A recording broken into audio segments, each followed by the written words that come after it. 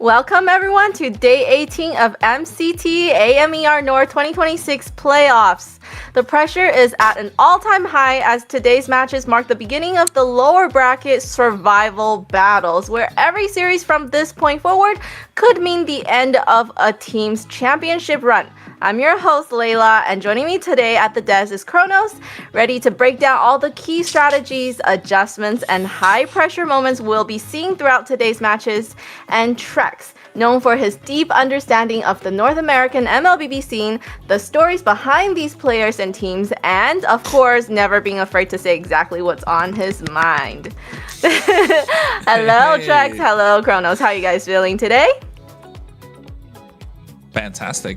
Absolutely fantastic. Looking forward to what's going to come today, because I know we got some exciting games on our hands. Yesterday was a little heartbreaking for certain fans, certain players, certain teams, but you know what? They still get another chance to stay alive in the competition tonight.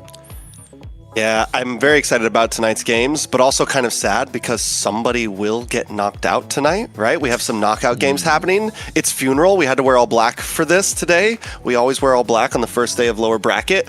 So I'm excited for it. Well, it's more of a me thing. It's my tradition. It's my tradition. Kronos at least brought the jacket. It's the second day, not the first day. It's still two teams are going home tonight. True, Two teams I know. are going home tonight. And it's the first time we're going to see, like, I guess first day kind of counted. We're in real playoffs now. That was like pre-qual playoffs. That was a teaser. That was a teaser. Now we're at the big dogs. Yeah. And two dogs are getting put down true. tonight, sadly.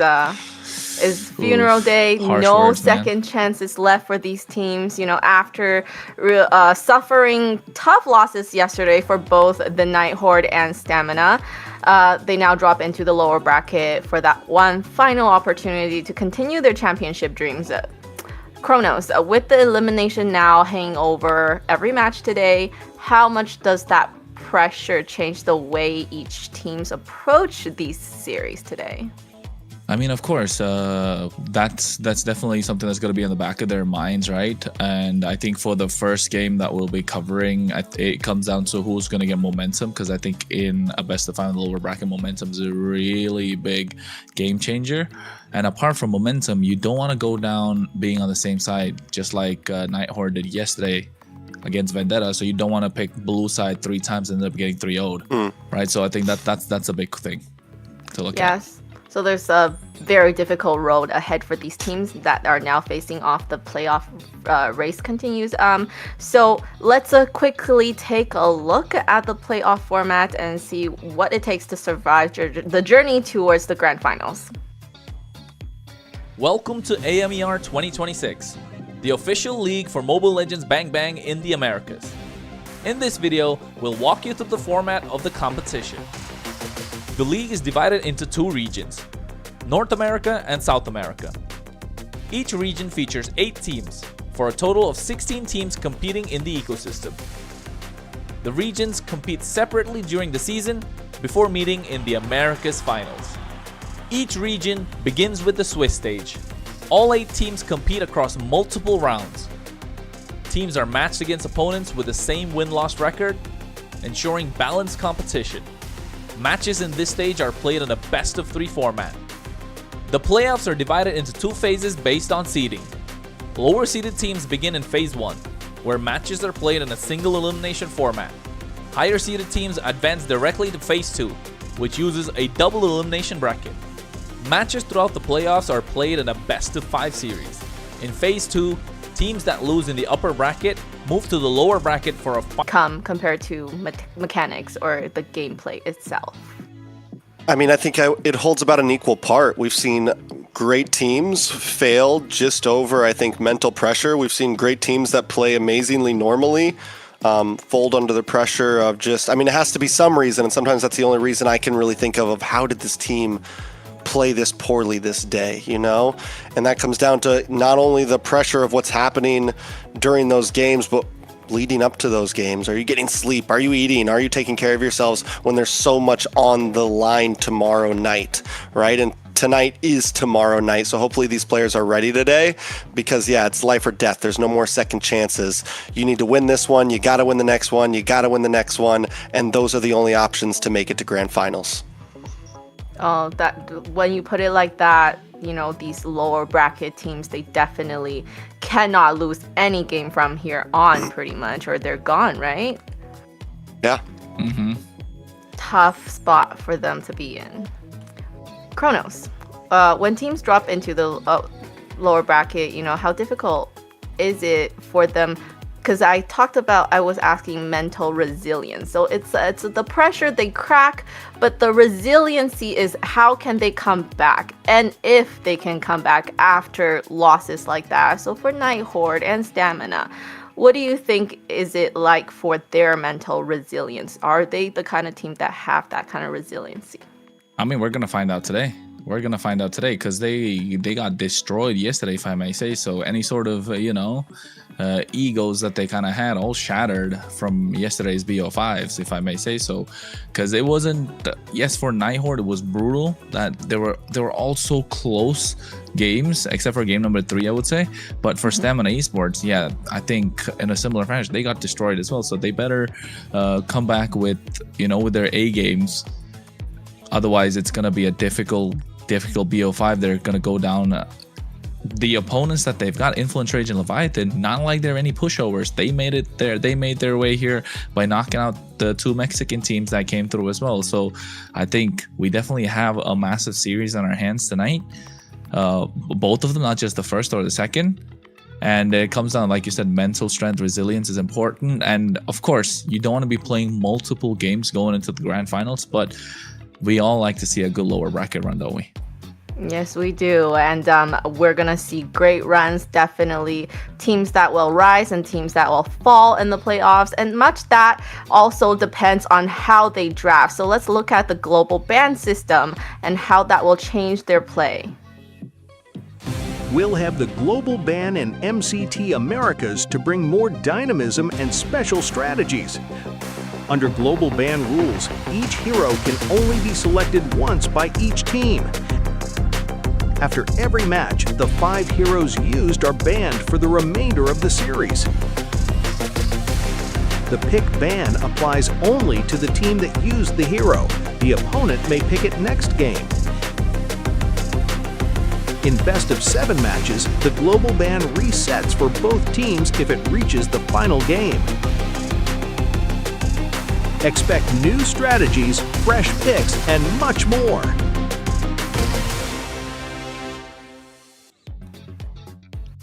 The global ban system has already had a huge impact on several playoff series so far, and today will likely be no different. Trex, what kind of strategy have we seen teams kind of been coming up with to deal with the global ban system and using it to their advantage?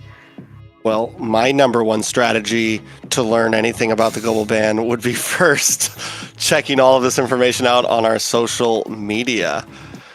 Because, yes, that's where you're going to be able to find out the bans. That's where you're going to be able to find out if you miss the games, that's what you got to do. And a lot of times whenever I'm unable to watch stuff, what I do is I follow us on Kick, I follow us on Twitch, I follow us on X, Instagram, Facebook, YouTube, TikTok, all that good stuff, because that's where I can get the quick snippets. That's where I can get that informational feed. That's where Layla should also be getting some information from. Have you started following everything yet? I have. And I have also seen a lot of our clippers doing great jobs. Make sure you at our official channel, on the clips that you guys have done, Come on, Z. We want to make sure we can see them and maybe repost them for you. Yeah. So make sure you like the MLBB NA channel would take like collab requests if you asked for it. Probably. Maybe. Like you could send some of those memes that you clip. Get yourself some diamonds and stuff. Why not? Yeah. And what's another great way to get information? Yeah, collaborations. Oh, Hey, you want me to talk about it? Collaboration. Thank you for collaborating with us. Is runestone.gg. Today's Look at that broadcast is plug-in. proudly supported by runestone.gg Esports infrastructure built for people sharing the future of competitive gaming. From real-time data to live fan tools, Runestone helps make esports more interactive, more insightful, and more engaging for everyone involved. So be sure to check out runestone.gg and see how they're helping power the next generation of esports experience. Perfect plug in there. So, perfect. Now let's quickly go look through what we have already with our bracket because we want to see what is coming up for these teams and what has already been happening for our team. All right, And you can see it as well in the knockout stage of the North group. We saw Stamina versus U2. And U2 had to go home. Leon versus Leviatan. Leon went home. The Mexican standoff. We had that early on in the Swiss stage, but unfortunately they had to bow out in the first phase. And then in the second phase, we get to see Rage and Stamina. What was a grueling best of 5. And then Vendetta versus Leviatan, of course. Vendetta getting the better of them. And then we move on to the next stage, which was what we witnessed yesterday, folks. It's Alpha 7 versus Stamina Esports in what was a slaughter fest. Stamina were lucky to get away with that one game. Well, if Alpha 7 were not playing around with their food, it would have been a different story. Meanwhile, on the other hand, Nail Biters, all 3 games, it could have gone any way, but Vendetta showing that it's not just luck. They got it through the skill and the experience they have on board. So, of course, upper bracket finals, we're looking at Alpha 7 North versus Vendetta, and that's for another day. But tonight, we're talking Night Horde versus Influence Rage Origins in the lower bracket, which is the first match we will be covering, and Stamina Esports versus Leviathan, which will be the next one to follow. And between those 4 teams, we know for a fact 2 of them are going home, Trex. 2 of them are definitely going to go home. 2 will move on to even tougher opponents to actually face each other and then go up against the loser of either Alpha 7 or Vendetta. But right now, we got a scrappy lower bracket. A very scrappy lower bracket. 4 teams that all seem hungry, that all have had really high points, have had some low points, but overall, any one of these teams could really kind of pull it off, I feel like, at any moment. And up front, we have Influence Rage going up against the Night Horde. It's the first match tonight. It is going to be a best of 5. And after that, it's Leviathan facing off against Stamina Esports. Layla, what's your favorite match tonight? Oh. Well, I'm still What's looking the highlight forward match for to you? Stamina and Leviathan. Just because Leviathan has the new jungler Wumpy and we want to see more of what he can do and also Promise as well. Stamina, up against them. On the team, we have Delica, Maracucho, Nox, Replic, and Astro. Oh, this team is spicy. And talking about spicy, we talk about Keyboy, the spicy boy, but here we got Muy Caliente in Maracucho for Influence Rage Origins. But then again, every single time we've seen that this team does not exactly revolve around him. We've got Delica Eto. He's been one of the top EXP laners. Even Merciless said it himself, ranking at number 1. And of course, we got Nox and Replic at the same time who've been pulling their weight through. But I think today is going to be a little bit about Astro. Can he bring the heat? Is he going to crumble under pressure? Is the pot going to get too hot for Astro with Maracucho around him? And I think that's where it comes down to for Influence Rage Origin. The Colombian team are looking to pull up today. And pull up the wheel. Let's have a look at a video about them.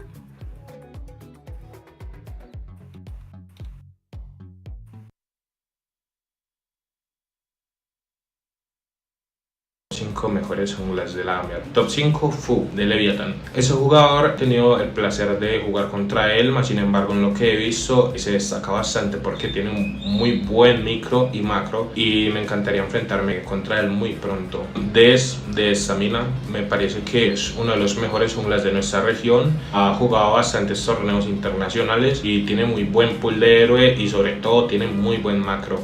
Número 3, Shin. Me parece un jugador excepcional. Es muy bueno, micromecánicamente en especial es muy bueno y pues de macro tampoco se queda atrás. Tuve la suerte de enfrentarme contra él y la verdad es un rival muy fuerte. Top 2, Maracucho. Actualmente el mejor jungla de Venezuela y para mí en mi equipo también uno de los mejores junglas de toda la AMER. Es un jugador bastante constante que ha venido desde atrás haciendo muchísimas cosas para poder llegar aquí y considero yo que tiene un talento excepcional. Top 1, Best Player 1, me parece que es un jugador muy bueno, tiene mucha experiencia en este campo y es de los mejores junglas de toda la región. Tiene mucha experiencia competitiva y me encanta cómo juega, tiene un muy buen micro, un muy buen macro y pues sí, lo considero el mejor.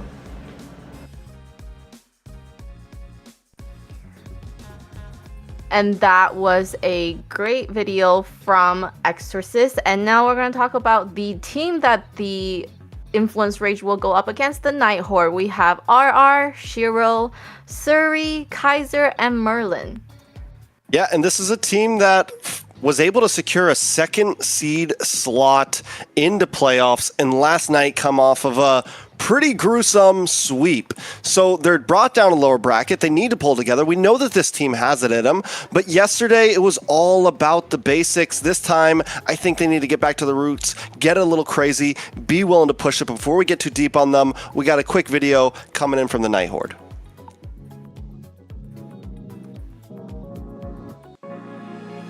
Okay, so for my dream team, I'll go with, for the mage, it's going to be True Bomby, as like he's the most experienced mage I think out there. And for the next one, for the jungle, I would choose Best Player 1 because like he's the best assassin user and he also plays utility quite well. And for XP lane, I'm going to choose Nats because he's like the best XP like we have here in the competition. And for the gold lane, I'll go with Zia because I think he's like the best right now in that lane specifically. So that's it for my dream team lineup.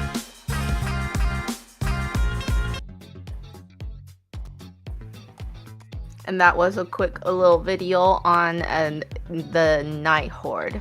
So these two teams, right? We were just talking a little bit about it. The Night Horde, they are actually through qualifier, so they weren't through invitational. They had to fight through many teams to get to the Swiss stage. So for me, I feel like they have that quality and that drive to make it through the lower bracket. Yeah, They exactly. got that dog in them. But you know what? I'm like, I would agree, but they just got like beat up yesterday. Do they still got that dog in them though? That's the question. Yeah, can they recuperate? I mean, I definitely agree with Layla. This is a team that has had to fight through a lot just to secure their spot. And not only did they secure a spot in top 8, they finished Swiss stage in top 2. We're talking invited teams getting whipped around by a team that made it through the qualifiers. These are the type of storylines we look for, right? These are the type of things we're excited to see. But one thing I will say is most of these guys are used to it. You know, the qualifiers have always been a thing, getting thrown into a group of 64 teams and best of one-ing your way to top 8. That's something that a lot of these players are used to. So that type of pressure isn't a completely new thing. I think yesterday might have not been as much about pressure and small mistakes. Hopefully, yeah, today they come into this and they still got that dog in them, right? They still have the potential to be like, ugh. I'm wondering this. Yesterday, like I said earlier, they stuck to basics. Do they need to get a little crazy again? Maybe not Sun Gold Lane crazy, but you know, do they need to get a little spicy today? I think they need to have better communications in terms of when, you know, they should end the game. Just lock the base, right? Yeah. I got the I'm scoop. still so hung up. Oh, you got the scoop. What's the scoop? The Night Horde had to go through 90 teams. 90. 90 teams. Actually, if you include the 2 that were knocked out, 92 teams to get to here. I swear to protect Right. it till my last What's breath. another 6 more? What's another 4 more? It's fine. They can make it through. Can Right, you they can hear go all that, the the way. Night Horde? That is the best They can go all the way. motivational pep talk ever. They can definitely go all the way. Like at this point, you made it through 92 teams, 90 in the open qualifier. or like 89 in the open qualifier. They're the 90th one, and then 2 more in the playoffs already. So like 91 teams you made it through. Let's not make it 92 today. That's the idea, or rather 93 with the other team going down in the other match. But at the same time, that was a different Night Horde that beat those 91 teams. Right? That was a different roster. They made a change after being 91 teams with Colleen and now coming with Siri. Siri played fantastic yesterday, but it felt like there was some sort of communication issues towards the end of game number 2. Yeah, they just didn't lock in, you know? Lock on, lock in, however you want to word it. And then I think by game 3, I also don't want to take away from Vendetta. Vendetta also just played amazingly, you know? Night Horde, it was a big game, and Night Horde lost to Vendetta previously in Swiss, so we know that Vendetta aren't slumps, right? They're definitely a team to be reckoned with. Do we expect a 3-0? No. Night Horde, though, I think against Influence Rage a bit similar to Night Horde, willing to kind of play the long game, willing to kind of like set a slower pace. I think we're in for some games here, to say the least. I don't know if this is going to be 11-minute games. I think both these teams are comfortable at 15-plus minutes, so prepare yourselves. Prepare yourselves. Do you have another scoop, Konos? Double scoop? Yeah, I was gonna say I got the scoop. I got the scoops today. I'm telling you.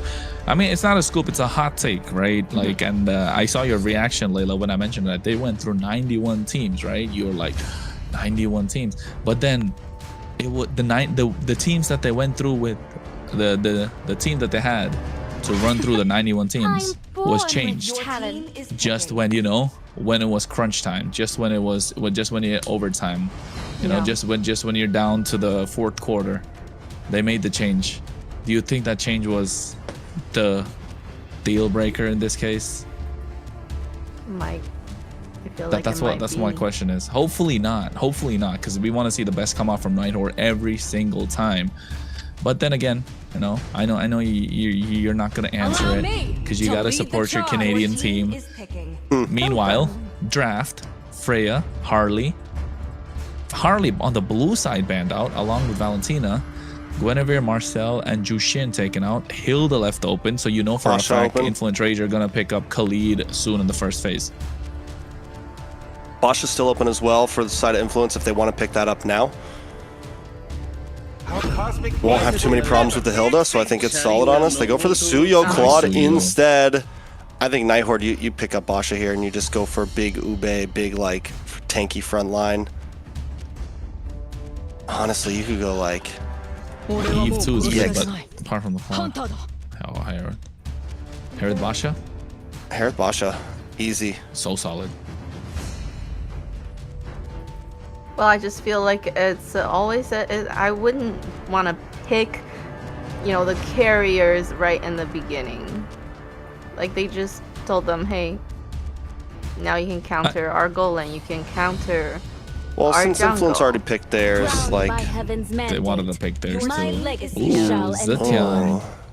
Not that's early, I think, but still. Usually, I like to see it come out in the 3rd pick on the red Eve side, right? Yeah. I think it's kind of, I mean, I get it. If they don't lock in their mage now, then they completely get banned out. Influence Rage goes Khalid, or do they go mage and lock in Eve? I think go Khalid. You keep up with the Hilda. Otherwise, you're just going to take a beating, right? In the early game, you got to pick up a Hylos or something. Or Night Horde could ban out both of them in the 2nd phase of the draft. But yes, if not that, Eve is the next best option. Because they can play inside the box. The Herod does decent inside the box. I like the Herod played into the box, even if the opponent has an Eve. But then you have a Claude, so you know, go crazy. Lilia is crazy here. Lilia's a little crazy here, I'm not gonna lie. It's kind of sus. I'm not against it. Like, don't get me wrong, Lilia can be good, but I just feel like it's going to get outranged by the Zetian. It's not going to have great poking face. It's not going to have a great laning phase. It's and there's no like major kill pressure from Night Horde to really even need this Lilia. Normally it's like against the Harley, Yeah. against against any kind of like big damage jungler, the Lilia does well, right? Valor and royalty in a Your dead team body. I think so too. I just think the Lilia was a bit of a waste of a pick, unless if enemy has picked Sand Harley. rises when I give the Your word. team is banned. Now what they're gonna pick, the next time that they do play Harley, you don't have Lilia anymore. Khalid is gone. I think Bosch. Yeah, you're right. The Harley and the Lilia, that's definitely a good one to watch out for. But Basha, would you? You could still let it through, right? Because there's so much magic on the other side. What's the other good jungle option they could really take out? Fanny for Shiro. Yeah. I'm thinking Fanny is a good solid choice to ban out here if you're Influence Rage Origins. Otherwise, they got no crowd control whatsoever. Nighthorde definitely needs some sort of physical. Now that they picked up, since they have the Harith and the Zitian, you definitely need some sort of physical damage jungler, right? Fanny, right? Rage ban out Fanny. Come on, don't rage bait us into this. Honestly, misban? They missed the ban. They missed the ban? We gotta wait. What? We gotta wait. Is that a We mess gotta up? wait. We gotta find out. Is picking. I told Was you, that a mess Khalid up? Hylos gonna go second phase. Guys, don't listen, man. You guys don't listen. Influence Khalid Rage. Hylos Influence can go. Rage could go for Glue Roam, honestly, here. Against the Hilda, it's not bad. Glue Roam would just make the Fanny open. But you We gotta save it find for out. last. You know Well, you what? save it for last pick. Yeah, you definitely save Roam for last pick right now, just in case if Fanny gets picked up here, Nighthorde. Hayabusa could also be an option here for Nighthorde. YSS. Yeah, ISS is good for Nighthorde. I like pretty also the be an option Nighthorde here. have like a plethora of jungle options available. But then it comes down Yeah. to what they're gonna go in the EXP lane too. Because if Influence Rage don't pick up the glue right now, glue's gonna get picked by Nighthorde. EXP glue. And they could just go and then you Dragon can, here, honestly. From the side of Nighthorde, but also Influence Rage, same thing. Good damage spread, aggressive, lots of dive from the Claude and the Suyo. Glue roam. All they need to do is round it out with a Roam here. No glue? Honestly, Glue could still kind of work here. Glue, I think, is probably one of the solid choices because it's so good, right? I see why Trex, you're like going around the glue. What other options are left open? Because you don't have the Khalid, you don't have the Hylos, Grok you got is a someone to keep up possibility. with. I guess Grok is another possibility Maybe. that could apply pressure along with the Suyo to the Or Eastern you commit to Shin. you commit to the full dive and just go like Cho. No, I think Cho is not so good. Bones of Bones of Steel. Todd? I'm liking Katad's a- Nighthorde's draft a lot. Katad's a pain for Shiro. So the Katad is a pain for the YSS. YSS can never really target the Katad. You risk getting taunted. You got to dance around that. Lilia's not a super easy target. But again, like the YSS, we already know if you can scale, the damage comes on. And it doesn't really matter anymore, right? So I think a lot of this for Shiro is, and the same for Maracucho at this point, scale, get the damage in, try to be the carry, and then your backup comes down to Replic versus Kistler. You don't see it like that? Yes or no? Yeah, I do see what he's talking about for Rage Origins, but for Nighthorde, they don't got to take any risks early game. They don't have to, they got a YSS. He's got that dandy nice front line. They can just hang out. What do you think, Layla? I take us into the game. All right. We'll find out, of course, ladies and gentlemen, boys and girls, friends of all ages. Get ready. We're going to go into the land of dawn. It's playoffs day 18. MCT AMER North. We're talking about the lower bracket best of 5. Who's going to go home tonight? It's going to be Nighthorde versus Rage Origins. 5 games to separate these two. We're going to find out. Ding, ding, ding. Yeah, we are going to be jumping into this. I'm excited for it. I'm sorry. They had to hold us there for a second. Like, let's see what's going on. Nothing too crazy happening. A little bit of damage on a Merlin, though. But we're talking about the matchups, and you're right. Nighthorde can kind of take things slow. They have a great front line. You have Kite with Siri. You have a lot of ability to kind of dance around early game fights and be able to disengage. When it comes to Turtle, first Turtle, a lot of it's going to come down, I think, to this Alice into this A lot of it's going to come down to this Alice and to this Phoveus. Merlin, though, taking a lot of damage already. First blood from Nox. A good kill. Shiro trying to pick things up and respond. Yeah, and I think the Revitalize being popped in early as well from Astro. That's a good use of a spell nonetheless, but Rage Origins get the better trade.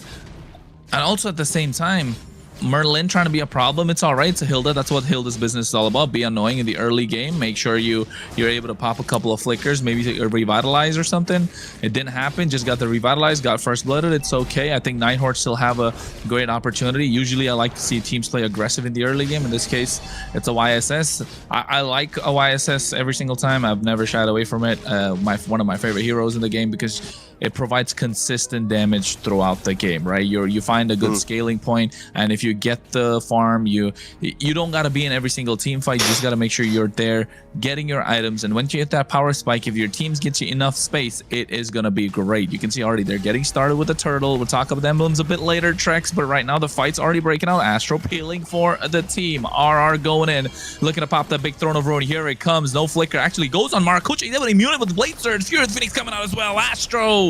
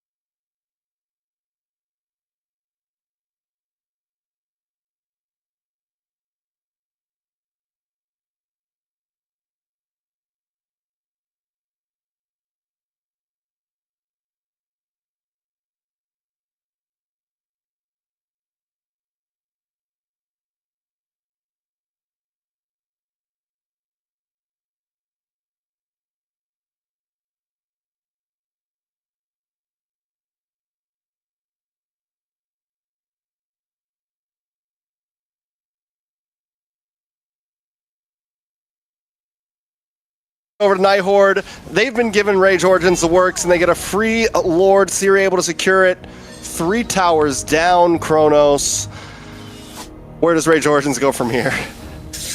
I think if you're Rage Origins, you do have, you do have good wave clear on your hand, so you don't mind taking a siege coming out from Night Horde. But at the same time, take a look at the items that are about to hit Trinity in the hands of Replake. At the same time, you got a Chop Suey build going for Astro. He's been playing all right, and back comes Lilia. We're looking to get that Lightning Truncheon in the pocket. Suyo not going for the Sky Piercer. I think that's Maracucho playing it a little smarter, understanding he's not having a great game so far. Night Horde, on the other hand, got this Ascension online, level 14. The saving grace for Rage Origins tracks, they got Maracucho level 14 as well. So I think this can definitely be defended. It's going to come down to how they're going to maximize these super minion waves for Night Horde. I think it's huge up top, though. A little bit of action. Yeah, you can see they're already going in. AOG could come through. Furious Phoenix stop them at the same time. They get the tier 2s top and mid. Bot side inhibitor taken down by the Lord. Nobody was paying attention. Good macro from the Night Horde. 6.6k goal lead in their favor. All right, at this point, Rage Origins, they're down inhibitor. Lord will be on boss side, so good RNG for them. But at this point, the pressure is becoming a lot for Night Horde and Shiro, 2, 0, and 3. We wondered if Night Horde's mental was going to be ready for today. It definitely is. I thought this was going to be a slow-paced game. Night Horde knows they were able to fix their mistakes from yesterday. Don't let things go too far. And Rage Origins is having trouble keeping up with the pace. Nox on this Lilia. We were worried about the pick. It's 2, 3, and 1 right now. They've been able to push through. Siri outranging, outpacing. Up in the EXP lane also, that was a big fight for us. RR versus Delika. Delika's been a star on the team lately, but RR has been able to give the works and been able to be the one that helps Night Horde secure wins in this game. Yeah, I think that's definitely the playmaker that they're looking for in terms of Night Horde.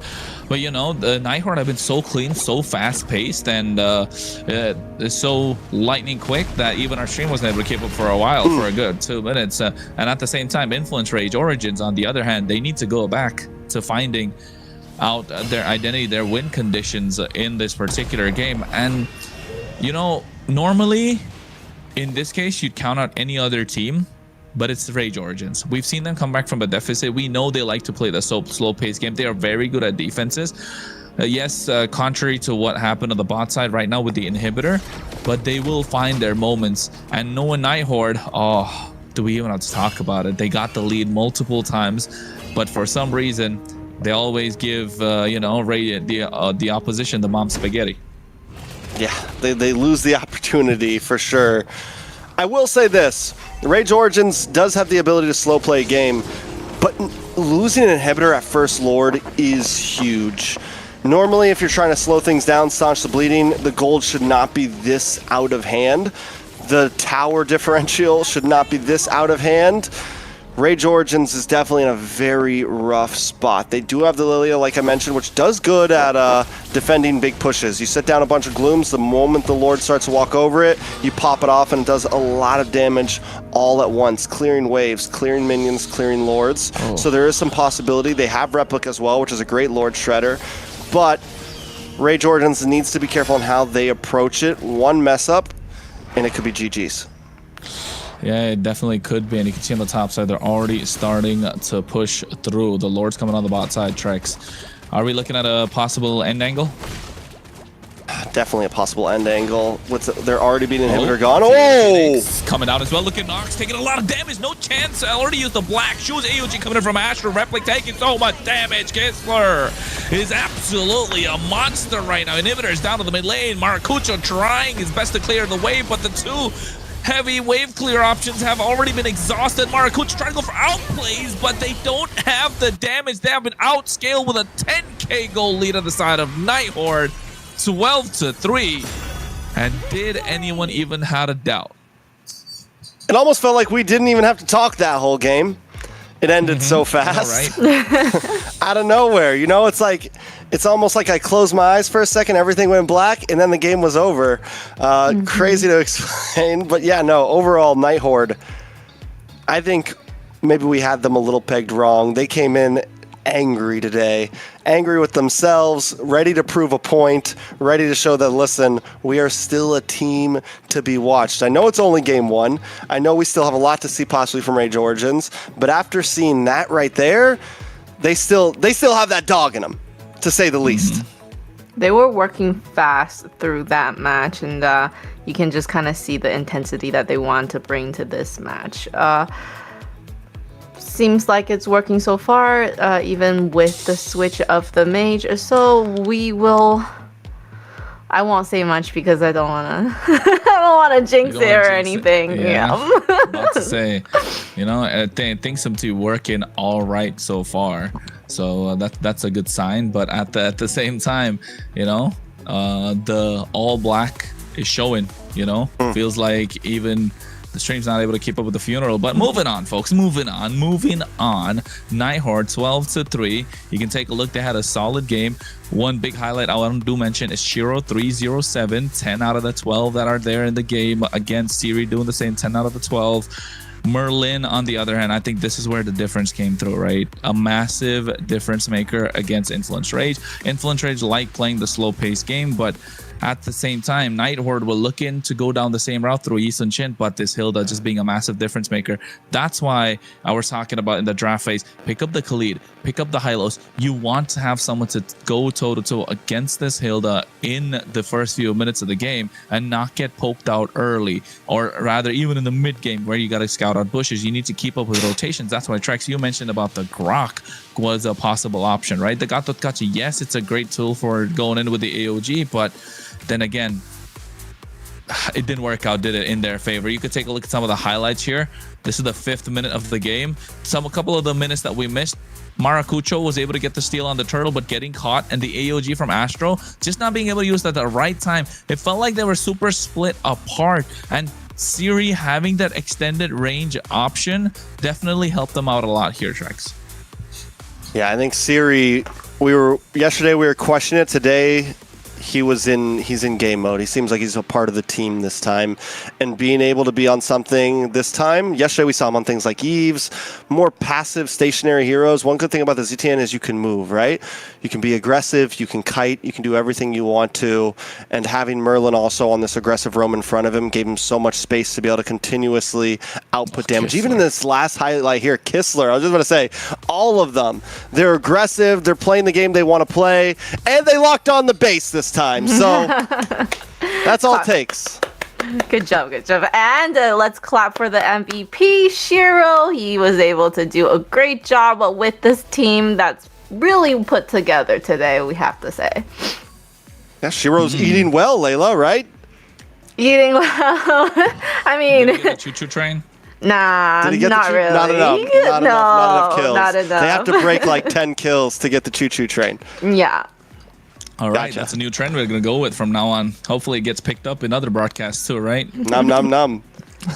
Hey, shout out to all the Indonesian and Filipino viewers out there in the other streams. Thank you for sticking around with everything that took place. Of course, make sure you like, make sure you sub, do all that good stuff. But take a look at the highlights of Shiro on this Yi Sun-shin. Look at it, so clean. Nice view of the Phoenix coming in, but able to get that layering of crowd control through the Mountain Shocker. And yeah, Kistler just a bullet to the face of Replic on that Claude. And now they got a game number 1. And I was saying it before that if they had to beat them, if Influence Rage were to take game number 1 against Nighthorde, I don't think Nighthorde would have stood a chance. But now Nighthorde coming back, able to get that first game in their hands in a dominating fashion. You're right, Trex. They are angry. They're mad at themselves more than anything. And you don't want to be the team that faces someone like that after going through a heartbreak, after going through what was a irritating loss, right? Yeah, like heartbreak, irritating. That loss that hurt us. We were hurting. Yeah. After yesterday's matches, we were like, oh man, like speechless types of losses. But Nighthorde's doing exactly what you need to do. You convert that, you bury it deep in your stomach, and you get as angry as possible. And you never let it out. just be a man about it, right? Yeah, just be a man about No it. Right? licking your wounds. Just get up and Just bring in that keep masculine going. energy and bury all your all right, calm down. Testosterone's going high, cortisol's going high. Now. Exactly. Yeah. Well, it was a great game from them. Excited to see what they will bring next. I have to say, I still feel like picking the carries in the very first 2 pick is not the best choice, because what ended happening was that the jungler and the marksman cannot get anything. They had, there's just ways that people were like, okay, this is what we're dealing with, and then they come up with a plan right away to how to delay the carries. So I don't like picking that right away. Okay. You like picking the Layla roam up logic. front. Layla logic. The LL. There you go, LLs. Yeah, don't Hey, show. look at that. They are Hashtag the LL. Everyone in the chat, Double Ls. hashtag Layla. Well, the LL would be definitely do not show them your carry cards right away, because those are important. I think to an extent, right? To an extent. Yeah. Especially with the whole global ban thing, that completely changes everything, because sometimes you're forced to pick this up front, especially in like game 3 or 4, things like that. I don't think they were exactly wrong. Honestly, I feel like where the draft went wrong was the Lilia. The Rome. Oh, Lilia? Yeah, the 3rd pick, right? I would have Third liked pick, the Lilia. Khalid. Lilia, I mean, Khalid, in terms of Lilia. Or even again, Hylos. Yves, something that can range against Lilia was literally able to do nothing. You're also a very short-range mage, not great to go up against a YSS. YSS is going to pick that apart. He wants to get up close and personal with you. It's they needed a bit more range. And don't forget, Nox played that Lilia really well, right? Previously in the previous series. So I think that's a big comfort pick that's gone right now for Influence Rage Origins. They've exhausted some of their most valuable picks at this moment, and it doesn't feel good for Influence Rage Origin fans. And we know this team can cause a lot of upsets, and tonight could be a big upset. For which Upset one? for who? Exactly. Hey, it could be a big upset. Influence Rage could pick up the victory against Nighthorde. I think that's kind of the way we're looking at it right now. Nighthorde are looking super strong. They were, the second seeded team in the entirety of MCT, of course, and losing out to Vendetta, who came through. But at the same time, Influence Rage Origins, they got a couple of wins on the bounce through the Swiss stage. They're looking good. They're looking strong. I think they got a tough bracket, but at the same time, it feels like you don't want to bet against them. You know what I mean? Like, Influence Rage are a team that, when you look at it, my guess coins are up. I want to bet. I want to put it on Nighthorde, but at the same time, Influence Rage Origins, they have given teams a run for their money. Here's a question, right? Who do we think has had a steadier run so far outside of Nighthorde's last game last night? I still feel like Influence Rage has had more ups and downs. Nighthorde for me has had a slightly just steadier pace. They've looked good the whole time. Influence Rage, on the other hand, at their best, they're 110%, right? But they also have some days where it's like, ooh, you guys, what's going on here? Like that last game there. What was going on there? Influence Rage, I think they have the ability to win this series, but they need to always be giving their 110%. And Nighthorde, after seeing that game number 1, seems like maybe that loss yesterday wasn't, in fact, that they were a huge problem. Maybe it was Vendetta's just that good, I think so. And Nighthorde, Influence Rage needs to be ready. I've had a reality check after that last game. Nighthorde still got it in my book right now. They're still a team to be. They're still some finishers A force here. to be reckoned with. Yeah. Well, because we did see them Influence Rage start picking up as a team, a little bit more put together at the end of the Swiss stage, and still coming from Shark himself saying that they are a team that is challenging for even what is considered the top team in North America right now. We really want to also see Influence Rage kind of pull through that as well, and then today would be the day to do it, or else it's an elimination for them. No, Well, We'll you know, I am ifs, the buts, and daughter of maybes. We're gonna Northern find Vale. out right I now. swear to We don't protect do it all till of my that. We last only do breath. absolutes. The stars Broken Walls is the conspired map to bring you of to choice. me. A map that they get. Jushin led through the draft by Nighthorde. They possibly should have a way to deal with it. No Harley given over. Yeah, they banned out their own Harley. They took out the Hilda to give away the Jushin, and of course they're not going to get it back. But I think here, what straightforward answer is, you go the maybe Eve plus a jungler, or Eve plus something, right? Unless you want to save the Eve for later. Get Phoveus. Okay, Phoveus is banned out. Harriet. Okay, they took Harriet. Khalid. Early. It's not bad. They like Closer playing early, distance. don't they? Uranus. Yeah, I mean, this is solid up front. You have ability to get to this Jushin easily. You can close the distance. Khalid gives you a great early game damage, so if Nox missteps at all, you could see something. Influence Rage on the other hand now. Do we lock in Rome here? Here's a crazy thought. What up? A mage that could go up against Drusin. Don't kill me, okay? Xavier. At that point, you just pick up At that point, you just get the Farza. Yeah. If you're looking for like range, like to outrange, or the Eve. So like there was a point where it was Yves, Jushin, Zetian. It still kind of is Yves, Jushin, Zetian, and all of them kind of, it's like the rock paper scissors, right? Yeah, it's a triangle. Jushin goes good against the Zetian, or I would say, I don't know, but Yves has enough range. The point is when up against the Jushin, you want to try to outrange. So these siege heroes like Yves and Farza do well against her. At least in terms of like map. Early game, you still might have a little bit of trouble. But with the Khalid, I think this is a good lineup for Nighthorde right now. Because I feel like, you know, with Xavier, there is the mini little stuns where she can't really position herself, or because she needs to constantly be moving like Drusin.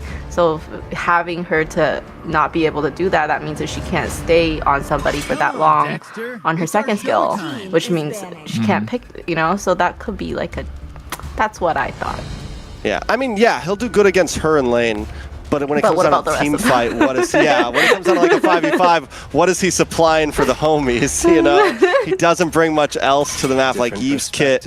She can at least hang around in lane, and then you get the RWM for big objectives, for fights, you know, it's just helpful. Can we talk about the fact that Marcel wasn't banned, and nobody picked him up at all? He wasn't prioed in this? That's what I was looking at. That's what I was looking at, but also, I think Influence Rage. I don't know. Astro is not that aggressive type of roamer, from what we've seen, right? The only aggressive roamer we've seen him play is the Kalea to a certain extent, and I think Kalea is a great pickup here if they're looking to go for it for Influence Rage Origins, just because they already have AoE crowd control with the Sora's Shifting Skies, and we know Dalika Eto's a monster on it.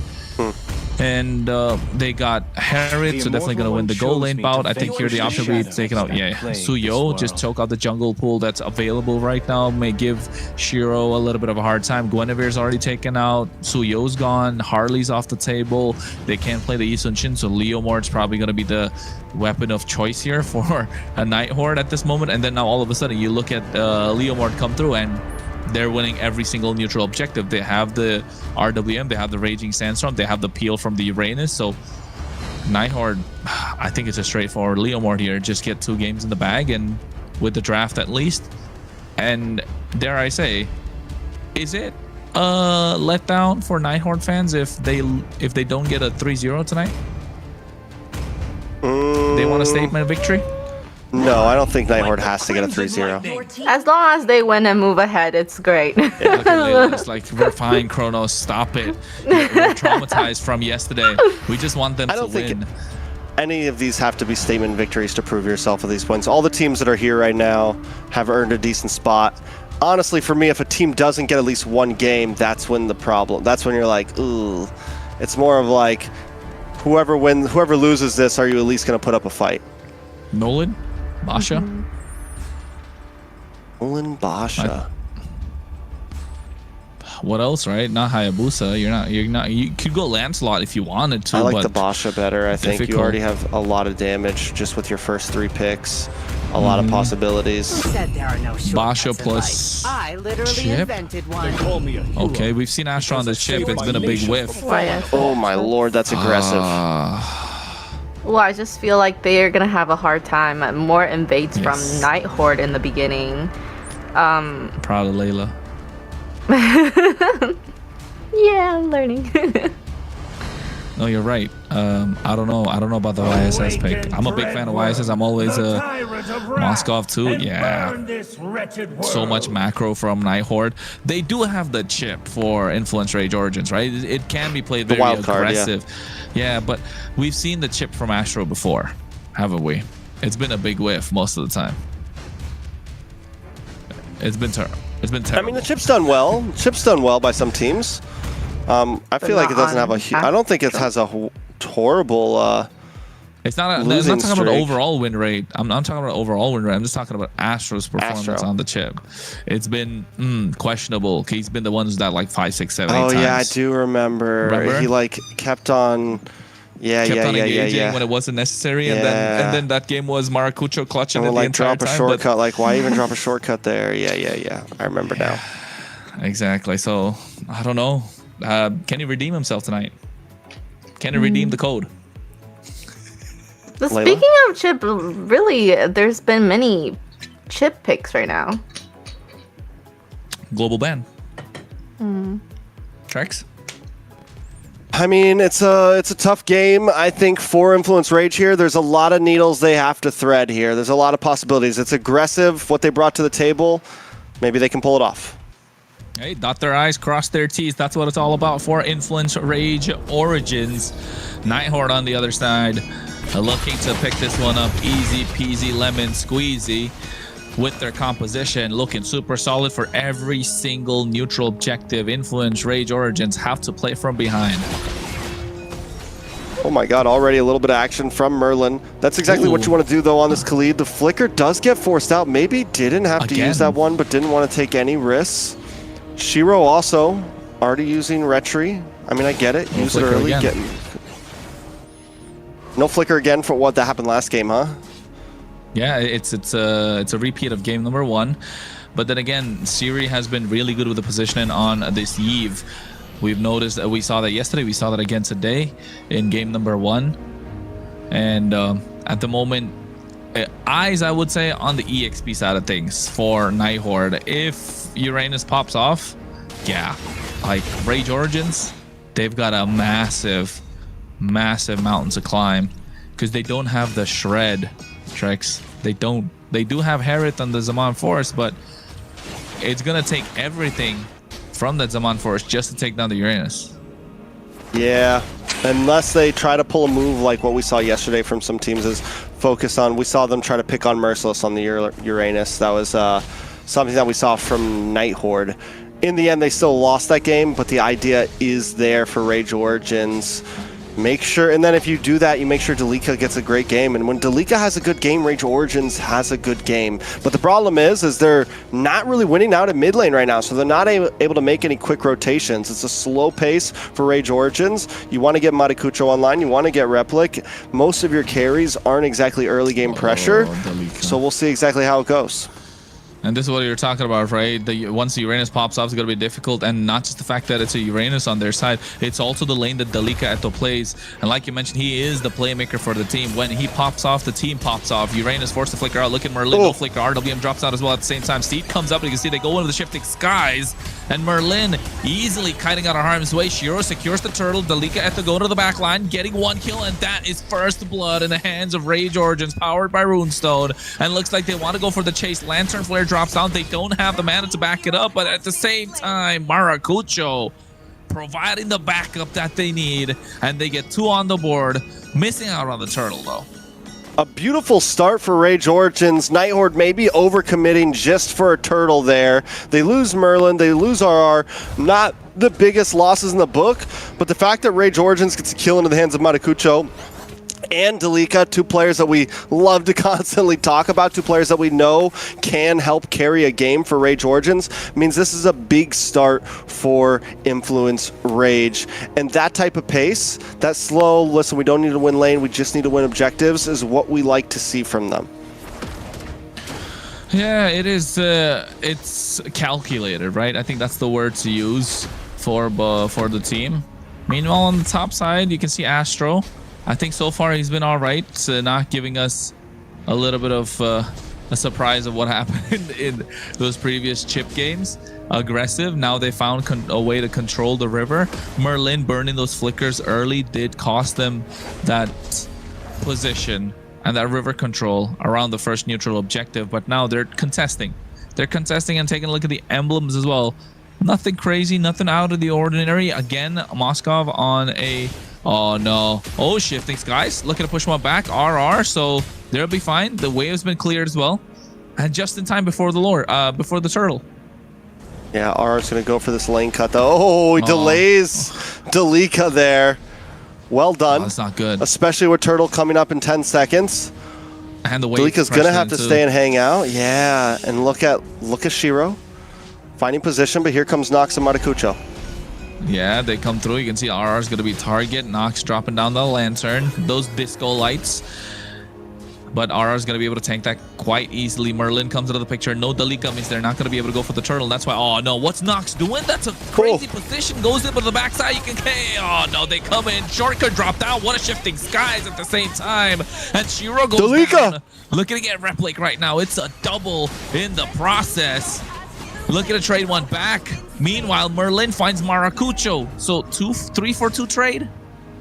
Yeah, but for just a second, Delika almost saves that. Maracucho hangs out too long, though. Ends up going down. It could have actually ended up being a dub in the Book of Rage Origins.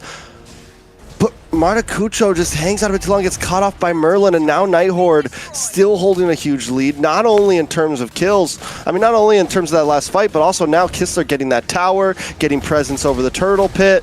RR, even though he's not making big plays happening, he's still being a nuisance.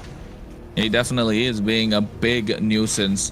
And again, it's been about Delika Eto versus RR this entire time.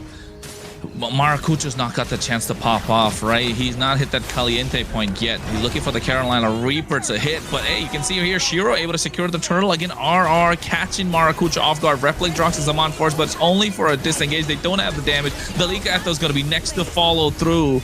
And now Nighthorde in the face of Rage Origins, picking them apart and making it difficult for them to breathe in this game.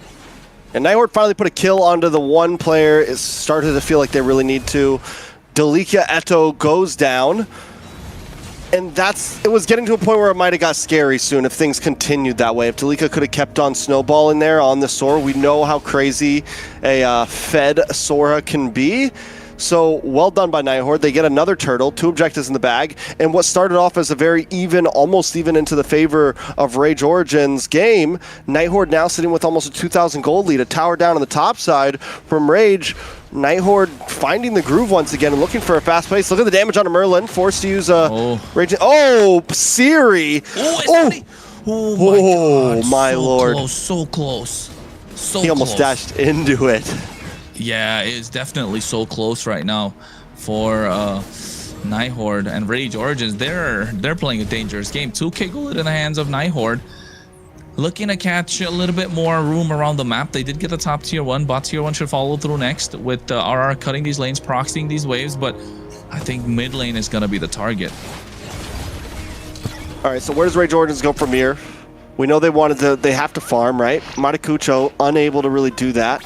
He's 2 levels behind Shiro right now. Shortcut. And the thing about the YSS is you need the possibility to fight. Oh, no. Nox goes in with the Crimson Beacon as well. You can see Maracucho goes in. Nice use of the Mountain Shocker. Raging Sandstorm, but Maracucho walks straight into it.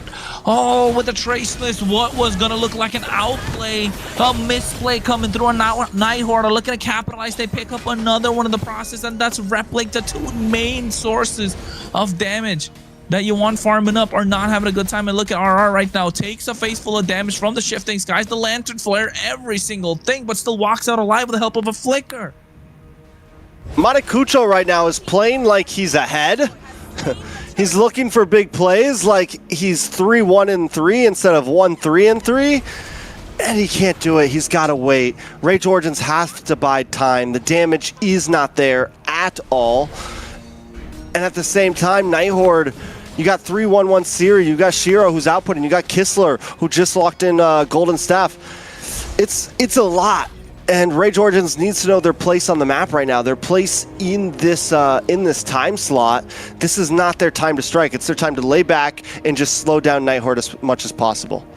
Yeah, slowing the pace down of the game. That's what they need to do, and we know they can do that really well. 4.3k gold lead on the side of Nighthorde. Damage dealt highest on RR on this Uranus. Dalika at those next knocks, so they do have the damage profile. They're just not able to use it at the right time. And I think Maracucho being behind is, is all right. OH, Astro, shortcut drop down. All 4 members coming through, and now you can see Kiss the target. They taken down. RWM coming in as well, but traceless for Maracucho to get out of harm's way. Replay dropped as a Zaman Force for a disengage, but Dalika to the back line as Nox is able to pick up a double. This is what they need. This is what they're looking for. But RR being a bully in their face, as he should, and Nighthorde have the space that they need. Shiro just not able to use the steed at the right time. Yeah, even with Nighthorde losing 2 members, all it takes is RR popping up, and Rage Origins has to back off. But it's a good play by them to back off. A lot of damage on a Nox there. Both teams will disengage, because they got their 2 kills. They got what they came for. They're able to slow down Nighthorde a bit. I think that was a slight misplay from Kistler, trying to focus down onto Astro. You know he's got the shortcut. You know at any point he can just make everyone pop up at once. And that wasn't really your team. He could have flickered to the side of that bush, gotten the quick spear off, pinned him to the tower, and then ran off. But instead he wants to get a little greedy and look for a couple more basic attacks. And that ended up being the death of him. Yeah, it definitely did. And now Nighthorde, they still have control. There was a 4.5k. It's dropped down to about 2.5 to 3k, 50-50 sort of in between. They still do have a lot of control. Rage Origins, they're not able to find that pocket.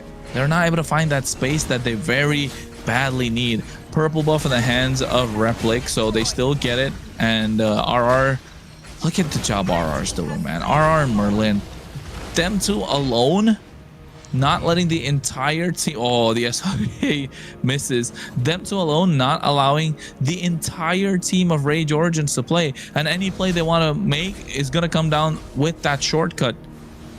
But they don't, do they have the burst? They're looking to play the wombo combo, shortcut into the shifting skies, and then Nox has to go with the beacon. Oh. Yeah, I mean, Nox and Dalika are the only ones with a big positive KDA right now. Obviously Astro, but he's not an outputter. He's not doing the damage. Replic and Maracucho are the ones who they really need to get farm in. And it's a hard time to do it. It's 12 minutes in, Lords are coming, and Nighthorde are eating up at your base right now. Maracucho, though, able to find Siri. Yeah, shifting. Wait, Raging Sandstorm coming through as well. You can see Kistler with the SOD connecting. Maracucho's down and up with the steed, able to follow through. Astro's going to go down next with a flicker. RR comes in, aggressive. Replic goes over the Zaman Force, trying to chop the damage, but just not enough DPS, not enough burst at the moment. And Merlin's going to be targeted. Look how they're juggling it around while Kistler has been free hitting the entire time, and it took everything for them just to clear the wave. The Lord is still coming on the top side. And this is exactly what we meant, right? There's not enough damage from Rage, and there's way too much from Nighthorde. Lord's about to crash in. The sustain is too much as well, and RR, Merlin being massive problems. Delicato tries to go in, tries to get something down. Mountain Shocker to provide vision, and to get the clear on the Lord. Kistler gets his hands on the Rose Gold Meteor, so at this point, he's almost unkillable because no one's able to catch him. Look at it. Maracucho has to use the trace but get caught in that. And now all of a sudden, Nighthorde are looking dominating. They get 2 on the board. Mid lane's going to crack open soon. They don't have the minions, but top and bot are crashing at the same time. Replic and Eto have to be pushed back by the RWM. RR alone, along with Merlin being bullies. And Nox is not able to do anything. And all of a sudden, Nighthorde are looking to take game number 2, but lock it in the crystal. I know they're locking it right now. They don't want any shenanigans that happened with what happened yesterday. 2 games in a row, 2 dominating performances. Yeah, the fire right now from Maracucho is being snubbed out.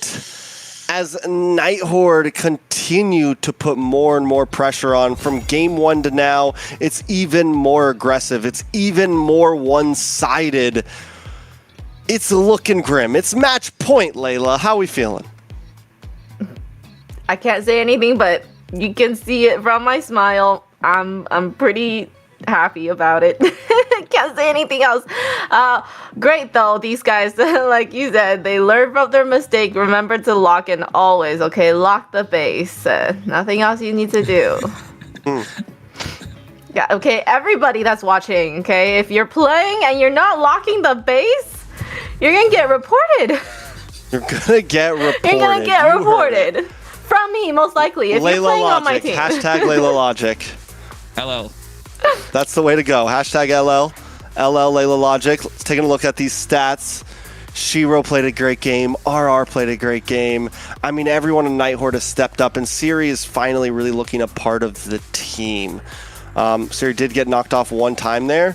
A little bit of a misplay there whenever Maracucho was able to catch him, but still Nighthorde able to instantly respond. And on the side of Influence Rage, Delika had some great plays, right? Delika had some great plays, but you can't be the only one doing it. Everyone else needs to step up, and Maracucho is not looking very muy caliente right now, you know? It's not looking great. He's 2-5-5. This is unheard of. They're missing the heat. They're missing the spice in it. Somebody took out the chili flakes from their dish. It's not looking good. But Nighthorde, clean, very clean. Game number 2, and it all comes. It's showing that are they just that much ahead, or did Rage Origins not have enough of a warm-up coming in, or did they got taken by surprise from the aggressive early game that Nighthorde are playing? And don't forget, this is the first time these two have gone against each other, right? And throughout the entire tournament, and it's in a lower bracket match where it's do or die. You gotta feel for the team that's on the losing end, in this case Rage Origins, because they thought they could set the tone, set the pace for the game. Unfortunate that Nighthorde want to do the same, and they're just more aggressive with their style of play. Yeah, you can see the two different tempo of these teams coming through. Definitely Nighthorde always had that kind of faster tempo gameplay and a really aggressive gameplay when they are doing well. And speaking of, cooking without chili, it's unfortunate. They try to cook, but they got no chili to cook with, so it's not a great dish. Wow. Just any dish that doesn't have chili in it's not good, huh? No, I love spicy food. Can't you tell? Yeah, bro, me too. Interesting. Nighthorde, on the other hand, I guess has lots of chilies. They're cooking. They're running hot right now. RR with an amazing MVP, and I couldn't take that away from RR, the unsung hero of that series right there. Yes, not outputting insane damage, but at least controlling fights so much. On so many of those early turtles, it was RR who was creating the space. In moments, remember when Nighthorde takes 2 deaths, RR shows up and still sends Influence Rage running. It just shows how much of a threat he was on the map to Influence Rage. And you know what? I think Influence Rage do have the heat. I just feel like Nighthorde are bringing a little bit more. They got that extra sauce this time. You know what I mean? And the sauce coming through from RR on this Uranus. I don't think he's got a lot of MVPs, has he? It's very few, but when he does, it's well deserved. And he's, like you mentioned, Trex, the unsung hero for the entire lineup of the Nighthorde. Well, like Influence Rage are bringing like the South American heat. Nighthorde's bringing that Southeast Asian heat, and it's different. I've tasted both. Chilies. And you go down to Southeast Asia, that stuff is spicy. It's a different type of heat. And Nighthorde definitely. What I'm surprised about on a serious note, Influence Rage has done such a great job in so many of their games and so many of their series in staunching the bleeding, right? And being able to withhold early game and being able to get to a point where they're ready. And that's just not them today for some reason. They're normally they do such a good job at not losing a tower at First Lord. You know, like what happened in Game 1. They do such a good job at kind of keeping the enemy team at only about a 2,000 gold lead. Maybe they're playing too aggressive right now, and it's true, their drafts have been hyper aggressive. They are dive drafts. They are drafts that want, you know, Delika wants to make big plays happening. I think that for Game 3, if they want to stand a chance, get Delika on something like an Alice. Get your team on something, get a solid front line, and just play for that long haul that you're good at. And it's something that we've seen Night Horde fumble in. You know, it's something that if Night Horde fumbles sometimes in the late game, believe it or not, whatever you want to say, that's what the stats say, that's what the numbers say. Rage Origins needs to play to that, I think, majorly. Yeah. So don't overheat. Keep it a slow medium burn. Heat, right? And We're then just get cooking it to references the all end. day, huh, guys? Yeah. Yeah, I know. Yeah. About to say we got the hospitality industry up in here. Yeah. But you know what? I'm just another thing to point out for Rage Origins. Yes, they got the 2 losses, but expensive picks. No Suyo, no Lilia. Right, Lilia's been a comfort pick. No, no Harriet now. Right, that's another pick that they don't have. What did they pick? No Jushin. So these are picks that are ban worthy at the moment. So I was right. If you're Influence Rage, you want the blue side at some point because you want to be able to get something in your hands. What are Night Horde gonna let slip through? They don't even have the Claude in the gold lane. No ISS. That's another hero gone off the gold lane. So 3 gold lane heroes gone. No Sora. No Phoveus. I don't know. Yeah, these are picks you usually they're see missing split like across top the board 2 and- picks, yeah. Yeah, and those are picks that would get you wins. And that's why you see they're backed into a corner right now, banning out Claude, probably Harriet next. Fredrin? Harley? That's still available. Probably. And Fredrin is Probably. able to kind of slow down the tempo of the Fredrin Night could be Horde, an I option feel for sure. like. And it's Right? expanding rivers too, so yeah.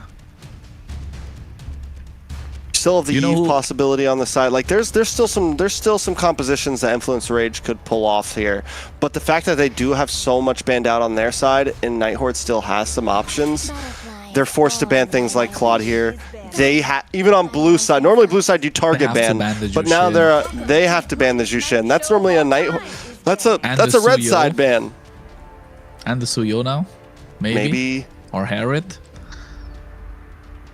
They have a little bit I of don't know. space here on their 3rd ban. They could target. And They you could know let what? some of You know those what the things best- through. Because You know what the best part Harith is is? gone. No more Harith bans. Both sides Okay. have picked it.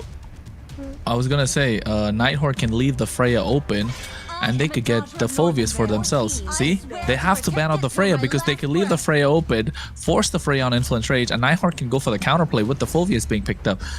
So, Influence Rage are having a tough time, and this is what happens when you've exhausted all these massive big picks as in your first few games, and you've lost those games thanks to the global ban. Carry is one of the other options that left open. They banned out previously. Now they get them get that hero in their hands. But Night Horde, what other early game roam options can they go for? Because that's what they've locked down, right? They always lock down the Hilda. They've got the Khalid. What's next in terms of Hylos sometime? Valentina? Oof.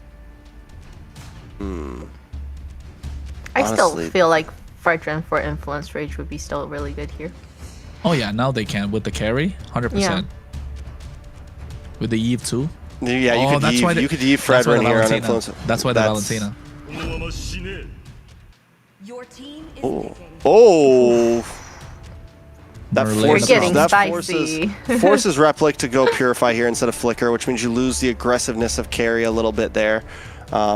And it also makes it a little easier to go for some of these ganks and get under the tower to dive. If you want to go for a big bully, they go for the Khalid. That's good. Fredrin, I guess. What other option can you go for? You don't want to give it on the other side. It's expanding rivers. It's all right. You have a good damage dealer in your hands. Play for that late game. Play for the pocket in the gold lane. Or do they just pick up their mage here? Do you just pick up the Eve here? You're giving the RWM on the other hand. don't have That's in yeah. their head, right? Even Zetians are gonna be like so difficult for them to Yeah, but you pick. can't. You don't have a Lilia to pick up to give over a bad Yeah. ult. Like it's Gold. Oh. Okay, it's good against the Valentina. not against the So to Cho say. though. I feel Yeah. like it's. And Gord on a Purify too now. They're cooked. They're getting cooked, bro. Not gonna lie. Nighthorde, I have got some heat. They got everything ready for. They've played this draft. Game 1, Game 2, and now Game 3. I think Game 3 draft has come after setting a trap in Game number 1 and Game number 2, and now the trap started to show. And Influence Rage looking around, they're caught up. They're caught in something that they can't get out of. And the Fanny now. Always Flicker the or Game Purify? 3s. Oh, now they're having fun. Always the That's what I'm Game about to say. 3s, right? They come out to play. That's I mean, it's not bad either It's not a because bad the roam's pick. already locked in. They already showed their roam. So what? I mean, what do you even do? Go EXP lane. EXP lane Ban the Fredrin. Hylos? Born with talent. Could go in. EXP lane Hylos, really? There's only one stun? I mean, it's something. I'm reaching. I'm just saying you can't go. No. I mean, I guess you could go EXP lane Khalid and lock in a Kaja still or something like that. You know. Son, look at that. They're preventing the early snowball that could come through with them. I think Fredrin or Leomord. Yeah, Fredrin's the ban. And now all of a sudden, Influence Rage look like they have no crowd control in the jungle either. The whatever crowd control option they could have had the jungle exhausted. Could be possible. No Fredrin for them. That's a Jungle little sad. Kaja could be an option. And it's not like the Fanny's playful pick like the Hellcurt in the previous yesterday from Shark. This Fanny works so well. It's such a good pick. I thought they'll pick up the Fanny in the previous game, but here Fanny looks super solid. What jungler and XP has more CCs? Like I said, Jungle Kaja from Influence Rage. Jungle Kaja at this Jungle. point. Jungle Kaja Oh, and Dragon geez. and Yuzong. Or Lapu. Hey, Lapu's gone Never too. mind. They forced them into a corner, bro. What are Influence Rage gonna do? They got no coach too? You go EXP lane Grok. Coach Gino today is Akai jungle. Cooking. Akai he's jungle. cooking all right. We can smell it. You go Akai jungle here for Influence. He even got the MSG added in it. Extra tasty. Akai jungle and You're still trashing your head around tracks. I don't know. I think Dragon, Kaz jungle. That's the best options. Apart from Kaz jungle, you go Akai. It's gonna be a difficult time because you're gonna get the Lapu on top of them. You use the heavy spin. You're cooked. You're giving the heavy spin to the Valentina as well. Esmeralda, That's the main EXP. problem. They go Esmeralda. It's not even a straight lockdown. Lancelot is a great option. Lancelot. It's a great option. You can Maracucho plays the Lance too. Yeah, I know he does. That's what I'm saying. It's a great option. Does well against the Fanny to a certain extent. Fanny snowballs, you're looking for the snowball too. But the Clint now with that extra range, right? The time you're that's that time you've spent dealing with the Fanny, you're not dealing with the Clint. The time you're spending dealing with the Cho, you're not spending dealing with the Clint. So yeah, they got high ground too with the Clint, the range, Malefic Gun. Layla, what are you thinking? I don't like the Esmeralda pick, but what can you do? Game 3, possibly. It beats Match Lapu point. lane tracks. Yeah. It does well against the Lapu lane. I hate to be the you're wrong, Very Layla, bad but news. very it does beat the Lapu. It does beat the Lapu And the lane. Cho I get too. that. Which is a And good the- thing. You don't want the XP laner to be going around the map a lot. So if you can kind of keep him in that lane. We're which- proud of you, Layla. We're proud of you. You're doing a great job. You I'm more are. worried. I'm more worried about this this Gord and this. Yeah, Gord and the carry. Yeah, because you gotta pick Purify, but then you have no flicker to get away from the Fanny. the Fanny. Like you have. I don't know. Take us in. Oh, yeah. Well, hey, at the moment, folks, Nighthorde look like they've got 2 potholes in front of Influence Rage. They missed the first, they get into the other. A couple of ditches for them to fall into. Influence Rage, can they leap over and get us to a game number 4? That's the big question. See what I did there, Trex? Bridge the gap? Yeah, bridge the gap. And that's what Maracucho is going to need to do because right now, for me, he needs to pop off on this Lance right now. He needs to be the one to show up. The first time we called this guy muy caliente, the first time we said he was hot, the first time we said he was on fire was on a Lancelot. This guy has pulled it off. Since then, we've also seen some poor games on a Lancelot from him. Which side of the coin are we going to get today? Maracucho, it's all on the line. Match point, and not just any match point. They've seen match points before. They've taken losses before. This is for tournament life. This is for all the marbles. You got to do this 3 times in a row right now. It's one of the biggest games you've probably had in your lifetime. Can they pull it off? Nighthorde, on the other hand, is comfortable. They're looking super comfortable. Shiro getting the invade as well, preventing the level 4 from Maracucho. He's already gone at the moment. But one thing I wanted to talk about is also, remember the interview we had with the Rage Origins manager? That definitely changed the pace a little bit. That, you know, a little bit of oomph that he added to the lineup, saying that, hey, we're ready to go. We're ready to take it the distance. And we are looking to get that top 1, top 2 finish. I don't know, now all of a sudden is starting to look bleak because they've got a big, massive dragon in front of them. And the head of the dragon, Merlin, the problem child. Yeah, Merlin. We talked about him a lot, right? He's also been a huge topic for Nighthorde, and right now 2 big storylines ahead of us, right? You mentioned it, Rage Origins, Maracucho wanting to be a talked about jungler, feeling honored to go against some of these. Whoa! Shiro, no purple buff at that too. He got in there without the purple buff, and now look at it, Replake, he's caught a no man's land, speed light will come out, the gush comes through as well. Merlin has to get out of harm's way. No flicker expended, it's not some good news, but look at RR. Oh, the position looks so beautiful. But still has to get out of harm's way. Falling Stormer comes through. He goes in with the Bravest Fighter, looking to get on top of Astro, forcing out a flicker. Oh, no flicker in the hands of Replic. No flicker for Astro. And I love that RR didn't get too aggressive with that. He could have tried to use his flicker to get a stun. He waits. He saves it. He knows it's okay. Shiro now looking to get involved as well. Level 6, Retribution, gonna be more powerful, able to secure the trail. Nox gonna get taken down. That is first blood with the help of the Cyclone Eye. I was just about to say, I was like, wait, was that a cutthroat mechanic? Like he hit it before the after the tower? No, the Cyclone Eye brings him through, gets the kill. Shiro's on fire right now. It's 1-0, 1.2k gold lead, and again, I gotta focus more on this. Maracucho wanted to prove himself, said he's happy to play against some of the best junglers. He respects these North American players. Nighthorde, a team that made it through the qualifiers, fighting against 90 teams to get here. Took a huge loss yesterday, gets swept. So much on the line for these 2 teams. And I think people just have to remember that. We are in lower bracket right now. The pressure is on. It's been a gruesome 2 games. Rage Origins, can they do something? Merlin, nice kick as well on top of Replic. Does another Purify, I don't remember, but at the same time, they do get the kill. Kistler picks one off. Maracucho comes in. Oh, Shiro doing a lot of damage with the help of the steel cables. Looking to catch on top of Nox. Flickers out of harm's way. Ooh, it was difficult. And you're right, Trex. I think Maracucho, if there's a time he's got to show up, he said, if there's a time they got to crank up the heat, it is now. Because otherwise it's gonna be never. Then we're gonna see you in the next season. But who knows if this team's gonna stick around the next season? We know what happens. Roster changes. Newt's face is showing up. Woompy's all over the place.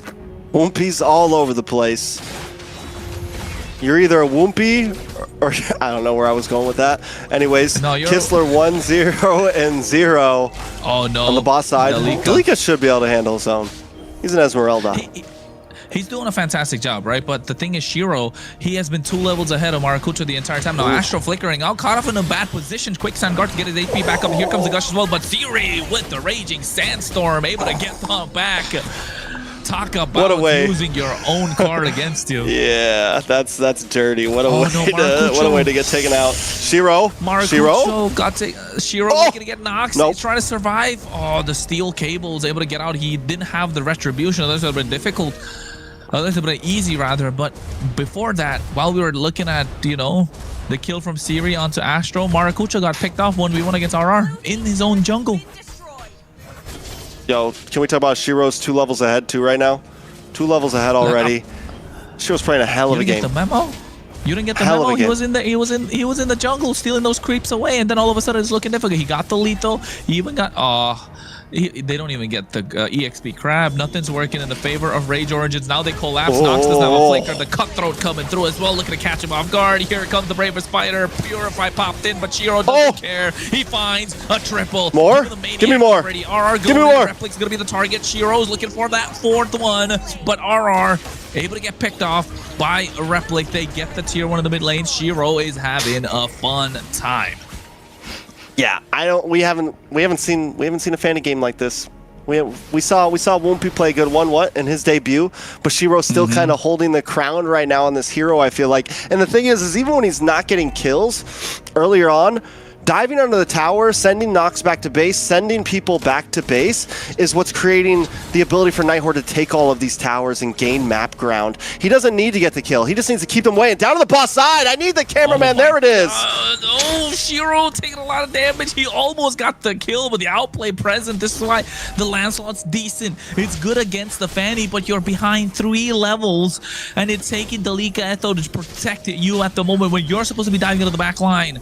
And look at Merlin being a problem. Astro at the same time has to peel for the team. It's taking everything from Rage Origins just to keep Nighthorde out of their own jungle. And now Kistler joins the mix by getting a Berserker's Fury. He's at his power spike at the moment. Merlin looking to pick off Flicker. 3-man knocked up. Raging Stance on the back line. We have the Dragon connecting, but Replic able to find one. Shiro goes in with a Phantom Execution coming through from Maracucho.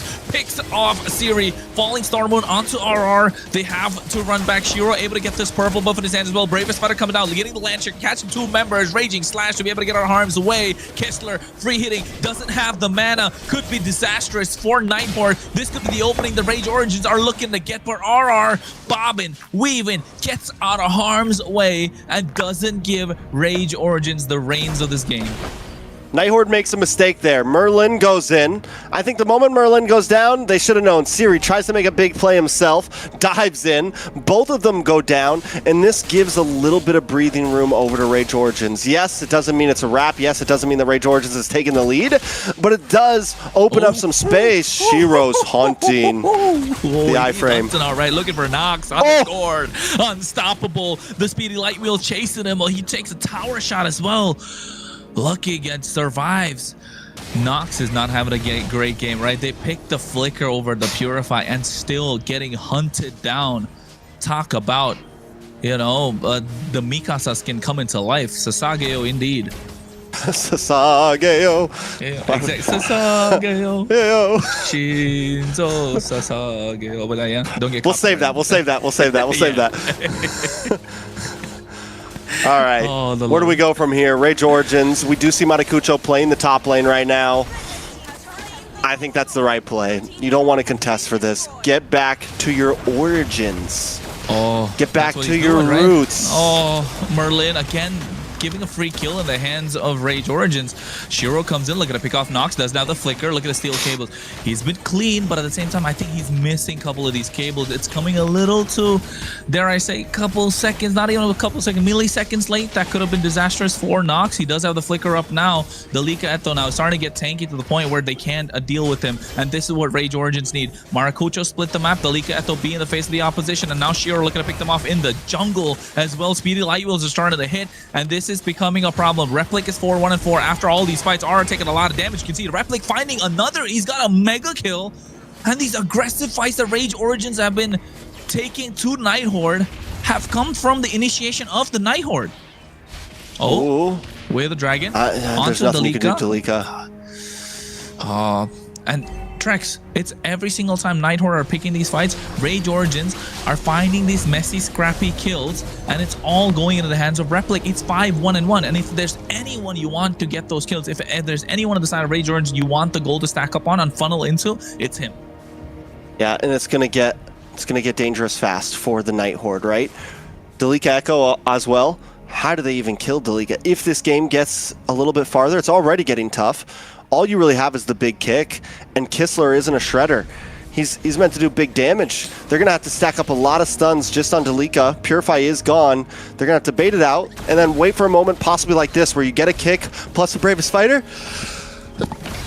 could be the moment that they're looking for, right? Falling Star Moon going in just to clear the wave, but here is the next one that's coming through. And Leviatan looking to go through Maracucho, trying to flank into the back line. Look at Asher, look at the position. They're looking to make a sandwich out of the Nighthorde. It's good position coming through from Influence Rage Origins. They already made quick work of the Lord, and Nighthorde understand that they are going to be hunted down, but here comes Shiro as well at the same time. Replic flickers out of harm's way, so they have changed the target. Shiro starting to prioritize Replic now, and what was looking disastrous for Nighthorde got turned around thanks to this flying Mikasa in the Land of Dawn. And Rage Origins somehow pulling through. Only 2k gold lead on the side of Nighthorde. Yeah, because the reality is there's also not many answers for Shiro here from Rage Origins. Shiro will have full freedom to try to hunt down Replic. So a lot of this is going to come down to positioning. Replic holding on to these flickers, waiting for the moment. It's not like either team has great answers to certain heroes. It is a battle of mechanics, saving skills, using flickers at the correct times. It's scrappy, right? It's what we like to see. But what's insane about it too is the kill counts aren't completely out of control.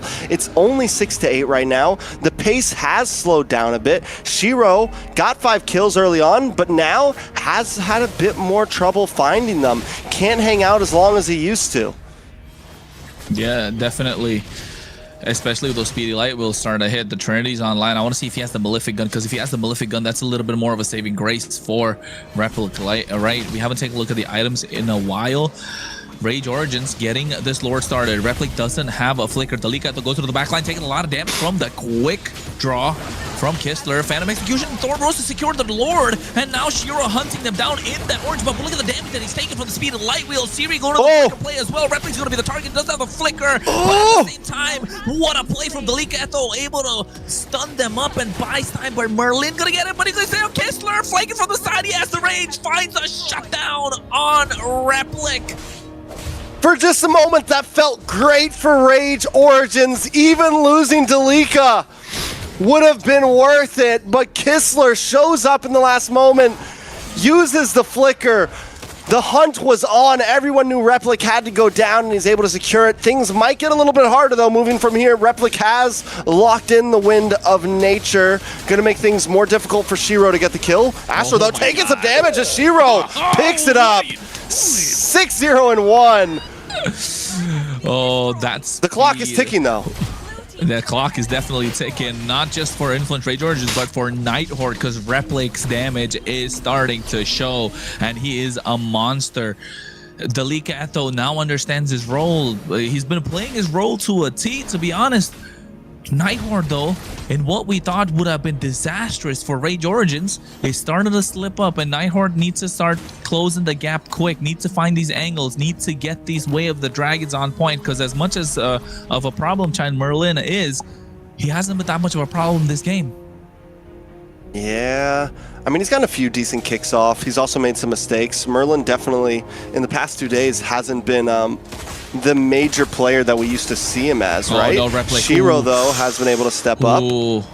Shiro, you know, reusing the steel cables, understanding that Replic's going to pop in that speedy light wheels, and now when the speedy light wheels are down, looking to go for the chase, because it's going to be easier to hunt. The Wind of Nature is definitely present. Shiro is playing a mind game right now against Rage Origins. He's in their minds right now. Yeah, it definitely is. And now looking at the bot side, Merlin looking to get a knockup. We get the flicker pushed back, and Shiro goes in right now, but he can see Kistler able to get the kill on the Maracujo. Replic gets the Wind of Nature, locking down as well. The Mystic Gush comes out, and now Shiro looking to hunt down Nox. They find Replic, and they don't have their damage dealer present. All of a sudden, what was looking good is starting to look bleak. Rose Gold Nighthorde understands the assignment. Well. They understand the assignment right now. They know what they're supposed to be doing, and they're executing it perfectly. Replic, even with Wind of Nature, 5-3-2, was almost deathless, and Nighthorde instantly switches their targets, instantly switches their playstyles, and are now moving on to that Maracujo. No mas caliente. No more hot. He's cold. He's 1-3-1 right now. Excuse my Shiro. Spanish. Shiro. It might not be clean, Nox. but the truth is there. The heat's passed on. The heat's passed on. The room's got too hot right now. Night Horde are the ones that are super hot. Shiro is muy caliente at the moment. 7-0-2. And I wanted to point out that RR got the Chastis Pauldron. So now Replic's damage is not going to hit as fast as you like. And all of a sudden, what was the small opening? What was a small chink in the armor they found on the side of Night Horde? Rage Origins were looking to hammer away at it. Unfortunately, Night Horde, you know, they welded it back up. All right, Night Horde now. What looked like things were starting to even out. It felt like the scale was starting to balance it. It's not. Night Horde's got a 6.4k gold lead. I was a little worried for a moment, especially once Replic got in that Wind of Nature. I thought for sure we were going to see, okay, Rage Origin's in a safe spot now.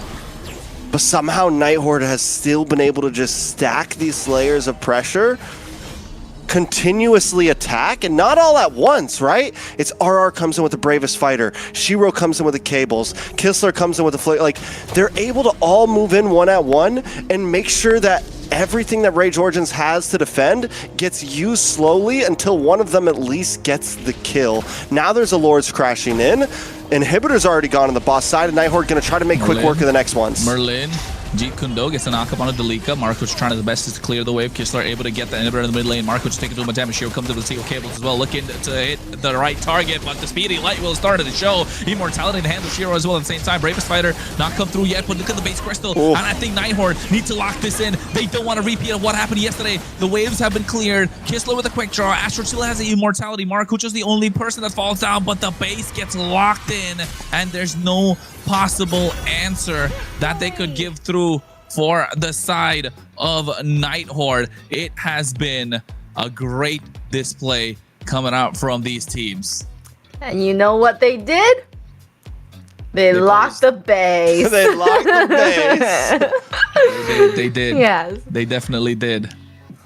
Very, very good. A great game. What a great way to end that last game, the third game, where they can have a little bit of fun with a funny match. That was not fun for. That was not fun. Not fun for the for Influence. No, it was scary. I was genuinely scared for Carrie the whole time.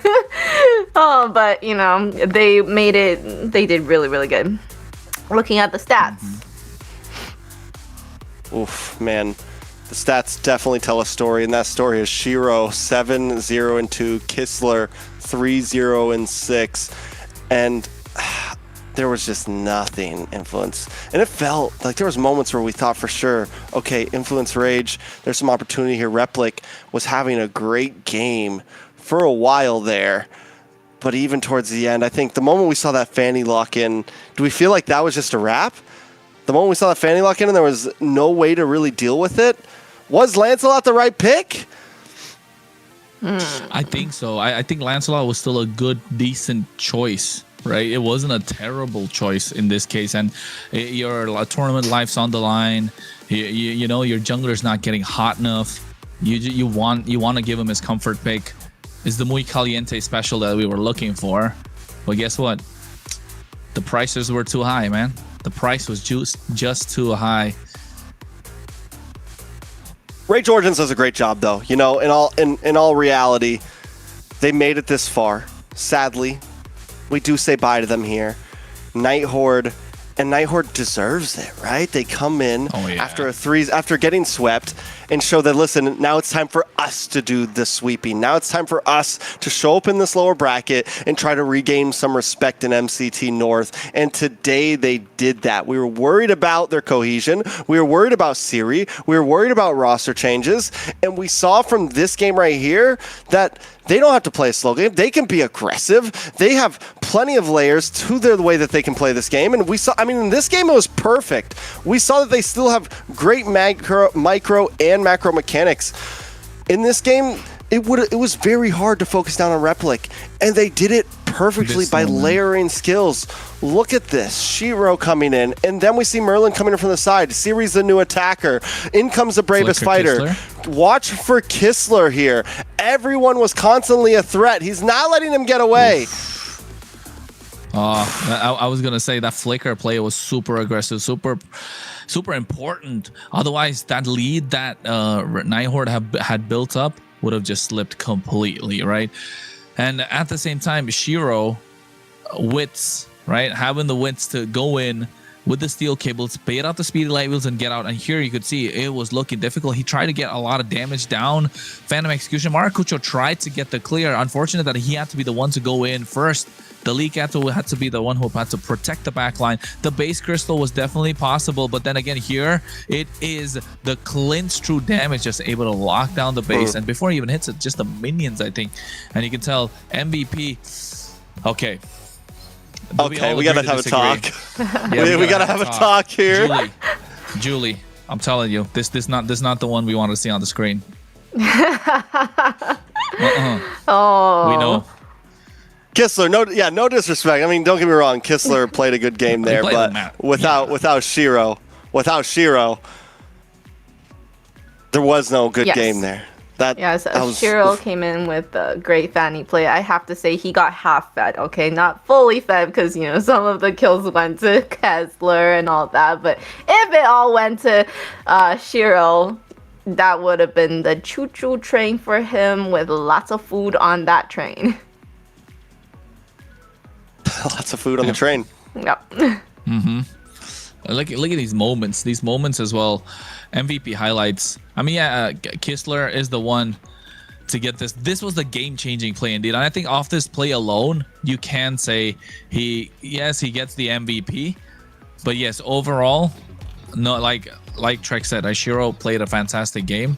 But Kistler does get the MVP. It's all right. I think they're happy to move on. They're happy to get the big dub, and it's a 3-0 at that. So, but I think they were looking to make a statement victory as well at the same time too, from what happened yesterday. And like you mentioned, Trex, they got the sweep, and hopefully they brought out the broom. Yeah, they brought out the broom, and you know, Tyrant was Tyrant the one saying that he get the broom at this point. Who said it? Oh wait, Tyrant's in Leviathan. My bad. Never mind. Tyrant's got his hands in everything. We don't speak of Tyrant. He's probably watching right now. Nighthorde is still a Tyrant-based organization. Shout out to Tyrant, man. He lives in Tampa. I'm pretty sure, close to me. Talon. Yeah, probably. I don't know what it is. You know what? We're not going to talk about it. But MVP Talon? performance. Yeah, you're right. Yeah, but I'd say it's Talon, right? Maybe, something like that. Shout out to Talon. Shout out to Tyrant. Shout out to all the boys. Whatever. Forget about it. Bernoulli. Oh, Bernoulli. We're going to bring Bernoulli. Bernoulli's gone. Now even Maracucho's gone, right? And now the competition's getting to the point where every game, every decision is going to start to matter. And yes, they got the victory here today, and the decisions came in cleaner. They would just hope that was there yesterday, wasn't it, Trex? I actually, you know, enough about yesterday. Let's get on to right now. We got we got an interview coming up. All right. So let me do the honors of bringing you guys the jungler, the one that played the Fanny, Shiro from the Nighthorde. Hello, Shiro. How are you doing? Hi. Hello. I'm doing good. Okay, so that was a really huge victory, very dominating series. Welcome back, because after the game that you guys had yesterday, definitely, you know, what is the mentality going into today after a loss like that yesterday for you guys? Honestly, yesterday was like an eye-opener for us.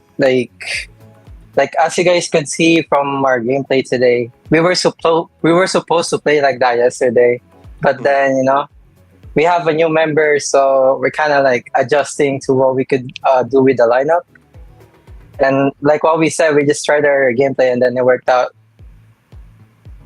Okay, so what you're saying is we will be seeing more games like what we're seeing today. Maybe at the grand finals. I have one more question. What do you guys feel about making it through the lower bracket run? To be honest, I think we have a good chance. but there's obstacles that we have to overcome. We're gonna do it, one team at a time, exactly.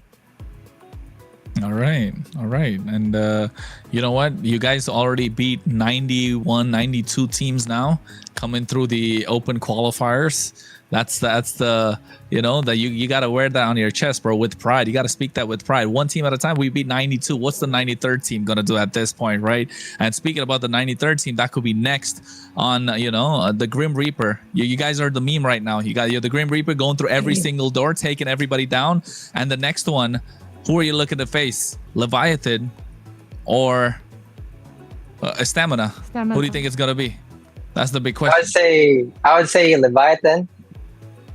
Ooh, why? What's up? What's not there in Stamina that Leviathan have? I think it's just that they have more experience, and I wanna meet Whoopi in their jungler. The Whoopi jungler, the Whoopi Fanny, and the Shiro Fanny. I've versed Dez like twice now, but now I wanna meet Whoopi. All right, so there's not a problem. Whoopi's gonna be the next target, huh? The doors, yes. They're coming in with the scythe. All right. So first of all, you got to aura farm a bit on the Fanny. We see you pop up in the interview. You're in the dark room, green light. My guy's just aura farming it up right now, arms crossed. I'm liking the vibe, man. I'm liking the energy overall. We're talking about future games. Let's say we take on Leviathan. If Vendetta loses against Alpha 7, we get the rematch, right? We get at this point, it feels like a rivalry, right? Where we got storylines going on here.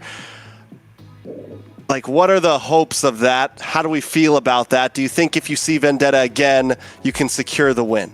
You haven't been able to, and just in numbers so far. It's been close games. You guys keep getting so close.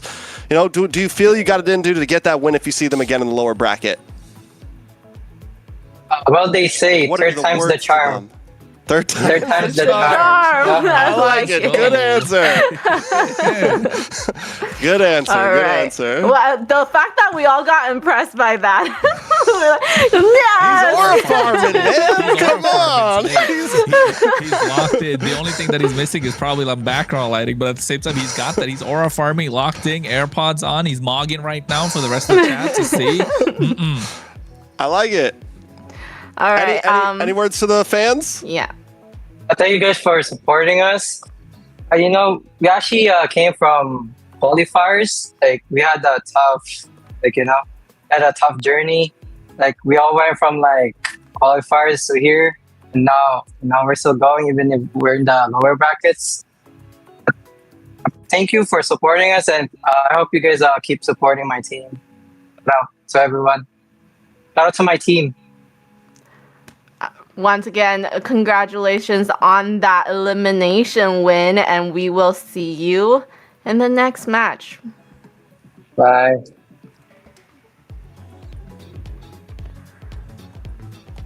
Bro's aura farming, bro. He's aura farming today. Bro.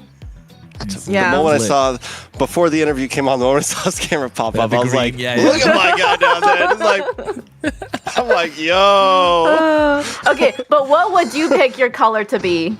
I'm not allowed to show my. I know, but if you would.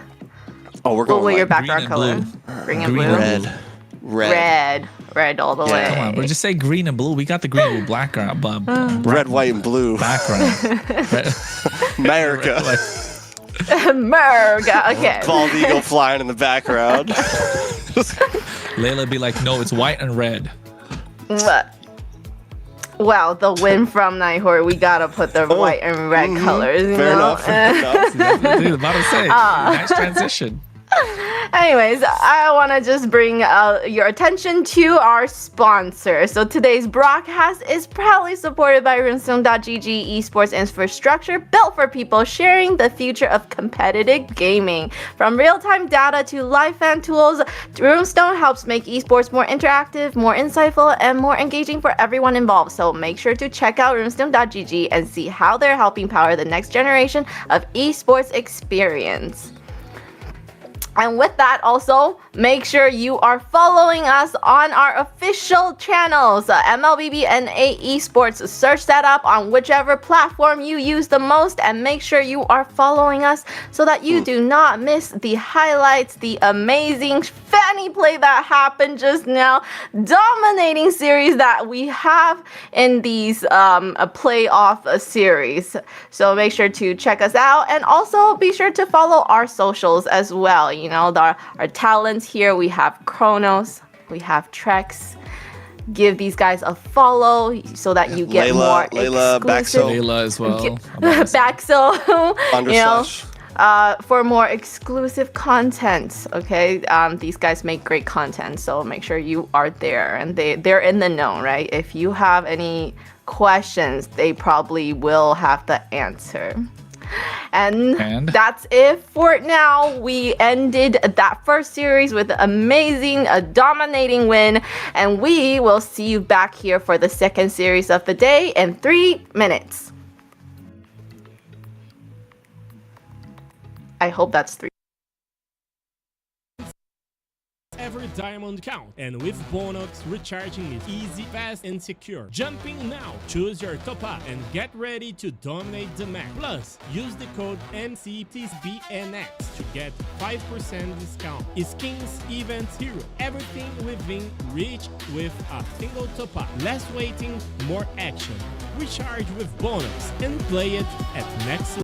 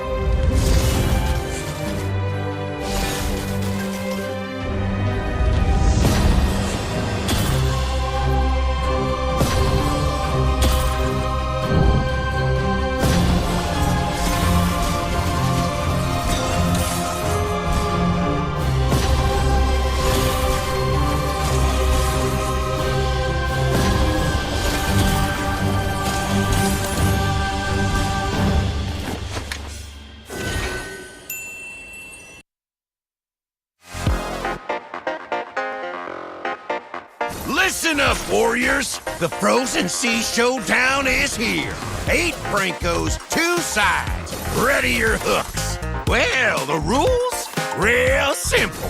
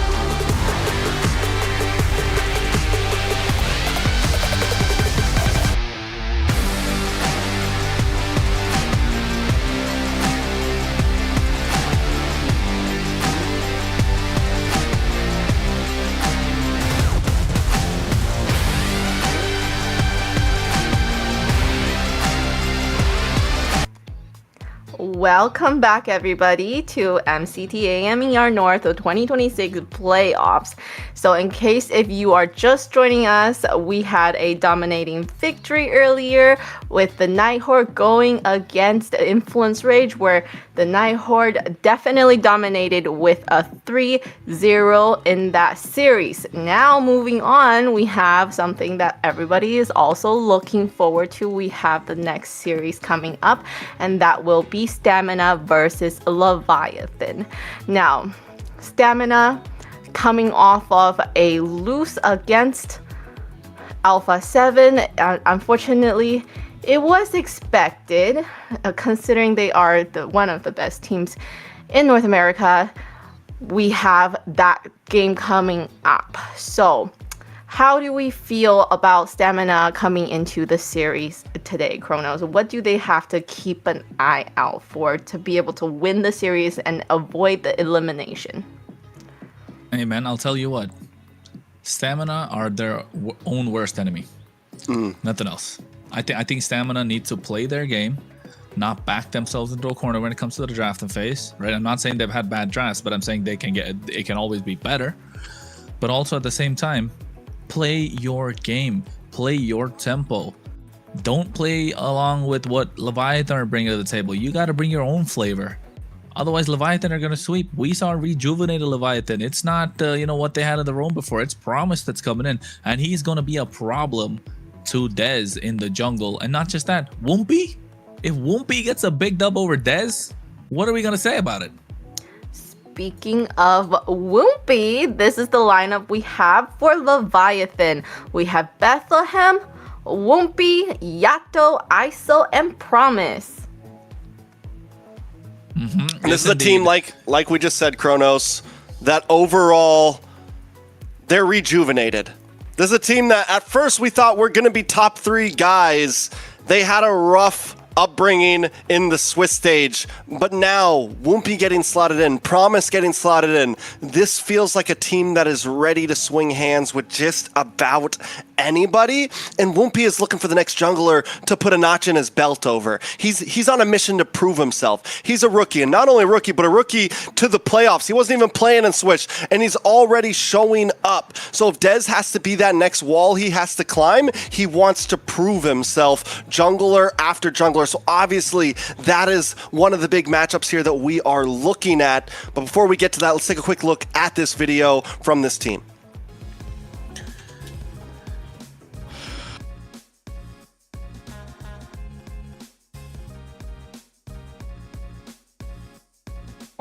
It's Joy Budge.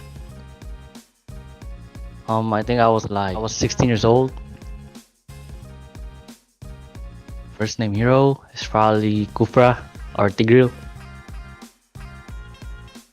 I'd say Sushin. Guess it's so hard. Probably Foe. I'd say ISO. Of course. Chow. Spell Flicker. Favorite skin KF. Overrated hero, I'd say Khalid. Franco. Say Sushin. Nana. Probably Foe. I'd say Yoreshi. I'd say Shark. I gotta say Kalea. Late game, guess I'm a pick-off hero. Shot caller, of course. I like it. Great answers there. And to go up against Team Leviathan is Team Stamina Esports. We got Instinct, Dez, Yomel, Little Rosa, and Ricky. Kronos, take us into the team. Hey man, we're taking into the team. All right, it's about Instinct, of course. This team has revolved around Instinct multiple times, but also the one person that stepped up big time is Lil Rosa and Ricky, right? These two have stepped up a lot over the past few weeks, especially Ricky. He's had terrible game number 1s, able to bounce back with game number 2s, and that's what we like to see in a roamer who plays aggressive, doesn't change his play style whatsoever. And Lil Rosa been a trump card. They've been saving for moments that are important, and now they are sticking with him throughout the entire series, throughout the entire game, whatever you may call it.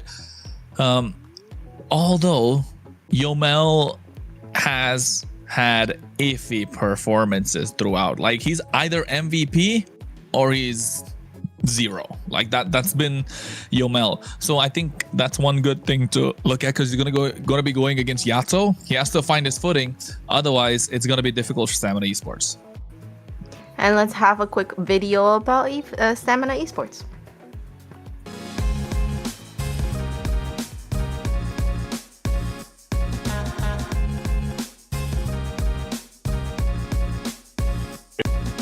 Instinct, diciembre de 2021. Yuson, Ángela, Trap Lizzy,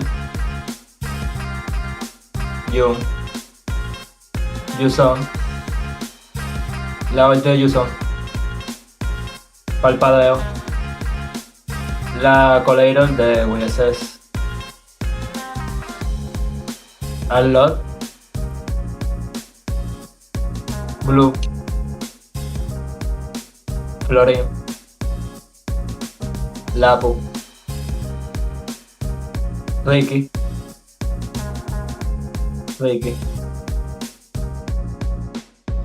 Sanford, Shark, Arlot, Let Game, Chotkal. Interesting hearing support names coming through, Angela and Florent. Excuse me, why ban the Angela? I'm sure it's because Angela never ult him, that's why. She just said, excuse me. Like, I was like, oh no!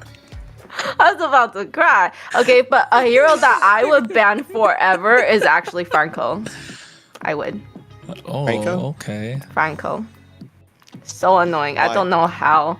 His hooks always land on me. I'm Well, a that hook sounds magnet. like a very personal problem. That's what I was about to say, yeah. Well, I'm sure if it is like a hero that you want to ban forever, it's definitely you hate that hero to the core, right? So Honestly, I think he likes to ban the Angela because he doesn't like playing with Angelas. I think it's less about versus he wants to ban it so he doesn't have to yeah, play with because them. Angela does never. Now you're taking shots, Trex, at Steals his Layla. kills. You can feel it. Steals No. all of his kills. Okay, from an and, Angela player, I don't ult the XP. XPs usually are fine. I usually only ult the usually. carry, so the jungle or the marksman, right? No, you should start ulting the XPs. You'll see a difference. Like your games land especially if they play Yuzong. Just saying. Well, yeah, exactly. I Yuzong, do like Lapu, like Uranus. ulting the dragon. That's a good one. Okay. Well said. Well, the draft is underway. It's expanding rivers. Bosch is banned out. Freya's banned out as well. Leviatan on the blue side. Are we gonna get a Woompy special? Well, I've already spoken about, Stamina Esports. Left Dez out for this very occasion. Trex, you said the same. Talking about ISO, Yato, Promise, Bethlehem, Woompy. But now, what are they gonna do? Are we gonna see both teams say, let's go game number 1, Woompy versus Dez? Do we see it? I think we definitely get to see it. I think I'm excited to see Cameraman's it. got to pull it up. Yeah, don't whiff Julie, this you got to one. make it happen. One. Ah. She got My phone will go across the Cameraman. room. What happened to you guys? Oh, wait, talking about Marcel, yeah. Yeah, you guys Yeah, were no. talking about cameraman. I was like, that I caught it, cameraman. Layla. I caught it, Layla. I know. I got you. First pick, Leviathan. Drumroll. Dushan's not open. Suyo, no. Hilda? Hilda's solid. Hilda's For solid. T. Oh, wait, not RT, sorry, for Promise. But then he's not a Hilda-ish player, is he? He's more of a playmaker. He likes He's a the Cho, whatever. he likes the Khalids. Valentina is a good choice for Yato. It's a comfort pick. It's a great first pick material. Carry still available if you want to slot that for ISO. I don't know if you I want guess a lot of first pick options. Carry, yeah. Go for Valentina, there you go. Valentina. Yato can do his thing, and yeah, it answers so many questions if Stamina wants to bring it. I think you're completely right when you say, like, especially when in this kind of meta, it's just comfortable, right? It's not really counterable exactly. You don't have too much to worry about, and the counters are going to at least give it an ult. But also, it's just because it's Yato, right? That's the one thing I've always noticed. The Yato, whichever team he plays for, if there is a Valentina available, you don't know what to pick. Valentina's going to be the first choice, and that's why Stamina now healed up Lesuyo. Yeah, that's the best answer that they can go for, because those are the two most the best picks right now in the early game, and it gives Stamina Esports their playstyle. Ricky likes playing aggressive, so you want to unlock Dez as fast as possible. Demon Time Dez got to show up in game number 1, and he's got to have the stamina to go until game number 5, or at least 3 games is what they're looking at. So get him warmed up, get his engine hot and running early. You don't want another Maracucho situation over here for Stamina Esports. But Leviatan, on the other hand, now what can they go for? They can go for the Herod, right? Herod's a solid choice. They can go for the Claude. Herod plus Yves is a great option, or rather not Yves, because Valentina. Herod plus Sora is a great option because they already have the Valentina picked up. So, or leave the Soras for Stamina to pick up. They can go for another jungler maybe. They picked up Joy against the Suyo before. Herod Khalid. Khalid. Oh yeah, I forgot Khalid to keep up with the Hilda. So yeah, Herod Khalid. And now Stamina Esports, EXP. Phoveus is not present. Or Gold. Honestly. And then I say or mid, and then all 3 lanes are popping up. Yeah. Either way, there's a lot of bans coming in. I think yes, Zetian. Claude, yeah. Claude. That was one of the 3, right? Bans from Stamina. You going to jungle? Yeah, you choke out the jungle. Fanny. Ban out Joy here. You think he's gonna pick Fanny? I just know that he picked Joy. He won against Suyo, against Leon. It's how they got it before, and I'm looking for Matrix. You don't have the Harley to deal with the Suyo. Sir, what's your command? Your team is Fanny ban. There it is. I'm cooking this draft, bro. Let me cook. See, I've been getting it up, bro. I've been getting them right. I've been getting them right. Game number 1 is kind of easier to predict, to be honest, because of the global bans. It's there, but when it gets to 3 and 4, it's possible. But then again, it gets difficult, tricky. That's when these pocket picks. Yeah, exactly. Also, you know what that meme's about? No. It's a British one. You haven't? I'll send it to you. I don't really watch British memes. It's a world famous one, but it's British. You said it was British. It's originated from England, bro. Absolute, okay. mate. Yeah, Mirko would know about it. He would 100%. He's seen it. A big fan of the red. That's what he is. But yeah, I'll send it to you, Trex. Don't worry about it. You'll understand. But I think here, Joy, you're right. Joy is the choice ban. You don't want to have Suyo hard time. Never mind, Leo Mord. I guess neutral objective. They don't want to ban the Sora. No Phoveus. Lapu. No. Hylos as well. Glue. But Glue and Hilda in the same team. Yes, it could be good. I don't think Joy would be that. You know what the question is? Here. Can Wumpy play a Fredrin? I know. I was going to say that he hasn't played any type of utility jungle at all yet. We haven't seen Basha, we haven't seen Fredrin, we haven't seen Guy, we haven't seen any kind of straight tank jungle. He's played fighters, he's played assassins. Let them play the hero. You haven't casted a Wumpy game, have you? Yeah, no, we did Vendetta versus Leviathan. Yeah, true. When they got 3-1. They won game 1 and then they lost the next 3. We've seen him play the Guinevere, but even that's not really a utility jungle. You know, it's an aggressive utility. It's like an aggressive tank. I don't even know where you put Gwenny at, honestly. I think that's a utility. I think Guinevere is a utility jungler. That's what you put it. Yeah, but not a tank utility jungle. You know, even though you build her tank, she's still not very tanky. Hybrid, more of a hybrid. Yeah. Like a Leo Mord, you can call it, right? Here, kind of a whole category of her own. I think Lapu's a solid choice. You don't want to go Sora because they have the Valentina on the other side. There you go. Yeah. Leviathan, Sora plus Sora Joy. What other options? Unless they go the Fredrin. Unless they go for something just simple, bulky, hold down front line. The problem is they don't have a long range mage. The reason I don't like the Joy is because she's gonna go into a Hilda. She could go into a Suyo or Lapu that could kind of stop her and make her miss her beats. So I don't think it's the best option. And then Claude is too hard to catch. Yeah, but as long as you survive early game against the Hilda. Oh, Uranus. I was looking at the Uranus, man. I missed that. I was gonna say Fred CC, but Uranus, that means no Freds. Is gonna be damage. Nolan's really good. Nolan's a possibility. We haven't seen a Nolan in a while. For her, I would sail across the cosmic Yep. sea to the end There you of go. time. Stamina. He's hitting. He's Mid hitting. lane. He's on a Eve? roll. Eve? Gord? Yeah. Valier. I pick Eve over I Gord think every day. Valier. Yeah, I know, but I think or Lilia. Valier, Lilia, super solid here. Yeah, Lilia Lilia could will be honestly good be a- against the be- Nolan. Right? Valier, Lilia, Zetian, but I think I would go for Zetian because you want that crowd control, right? You got the range, you get the wave clear. Valier's gonna have a tough time. Lilia's gonna, yeah, it's good, but depends. Lilia or Zetian. I think I would go for Zetian just because you get that stun. You're able to lock. You're able to provide more potential outplay for Dez. Exists the equilibrium. Never mind. Eve it is. Eve it is. They don't care about giving away the RWM on the other side. So how did I score, gentlemen and ladies, in the draft? 67%. I wasn't. Okay. 8 out of 10. But it's okay. We trust your judgment. I'll take it. I'll take it. And there you have it, the lineup for the first game of this best of 5 between Leviathan and Stamina Esports. Kronos, what do you think about Stamina's I like lineup? Leviathan's lineup a little bit more. They can definitely play around Bethlehem on this Uranus, but Stamina Esports need to blitz this early game. And the early game answer for Leviathan is Wumpy on this Nolan, the Khalid. So it's kind of 50-50. It's going to come down to the mid laners, Yomel and Yato. I think Yato's going to have a slight better time. He's going to be able to kite more easily.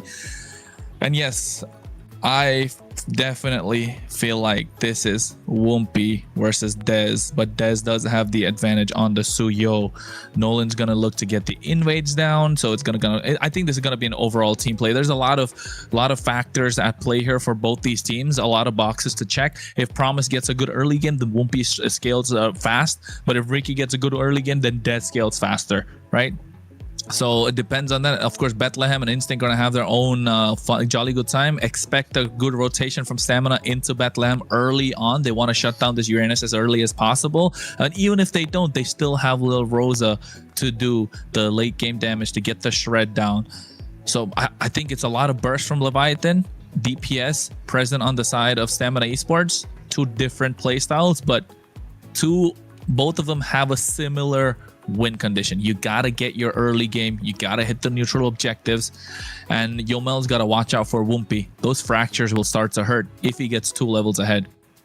Yeah, I got to give it up, though. Dez on a comfort pick on Suyo. When we've seen him pop off, this is the hero to do it with. And coming into game 1, I think a draft like this for Stamina Esports is clean. Lil Rosa as well on the Claude. Instinct on something aggressive. This is the opportunity to make a statement in game 1 and set yourself on the right path. I do think overall in terms of jungle, Dez has the better pick here, the more comfortable pick here. But still, either way, we get the anime fight we want. Both heroes have outplay potential. They have iframes. They have the ability to dash. There is movement that can happen. I don't think either team completely got outdrafted. We definitely have a game ahead of ourselves as we jump in to the land of Dawn for the second best of 5 tonight. Leviathan trying to show that there's still a team to be reckoned with against Stamina Esports, just trying to secure something greater than they've ever done before in an official pro scene event. Can Dez do it, or will Wumpy put a stop to him? Hey, it's the rookie that's coming off the gates, and he's coming out hot. He's looking to prove people wrong. He's looking to make a statement. He wants to take the fight to Dez, and you can see this is what I was talking about. They need to get the early invades, and Nolan needs to scale. He gets that as well. Ricky damage onto Wumpy. Well done, and exactly what you're supposed to do, right, on the Nolan. You go, you try to steal the camp real quick, you get a quick steal, especially if the opponent goes for purple first. And that's a good start for Leviathan, and this is what we mean. I don't think it's just Wumpy playing great. He's surrounded by players that have been doing this a long time, and what better place to breed monsters than around some OGs themselves. So Stamina Esports, on the other hand, a team that's been together, right? A team that's been working hard to show that they are a team also to be reckoned with, to become OGs themselves, to put themselves into the Hall of Glory for North American MLBB, and this is their opportunity to do that. What better way to do it than put a stop in a run to a team like Leviathan. Look at Dez, right? He didn't want to make a rotation towards the Horned Lizard on the side of Leviathan because you got Bethlehem on this Uranus. So now you can see a big fight, small fight around on the Lava Golem. So Dez able to secure it. If Dez was able to get that, yeah, Woompy would have been a level 5 and Dez would be level 3. So things will come back to a standstill with Turtle up.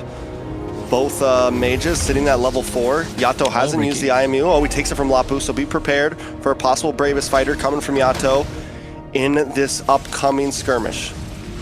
Yeah, and emblems as well looking solid for all sides. A lot of fast rotation could come out from Promise. Boy, and Woompy just needs to look for the right target. Dez, on the other hand, gets it started. Has the Sever. A little tanky at the moment. Instinct, bravest fighter to zone them away.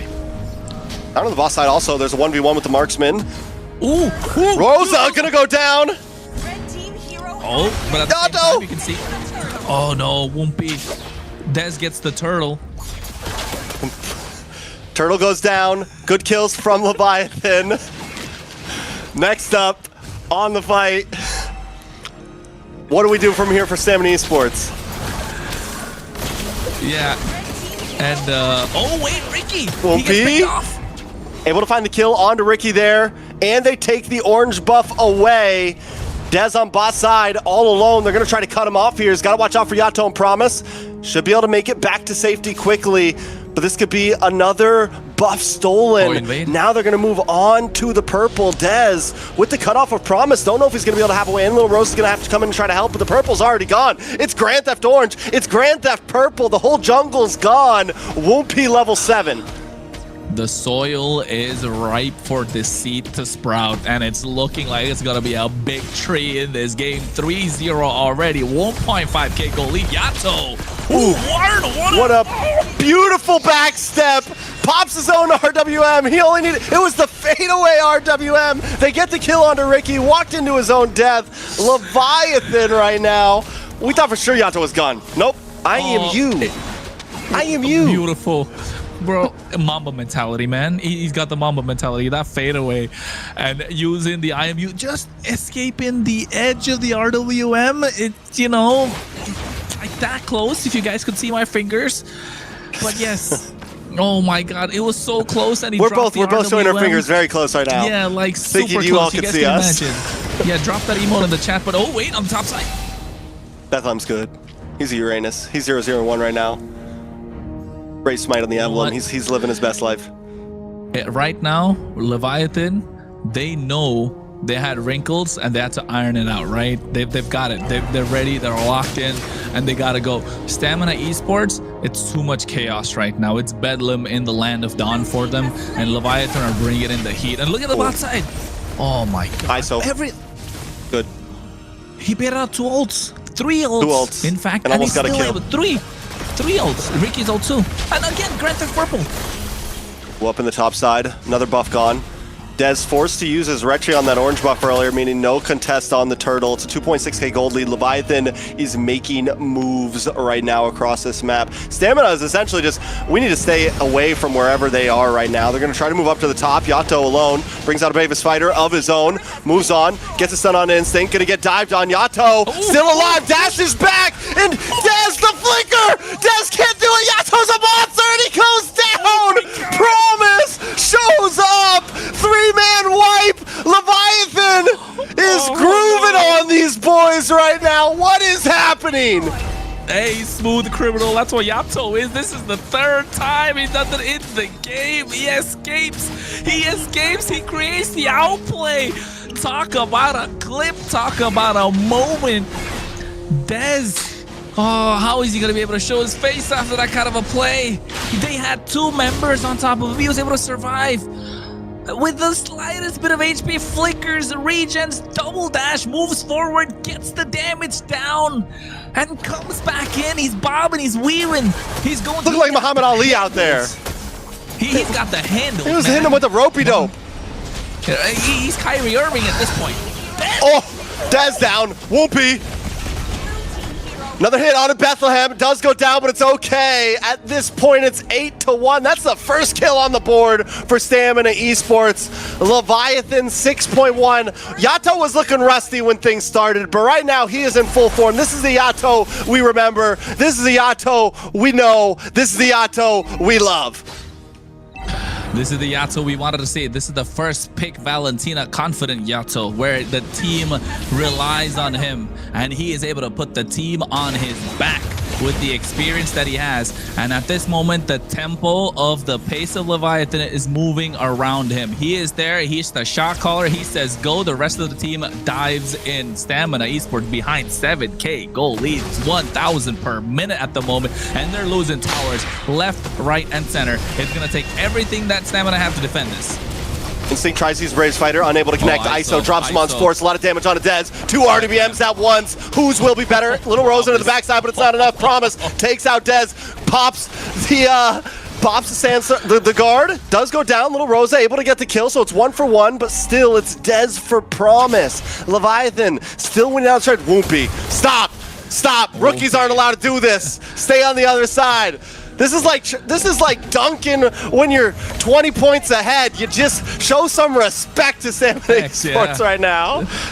It's not allowed, man. You got to show some respect to your seniors at this moment. It's an unwritten rule. You don't do that at the moment. He's trying to get a poster onto Dez. He got that earlier too.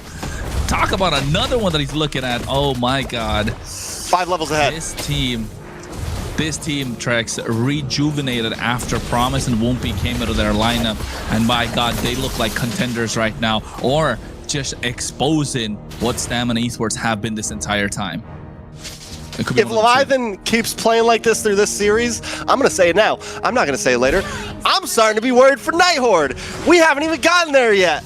Leviathan looks good right now.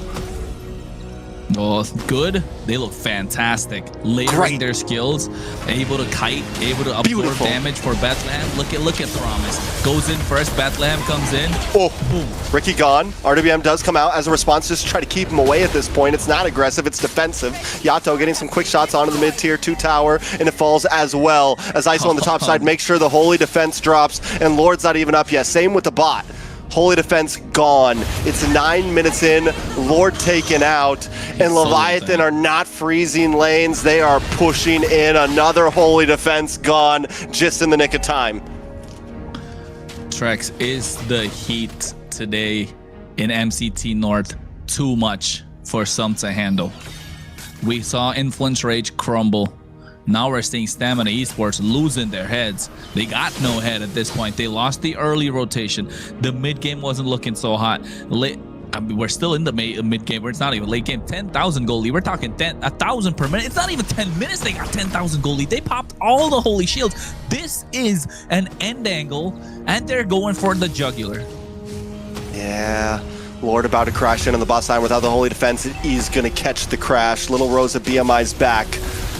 Unable to push it in. Here comes ISO with his Mon's Force, getting some nice damage on a Ricky. Ricky taken out. And now Dez just trying to clear the wave. They're not even targeting Leviathan. They just want to try to defend. Little Rosa still trying to shred down to the Lord as Bethlehem holds under the tower. The tower drops, and now Woompy is looking for an angle. Mid-tower drops well. A lot of damage on an Instinct. Woompy uses the fracture. They're going to move on to the top side now, trying to remove everything from Stamina Esports. Are they going to make the big play? Promise does have a raging sandstorm, looking for a diver to the backside. Look at the fracture come out. RWM as well does get stopped. Woompy forced to dash back. And RWM from Yato, and they're all caught in. Dez is taken out. Another wave down the mid. Little Rosa doesn't have a blazing duet. The clear, not quite there. But there goes the sandstorm as Promise connects onto 3, and Yato takes out 2. ISO into the backside with Zamon's Force, and everyone drops. Leviathan cleans house, and this is it. Game number 1 in quick fashion goes over to Leviathan. 1,000 gold per minute. Woompy on deathless. The only kills that they got was off of Promise. Yeah, I think this is something that hit Stamina Esports like a freight train, and no answer whatsoever. Dez, demon time? Sleepy time. He's clocked out. He hasn't clocked in all day. Yeah, that was a tough game to watch. They got hit by a truck there. Yeah.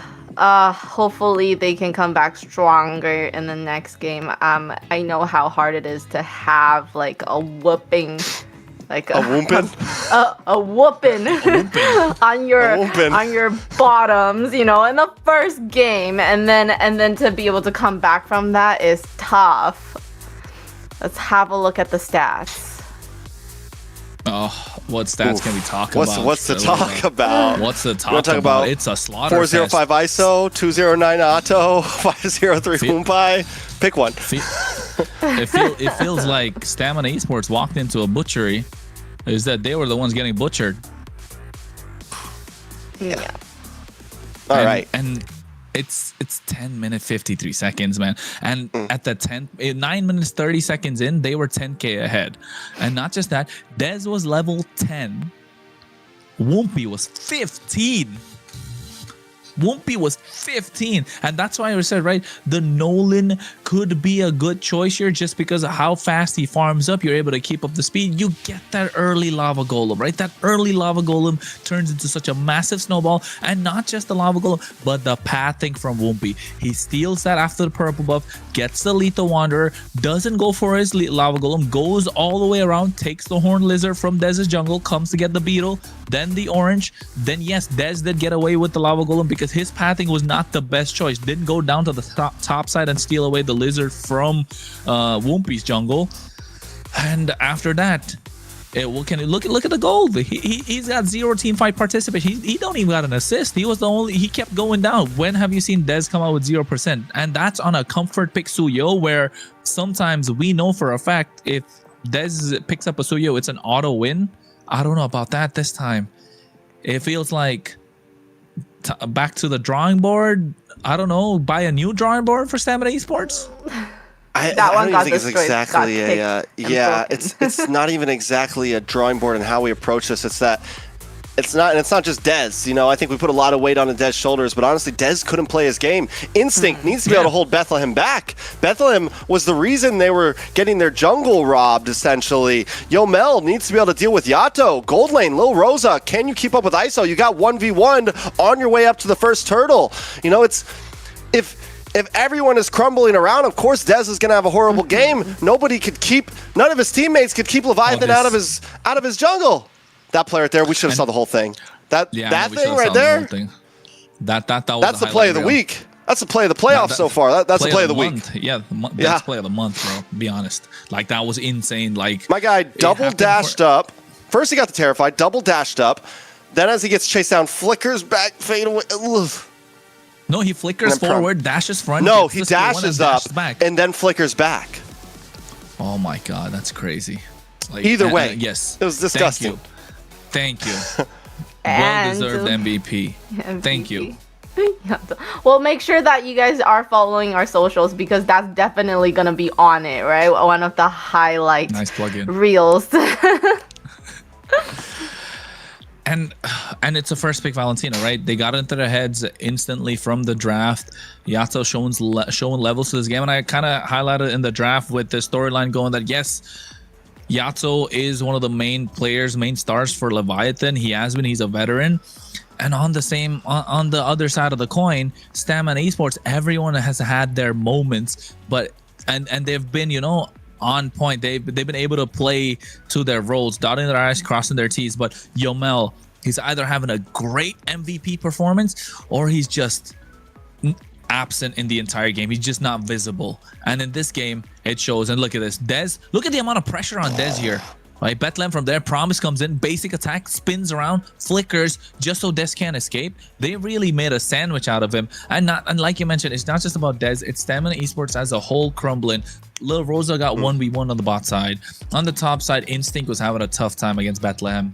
Mid lane, Yomel's losing out to Yato. That RWM play was a 1v1, essentially, because yes, Ricky was trying to get on top of Promise and Ricky. They were fighting against each other, but it was the 1v1s were all across the board.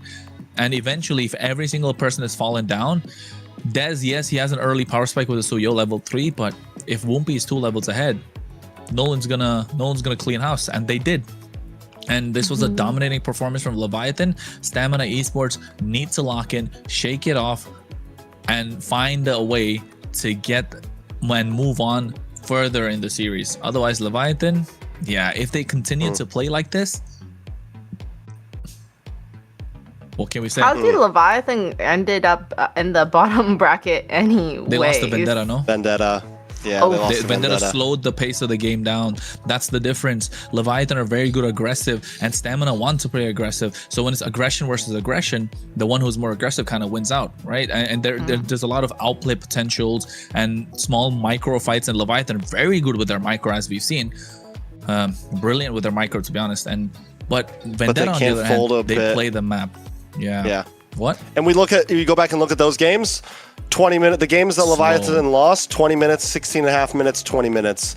Vendetta, as we saw yesterday, knows how to wait for moments, find those one fights that can turn games around, get it to that late game, and just slow play. And the thing is Vendetta's good enough to deal with the early onslaught from Leviathan. Stamina Esports, if they want to try to hold on to this, we've already seen it. They're not going to be able to out-micro Leviathan right now. The goal might be something, utility jungle, something slow, fight for pit, fight for objectives, because going for 1v1s, I'm sorry, they're just not there, right? Like, I don't think Little Rosa has it in him to continuously be ISO in the gold lane. They need to play for big fights, they need to play for objectives, they need to play for mid to late game. Interesting. So definitely talking about Vendetta being able to slow down that game and be able to hold it out for late game and take advantage of the mistakes that happens for these teams, right? What mistake? I feel like drafting wise, the heroes 50-50. also got countered. I think drafting Stamina were 60-40, right? Or even 70-30, someone could say. And for the win condition for Leviathan, they need the early. They had the early heroes. They need the early game with Promise on the Khalid, with Nolan in the hands of Wumpy. They need to play aggressive as much as possible. But they did have Hilda on the other side. So it's kind of like you can go aggressive. You have the Suyo. But they just... Honestly, someone would debate that Stamina maybe had the better draft. Like, some people could come into that and be like, Stamina... Like, they had a better jungler, whether you like it or not. Both junglers perform similarly, right? They're both assassin. They both can dash in and get kills. Suyo has a faster kit, in a sense. Yes, there's some quicker wave clear. I mean, some quicker camp clear. That's why Nolan's able to go for the steal there. But overall, the offlanes got diffed a little there. Little Rosa had a problem. Instinct had a little problem. And that opened it up to where that's why we're seeing Dez just unable to play any game there. Once Leviathan was able to get into that jungle, it was GG's. Same truth. 3, 2, 1. All right, off the bat. Yeah. The funny van. And I think looking at this entire series, looking at the entire game, both these lineups, we've been on the Dez train for a long time, right? Demon Time Dez gotta come in. But you're right, Trex. If the sides are not performing, if the roam is not giving him the space that he needs, what can the jungler really do? Right? At this point, Leviathan needs to find. I mean, come on, bro. Like, I called it Demon Time Dez. Is there any more of a way to, put him on a pedestal at this point? The team around him's got to perform for him to shine. It's a very clear play style for Stamina Esports, right? It's Dez centric. You give what he needs to shine in the early game. Yes, they did, but they weren't able to support that. And Promise doing so well on this Khalid. That early rotation, that really stuck it to Stamina Esports. And then now, I don't know, that 1v1, we didn't get the full 1v1, but it wasn't even in the lane. It was, in the pit? Like, in towards where the turtle pit is? A lot. There was a lot. On the draft, though. Do you think they could sub out players? Is that a... Oh, like we see them swap out Lil Rose. Yeah, mid-match, Stamina could swap someone out. I think at this point, though, Lil Rosa stayed. Here goes Abasha. So we may finally see a utility jungle from Dez here, something to be able to slow play. But even then, they need to protect their offlane. Like, if that's the route they're going, then it comes down to Dez, Yomel, and Ricky protecting their off lanes, you know, not losing too much control on River, and making sure that Lil Rosa and Instinct have a good game, because those are going to be the ones that matter once you start to, like, once you pick up a utility jungler, those are the ones that it's like, okay, we need these people to farm, we need these people to be able to be playmakers. Yeah. Our cosmic blaze will never be extinguished. Can it happen though, Trex? Like, Allow me to lead the charge. Your team. we need that question. They got a hill. They got a Hilda. Khalid's got to come through right now. If you're stamina, you want to play aggressive. Again, they get the Herod for themselves. I think just take the Herod plus, or take the Valentina in this case. Just so Leviathan are looking to play the Eve. Valentina plus Khalid is a solid option for Stamina Esports, or do you want to give the option to Lil Rosa to get the Herod, to get the better laning phase? I don't even know, man. I think Stamina Esports, yeah. I mean, with Claude already locked in, you definitely have to go for something. You just, like you said, pick up the carry, pick up the Herod, something clean. Instead, they go for the Valentina Khalid. They lock in their mid. Not a horrible idea, because that does, you know, we talked about being able to protect your off lanes. You have a fast moving mid here. You have the ability to quickly move to off lanes, either defend or attack. So I'm not completely against this route either. I've been waiting. I like the Leo more too. Carry's gone. I think next gonna be Herod. If you're stamina, what can you take out? Take out CC probably. No, I don't think they need a CC. Zetian. Obviously, they might give him the Herod. They might ban out the Moskov here. Lil Rosa did alright so? with the Herod. No? Just for I'm just thinking, split play. Split play, and also just the Leomord when it tries to come on. I just feel like the Herod honestly could still get, like, even though it's dangerous, can still, with the aggression that Leviathan wants to bring, still they ban out the Alice. They're not worried about either. They don't, and not just that, like, they don't mind giving the Herod also because there's overload of magic damage on the side of Stamina Esports, because they got Basha as a jungler, and now all of a sudden, like, Radiant Armor plus Athena Shield is just gonna be difficult for Stamina to get through.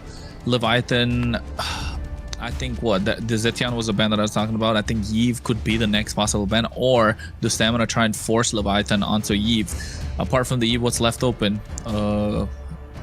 Jushin's gone already. Lunox. Lilia. But did they? Lilia, yeah, I think Lilia's Lilia open. Ban out Lilia. Never mind. Glue, yeah. Glue solid. Yve. No, Lilia. Farza's not great because of the Khalid. For EXP lane, go Dragon, maybe. Keep something simple. I think Lapo better. Lapo better, no? It's a good it's a good zoning tool. Or like the wombo combo is possible with the help of the Land Shaker plus the Steed that comes out at the right time. Then you got the Raging Slash to kind of get them low. And then Claude comes with the BMI and Blazing Duet. Never mind, they go for the Gord. Gord has been, climbing up the ranks.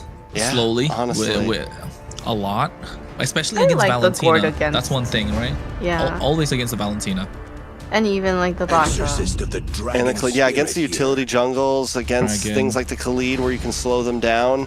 The bouncing ball really helps a lot in some of these heavy frontline centric, compositions. Yeah. All right, last pick for stamina: Moskov or Herod. Personally, I like the Moskov here. I like Moskov, but I think Herod's just a safe, solid option.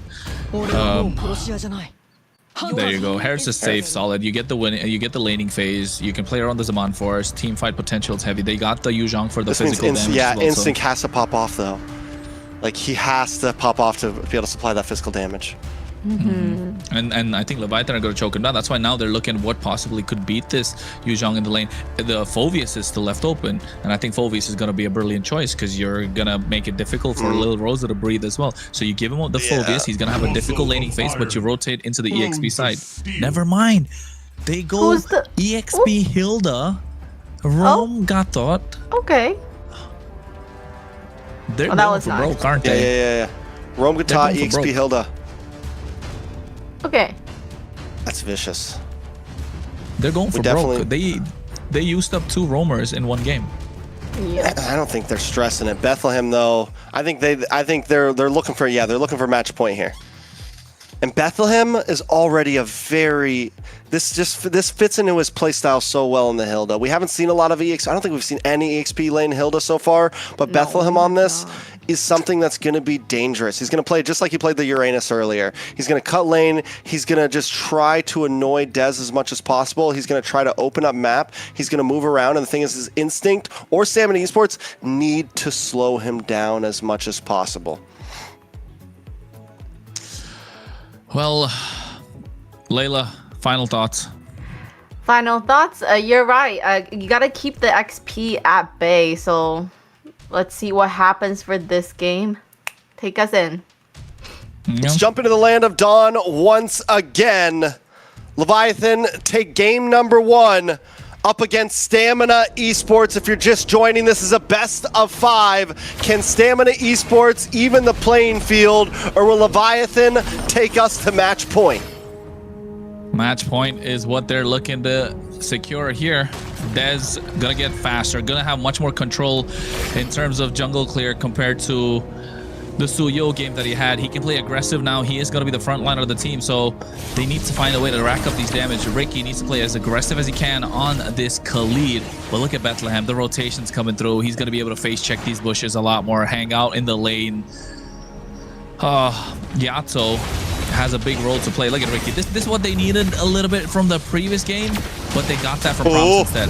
GG. Ricky, though, goes down. Promise gets the kill. You gotta understand you're up against the taunt. Your quicksand guard is useless. You go in, you try to get health back, and you're taken out already. 1-0. Not like this. Not like this. Yeah, game number 1, a repeat again now. Yomel on this Valentina. Look, Promise is doing such a fantastic job, right? He did this in game number 1, doing this again in game number 2, and now it's looking like a repeat of what happened. Yep. We'll see how things go on the off lanes. ISO versus Lil Rose on the boss side. Claude versus Harith. A lot of it's going to come down to just who gets the better play here, who can kind of sidestep the cleanest, and ISO is definitely the more experienced. Turtle's coming up with that kill onto Ricky. He's definitely not going to hit level 4 before this. It'll take a lot of stalling for Stamina Esports. Leviathan going to just try to rush it. Oh, Instinct, no Furious Dive. He hits level 4, but I think they don't have the support to go into the Black Dragon. Now should be the call. Dez going to try to make his way in. A lot of damage does come down onto Promise. Promise in a bad spot. Ricky able to pick up the kill. That's big for the side of Stamina Esports. Would have been better into the hands of Dez, but it's okay. This could help them secure this first turtle as Bethlehem and Whoop. Oh, Dez is going to take out Whoopi. Whoopi dashes in, trying to steal it, but he goes down for it. A nice start for Stamina Esports, finally getting a lead in this best of 5. Hey, won't be really hungry, isn't he? That was risky. Yeah. That was very risky. Oh, that can't overestimate himself. Yeah, I'm about to say, like, you had a good game number 1. Hold your horses, literally. You know, in this game, you got to make sure you see where the power spike comes through, because right now Stamina Esports do have a Basha on the Dez. As much as he's a great assassin player, Basha is a pick to be respected. AOG able to catch on to Dez. Dez getting brought low. Yato with the magic gush, able to get the kill on to Dez as Whoopi gets away with a sliver of life. But Little Rosa doesn't want to let it happen. He finds him. He snipes him. Drops his on force, but now he's in between 3 without a flicker, all alone in the midst. And ISO's going to look for the final hit. He gets the triple into the hands of ISO. 3-0-1. 3-0-1 indeed. It's a triple kill for a Claude. What, 3 minutes 40 seconds into the game? Even goal lead, yes, but I think at this point Leviathan are having a much better time, right? Won't be, yes, he's gone down 2 times, but 4 assists, so he's not behind in terms of the goal department. ISO gets the DHS less than 4 minutes in. You know that's scary when a Claude gets his DHS, what, 3 minutes 50 seconds into the game. Now 30 seconds to the next turtle.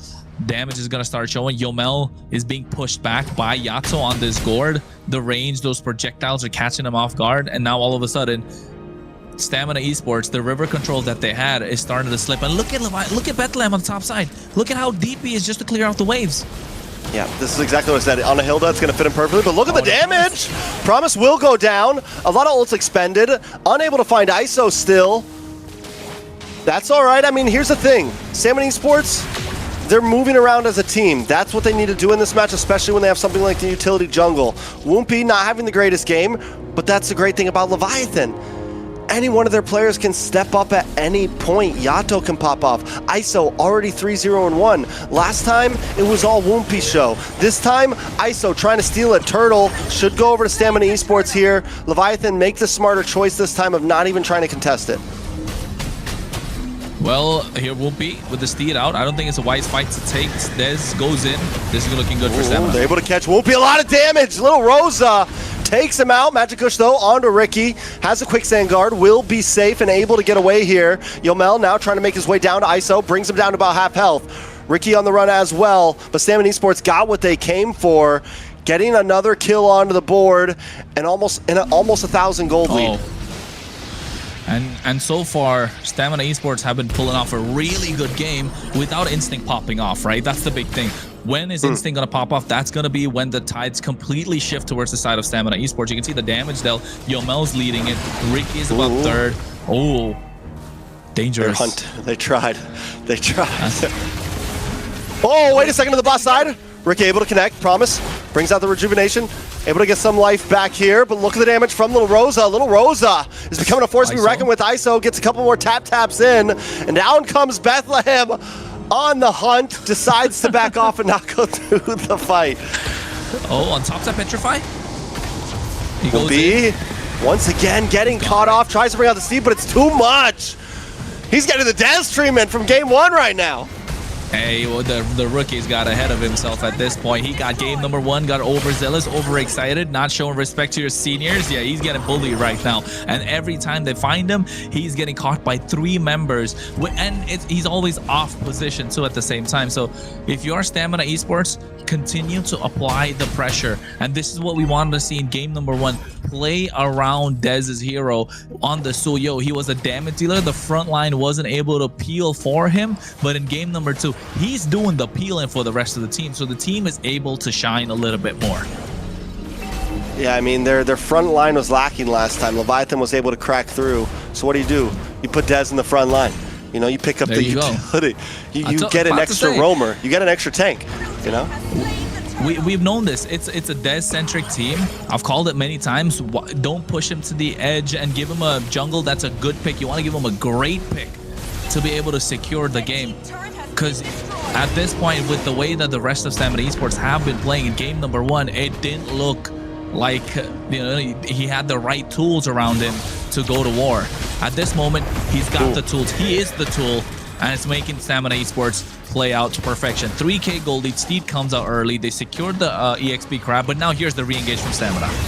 Promise gonna get stunned up, locked up, force to use AOG, just get away. ISO uses the BMI plus the Blazing Duet defensively just to get to a safe position, but Promise and Yato show back up. Woompy there as well. Stamina Esports know that maybe this isn't the fight they want to take. Look at Bethlehem, able to take the Lethal Wander, getting caught by the Zaman's force, takes a couple shots to the face, will be able to get under the tower safely. Oh, the flicker in, but he's still unable to connect. Instinct tries to fire back. Steed comes out, a lot of damage lands down, and Bethlehem gets a kill on to Ricky. Leviathan put one into the book and reclaim the river. This is scrappy, right? This is a little scrappy. It's rubber band, like you call it, Trex. Rubber band effect in play. It's back and forth. Instinct, again, he's not allowed to pop off. When is that moment going to hit through that Furious Dive Petrify combo? That's when the tides will completely shift to the side of Stamina Esports, and they're looking for that moment. They're searching for it. Leviathan are not allowing that to happen because Bethlehem is so quick to rotate around the river. Promise is doing a great job. He's getting picked off quite a lot, but ISO is dishing out the damage. He's playing safe. He was off position for a moment, using the BMI Blazing Duet defensively on the top side to survive. And again, another saving grace for Leviathan is Yato not going down a single time. 9 minutes into the game, he has the gold. He needs to get those items, and once he does, the true damage is going to hurt, and Dez is not going to be able to tank this front line like he used to. It's a slow, it's slow-paced game, but it's scrappy, right? It's still scrappy. And at this point, you know, what Stamina Esports couldn't do last game is they couldn't stop the bleeding. They couldn't put the tourniquet on and help themselves survive a little bit longer. Leviathan not doing a bad job at that. It's a 1.8k gold lead. It's still an open game. Stamina Esports hasn't been able to fully tip the scale just yet. And Leviathan's been once they messed up on that first turtle, it's like, okay, let's tighten down. We got to give them some objectives. We know we can't fight for it. We're up against a Basha. But now it's the Lord time. Do they want to fight for this one? Whoopi needs to hold on to this Phantom Steed as long as possible as Dez moves on to Bethlehem. Stamina Esports still playing it smart, honestly. They're not forcing the fight. They know they can win out in a long-distance Lord dance. What they do need to worry about, though, is ISO. ISO on the boss side, slow, pushing. Magic Kush comes out, the flick back from Yato once again with the fade away. He's on back to a calm move. But Zaman's force is gone. He's on point. Yato's on point today. He's locked in. It's the best we've seen from Yato all MCT AMER North season. He's showing up, and at the right moment, life's on the line for Leviathan. Oh, ISO. Ooh, a lot of damage on Yomel. ISO able to get the kill. Black Dragon does come out, but Promise still in the backside, keeping Des Promise away. AOG connects, Whoopi down. No retro on the side of Leviathan. Promise now getting shredded. ISO trying to find one. He's able to get it, but Little Rosa gets a double for himself as Bethlehem takes another. Yato finds Instinct, and it's Des and Little Rosa left as Leviathan close in the gap and get a double into Yato's hand. A Lord goes to Stamina, but 4 members drop from Stamina. Leviathan aren't even going to go straight for that Lord. They want to try to get to this mid-tier 2. Little Rosa does have Zaman's force, but he's not going to use it. He's going to let him have it as Leviathan go back to the Lord to clean things up. Oh, what happened there? I wish we could take a look at the replay because everything was looking right for Stamina Esports. Yato with the Mystic Gush dishing out so much damage. 3 members were there. ISO as well as Bethlehem. And they still didn't get taken down because Instinct went to the Black Dragon. I think a moment of hesitation on whom to target down is going to be Yato, or do they want to go for ISO? And he ended up using the Petrify. Didn't get the full combo, so ISO left free, able to kite with the BMI, take him down, and now all of a sudden, Stamina Esports, all the big lead that they built up has gone down. And it's just like mentioned before, Yato has to them. Oh, Ricky. Oh, sheesh. Yeah, I want to see the items. I want to see the items because once we get into late game, you know, the Hereth is good, but it's true. With so much magic damage, like in the beginning, yeah, it's a problem because you still do have to worry about Instinct. You still do have to worry about Ricky. But now, once we get into late game, Promise and the rest of the team are going to be, even for the Hereth, it's going to be hard to kill because it's not really true damage. It's not shred. It is just essentially burst magic damage, and they can build defense on that. Ricky, what are you doing? In a bad spot. Oh, never mind. Back at base, Bethlehem as well. Yato brings out the Magic Kush to try to defend. Ricky getting chased down by Whoopi. Whoopi's not there to help out the rest of the team. They need to at least get Ricky here to even things out. It's Roamer for EXP lane. Stamina Esports gonna move on to the tier 3, and Leviathan can't defend it. Too many ults gone and used up. Stamina Esports get the win in that fight. Yeah, I don't know. A rookie move. You think, oh wait, Rosa, what is he doing? Blazing Duet! A shutdown into the hands of ISO. Zaman's force couldn't save him there. ISO is 5-0-6 right now. And look at the Magic Kush. Oh my god, he flickered too. Yato as well. The 2 carriers deathless on the field. They're going to move on to the inhibitor now. There's no holy defense. It's 5 against 3. Oh my god. And 2 of the members of Leviathan aren't even there. Oh no, the play strikes. Lil Rosa mispositioned himself, tried to make a play, gets caught. ISO, it's not even like it was a crazy play. ISO found a moment. He found a small moment, a chink in the armor and Stamina Esports, and he hammered away. BMI Blazing Duet, and now all of a sudden, Lil Rosa has to flicker. Yato gets the projectile. The stun starts to land. There's no Purify on the other side. The Mystic Gush comes out with the flicker to follow through. Doesn't care if he's under their turret, but the damage was done. And now Leviathan are 1.9k ahead for the first time in the entire game.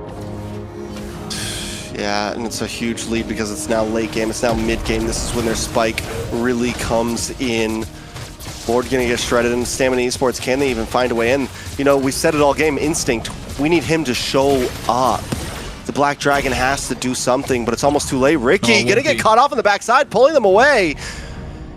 Whoopi's not gonna let that happen.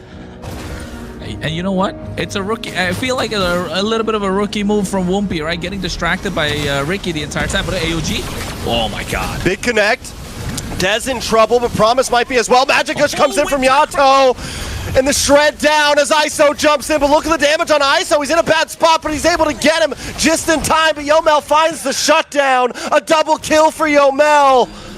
Leviathan in trouble here. Whoopi on the run along with Yato. Yato might finally take a death. The magic ball comes out. He's able to stun Ricky. And Whoopi have to back off. Leviathan bite off a bit more than they can chew. And Leviathan, I get Whoopi. It's off of that one mistake, right? And I can't even call it a mistake. Getting distracted by the bait that Ricky's been hanging in front of him and chasing him down while they were looking at taking the Lord. I think if Whoopi just decided to go for the Lord, it could have been good for Leviathan because they had the damage. ISO went in with the BMI Blazing Duet with the Winter Crown, able to make the play. But they caught them off guard, splitting the fight into two and maximizing what they can do. Promise is having a rough time. AOG to get away. Promise is having trouble lasting. And I think Promise is just going a little too deep here and there in the midst of 4 people, and the rest of the team, like you said, Whoopi's doing Whoopi things. You know, Yato's range isn't like that. The Magic Gush is good, but it's, you know, the range isn't quite there. He's got to have perfect positioning to actually secure big kills with that. He can shred him down, but Whoopi's got to pull through. He definitely does. Instinct early Black Dragon. Oh, this is a big resource wasted, Trex. Yeah, especially since Dez, like, they weren't even trying to rush the Lord there. They give up positioning now because of that. Bethlehem and Promise Ricky. holding down the front side. A lot of damage on to Bethlehem. Bethlehem may go down, but Whoopi gets the Lord. Magic Gush comes out. And Immortality does pop for Ricky. He might be able to get away. Whoopi brought low, able to get taken out as well. A triple kill for Little Rosa. Out of nowhere, 3 members are gone, and Leviathan is hitting the hills. The Lord was mistimed. Taking it, they were forced to take it. Oh my god, the damage on a Yomel, though. ISO up on the top side, up against Ricky. Yato as well against Little Rosa, and Little Rosa gets the shutdown. Unstoppable. ISO's gonna try to go for Ricky though. Yeah, able to get the kill. At least he finds one. Luckily Leviathan does get the Lord, and it's not too bad, but we are at a standstill. It's scrappy, it's back and forth. Leviathan are finding answers, but Stamina Esports are not letting it go. But so far, if you ask me, yes, Stamina Esports have got the kills, but Leviathan, they have showed up. ISO and Yato are on an all-time high. Yes, they got shut down. Lil Rosa's finally got the kills. He's 9-2-4. He's online at the moment. He's even got the Wishing Lantern. So yes, damage should start showing, and Promise is not going to be able to tank anymore. Ooh, Blazing Duet just trying to get away, but look at the shred down onto Instinct. This might be why we haven't seen as many Black Dragons. AOG. AOG tries to connect on a Little Rosa. Promise, don't whiff it. He's been having a couple rough plays. Whoopi is able to... No, that was his own purple. Dez does walk away with a purple of his own. Leviathan reclaiming ground, though. Middle inhibitor still gone. Leviathan's still holding advantage overall. Yeah, they're holding advantage, and that's what I was trying to highlight in terms of what they have done in this entire game. Whoopi's having a big whiff this game, not gonna lie. We're not even gonna sugarcoat it. He's been going around with the bait of Ricky the entire time. Promise is having a difficult time with this AOG. It has been connecting, but the shred is starting to show from Stamina Esports. It's ISO and Yato. It's an ISO Yato show. It's the duo. They're playing off of each other. They're screening. They're setting it up. They're playing 1-2s right now, and it's working to perfection. Bethlehem is there to provide the support. The rest of the team, Promise has been the one to initiate everything. Now, if Whoopi follows through with these pickoffs, with these team fights at the right time with the Phantom, with the Steed, it will be Leviathan to take this game. But Stamina Esports, Dez is doing everything that he can to put a stop to them. He's being the initiator, right? He's there in their faces, the primary initiator. The Tortoises Poissons, he's able to land those shield unities on points. Yomel finally starting to show. Rosa is able to dish out the damage. The Ricky's playing a good game, just being a distraction to Whoopi. 267 gets himself the Blade of the Heptaseas right now. Instinct, he's not got taken down so many times. He has 5 assists, but again, it's that question of when is he going to pop off? The hesitation when it comes to his initiation, the timing of the Black Dragons, a little too early, but here's a concealed play. Concealed play. Woompy, the target is locked on. A big Raging Sandstorm does miss from Ricky. Yato. And that could cost them a lot. Yato able to lock on and takes out Ricky. The magic cushions a lot, but Woompy still falls. Instinct brought low. ISO able to just get away, still has the immortality. Promise now with an AOG defensively. Trying to back off. Lord does come up. It's 1-for-1 Woompy for Ricky. No retry on the board for Leviathan.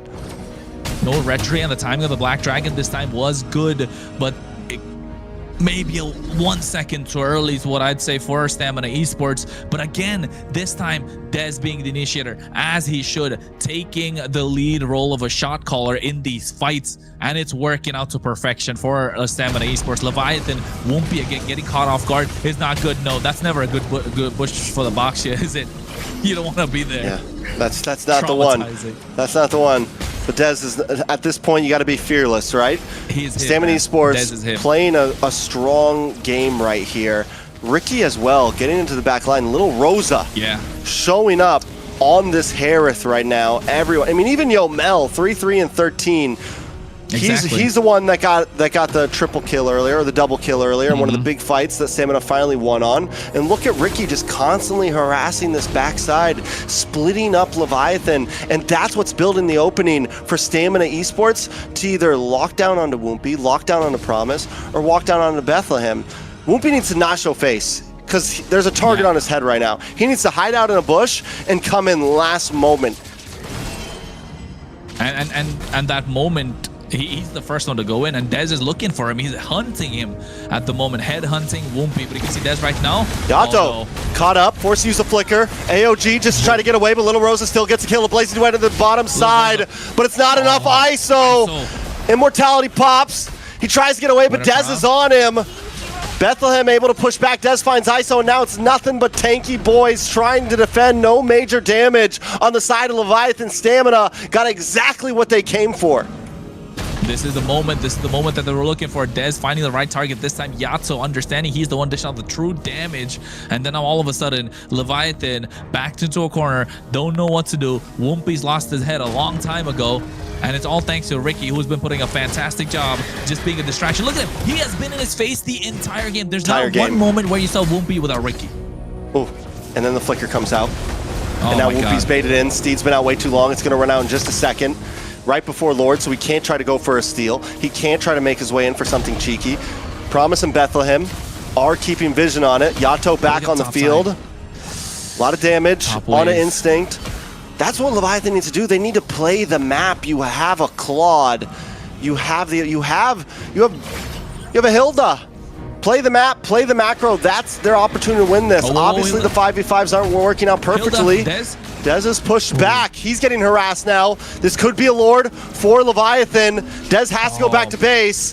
Leviathan are finally able to win out on something. Yomel looking for a way to end. No, but Woompy finally does secure it. Yomel now. Why did he jump in? Magic Gush comes out. AOG to try to cut him off. He gets caught himself. A Raging Sandstorm in return. Yomel with the IMU able to get away safely. Black Dragon connects and ISO finds Ricky. Black Dragon now on the run as Woompy wants to chase him down. Run him down. Send him back to the hills. Stamina Esports back to safety of the base without a Ricky and a Lord coming soon. Hey, the Lord's already coming. It's not soon. It's already there. 45 seconds too late. Now Stamina Esports have to defend this without an extra member. And you can see they're already cutting the waves, making sure it's going to crash in sooner than later. It's only one cannon in the mid lane. Top's already coming through. Bot side's already been held back by one. Now they're all going to crash in pretty much at the same time. And Stamina don't have their frontliner to try and defend, or even the initiator to get to the back line. All right, Lord makes his way through. Magic Kush does come out to clear minions. Doesn't connect on anyone. Phantom Steed as well. Bottom inhibitor drops. Magic Gush from Yomel. A lot of damage on a Promise, on a Woompy, and onto the rest. But a blazing duet from ISO. BMI's back to safety. No, a winner crown instead. BMI's back to safety now as Yato finds Instinct. They're onto the base. Zamon's force from Little Rosa. He's going to try to save it, but he just can't do it. Leviathan take us to match point. At this point, what can Stamina Esports do, right? They've had the lead. They had everything. The map wasn't in their favor on the top side when it was most important. Lil Rosa showed his face on the top side to get the clear. It was a big fat wave nonetheless, and they needed him to clear the wave. The moment he was spotted on the top side, they blitzed the Lord, got that in their favor, and all of a sudden, what was looking super good for Stamina Esports just slipped through. And then even in the last fight, the Black Dragon just not as impactful as we'd hope for it to be for Stamina Esports. But Leviathan playing a fantastic game. Yato and ISO online, locked in. Yomel and Lil Rosa did show up, so it's just about the rest. I don't know. I think when they took out ISO and Yato, that was their chance. That was a moment. And yes. I don't know if it was just the fear of Bethlehem Promise and Whoopi. That's who they're scared of at that point, to not go 4v3. That was the chance. And then all it took was Bethlehem finally switching gears and being like, fine, I'm going to do what Ricky's doing and harass Dez. I don't know if he finally got a last item there or something, was able to hang out. But once they pushed Dez back, plus top lane is crashing in, they were able to create that space, and that just gave Leviathan that Lord. And once the Lord secured, that was a wrap. Yeah, you know, the question is, did Stamina Esports tunnel vision towards towards the late game, right? Did they tunnel vision knowing that, you know, we need to take out Yato, he's becoming a problem, and then all of a sudden, thanks to that, no one's able to clear the waves. Instinct wasn't, the Black Dragons came in a bit too early. Again, Yomel was fantastic. Lil Rosa played his heart out with the Zaman Force, right? Able to get the triple kills on point. Yato was a big difference maker, definitely, for the side of Leviathan. Those projectiles hitting here.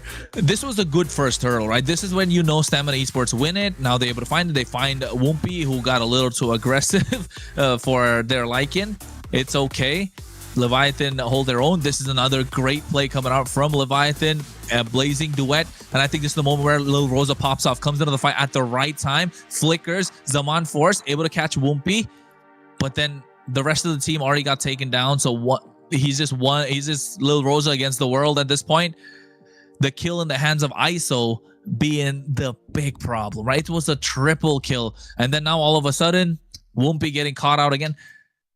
Whoopi had a big whiff, didn't he, Trex? He's either super good or like that Leomord's just not showing.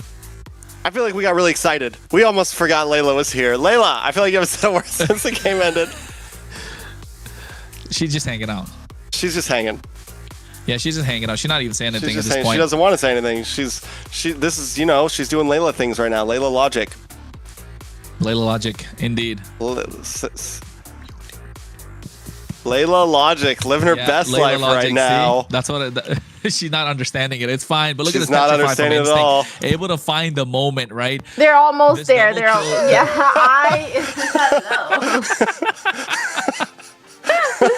I'm doing Layla things.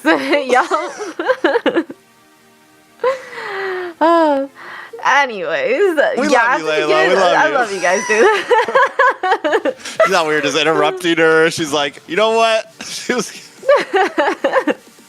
Well, I'm just here listening to you guys. You know, you guys are giving amazing play-by-plays and analysis. I have to give it to Lil Rosa, though. He really did play very exceptionally well on this hire. Unfortunately, for their team, it just wasn't enough, and so Leviathan was able to get the dub, and the MVP would go to well deserved. ISO. I think you guys mentioned his name multiple times during the play-by-play. He's definitely getting the Demon Hunter Sword second item. Hey, be able to. You know what? Yeah. He was hunting Demon not showing up. But honestly, though, I think Dez played a fantastic game. No shade, no shots, whatever. But ISO and Yato were just on point, man. Yato, the early game was in his favor, able to take it to Yomel on the Valentina, having slight bit of a better laning phase. But here in the previous game, he had the Herod. He was against the Claude. He got the win. Now he got the Claude against the Herod. He got the win again. It's not like Lil Rosa played a bad game. Lil Rosa did show up in the second game, 9-2 and something. Yeah, Layla, the winner crown plays. How many of those winner crown plays did he have? How many times did you hear Blazing Duet come out from Trex? That was what, 5-6 times after getting the winner crown? Yeah. Shout out to Leo. Yeah, the guy was a monster overall. Yeah. There's one right there. There's a Blazing Duet right there. I mean, just overall, And this is what we called this a little bit earlier when they were sitting behind about 2,000 gold. Can they wait it out? Can they do what Stamina wasn't able to do in game number 1? And they were able to. They were able to just buy time. And I'm going to be honest, Leviathan didn't do it cleanly. They had a lot of opportunity in that game to play the off lanes, to play the macro, et cetera, et cetera. If I am Stamina, I come in wanting a very similar game to last one, because Leviathan does still have some things they need to work on. And honestly, some of the best games that we see them play, at least against the strong teams, not trying to count out any other teams, but against like teams that are really giving them trouble, is when Dez jumps onto those utility jungles. I think the rest of his team looked good there. I think that Dez needs to be willing to do that, and the rest of the team needs... Those are the compositions that Stamina Esports does pop off when they do group together and work as a team. Because right now, we've already said it, they're not winning 1v1s. So they need to be able to work as a team. That's where Stamina really shines. Not when they're super spread out, when they can all come in and collapse. And what some of those moments where they won those team fights were where the team was shining together, right? Those are the moments that they need to capitalize on. The timings of coming into the fight. They shouldn't get too thirsty, giving the shutdowns left, right, and center. They had their moments. They really did, but they weren't able to find ways to play the map after that as well. They got, a bunch of kills on triple in the hands of Rosa, but still the wave was pushing them from the top side. They weren't able to get the clear. Layla, that's all you now. It's all me? All you. Yeah, we've been yapping for a long time. This might be possibly match point for Leviathan here. What I feel like would be for Stamina Esports is they're gonna have to take the Leomord for this match, right? We've seen Dez do very well with the Leomord. I want to see the boys riding in on their rides again. Leomord and Hylos on the Stamina team. I feel like that would be good. I think you're right in terms of the Leomord, because you put Dez on the assassin, Suyo, it didn't work out. You put him on the tank, it didn't work out. Now what's the next choice? Leomord, they get the blue side. Is it third time blue side for them? Yes, right? Yes, yeah, 3 blue sides in a row. They're not going to give it up. They're not going to swap it out. Didn't the first series also Influence Rage Origin get all 3 blue side? Yeah. And then yesterday again, Night Horde all 3 blue side? They're going to die on blue side if that's the plan. Oh, is that what we're saying? Do not pick the blue side anymore. No, it's just I'm not saying at some point do you think maybe I should switch it? Exactly, Maybe we can play better from red side and get the swing back with the 2 picks. Especially in global ban. Like, I feel like one side isn't as powerful because it's not always the same exact heroes. At some point you can make the switch happen because there's just opportunity, right? And it's not like Leviathan has been wasting their picks on bad heroes. They've used Hariths, they've used Claudes, like they've also expended a lot of great picks. So you're not going to lose too much going to red side and maybe trying to switch things up a little bit. Do you think Leviathan will ban out Leomord for them or no? Honestly, I kind of want Fredrin on Dez. Yeah, I think they did ban out the Guinevere here. Fredrin on Dez? Dez on Fredrin. Yeah. He's one on yeah. He's Dez MVP, on always on Fredrin. On Dez. Yeah. What are you laughing at, Layla? Nothing. am a daughter of Northern He has got a lot of MVP performances with the Fredrin as well, right? He's able to play more aggressive. I think the one difference between Basha and Fredrin, I was gonna say Basha and Dez, but yeah, Basha and Fredrin is that Fredrin does have the ability to put out more damage than the Basha. To a certain extent, with that big and you appraisal still get your Ube strategy, but at least early game Dez can be aggressive. Like he can play aggressive Dez, and then also just become objective Dez. Yeah, and we see him doing really well with that. Showing shades of you know what he can do both, a bit of both. Yeah, he can go both ways. Jerry. Okay, so most likely a Fredrin here then. Yeah, it looks like it for Stamina. Leviathan though, gold options. They do have Moskov, so they don't have to go for it immediately. Phovius is a choice that's still up for grabs. They don't have to go for it. There's no reason to pick it up. They can go Fredrin themselves, to be honest. Fredrin plus maybe a Zetian, or Fredrin plus Yves, since Valentina's not available on both sides. There you go. Which I was made for. Yves on Yato, we know it's clean. We saw how well he played the RWMs just when he was running on the Valentina. Play could be solid. Honestly, they could lock in. Also lock in something too. like a Glue Hylos here. Your team Blue, there you go. I got that one. I'll take that. Yeah, all right. Stamina Blue they go is good, for. Blue's good against the Chronos carry, I think, one, at close Trex one range. right now. I'm keeping And score we this know time. Stamina might go for a Fredrin, so Glue's a strong answer to that. Same thing with the Can I get a 1, please? With the Fredrin. Pick Fredrin. You said no, you said There you go. Leomord. No. you said and then, I said Fredrin. Hey, I said Fredrin, so we both Don't said try- Fredrin. I said first. Away. Alright, I'm gonna Whatever, stay 0 here whatever. forever. Zetian? Not even Zetian. It's going to be difficult even if you pick up a Zetian. I think Kalea or Kaja, just to make sure you give a good time to little Rosa. No, I think you lock in Dez now. You lock in Dez? Fredrin? I think Fredrin or like a roamer. Your team is I like Oh, Leomord. Layla! I got 1! Now she's back to Leomord. Yeah. 1, 1, 1. Of course. Oh, we forgot Suyo was still Suyo. available for Leviathan. It's a comfort pick for Wimpy too. But this is There you also go, why I Kaja, felt man. like the Fredrin would have been better. But hey, Dez, it's match point. You know that it's a risky thing to put all of the faith in your teammates, right? It's a risky thing to be like, do I want to be able to output some damage if I need to? And Dez wants you still a little tanky. My worry is how's it going to face against the Yves and Leo and the Yves, Glue yeah. right now. Yves Glue is saw- going to be a problem for this Leomord. We saw that yesterday, right? Night Horde versus Vendetta, the Eve into the Leomord, the timing of the RWM. Just use it as a zoning tool.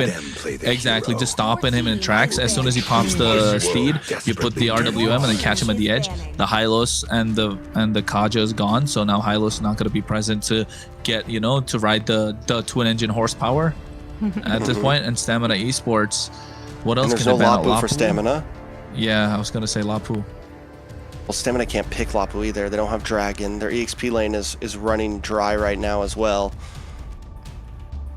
They got Oh, no, Alice. they have the Alice. They have Alice. My bad. Yeah. I don't know. I always forget. I think Lapu. Or Kalea. I think Lapu or Kalea is a good ban for them. But they do want the Kalea for themselves too because they've got carry on their side. So I think Lapu is just a safe bet.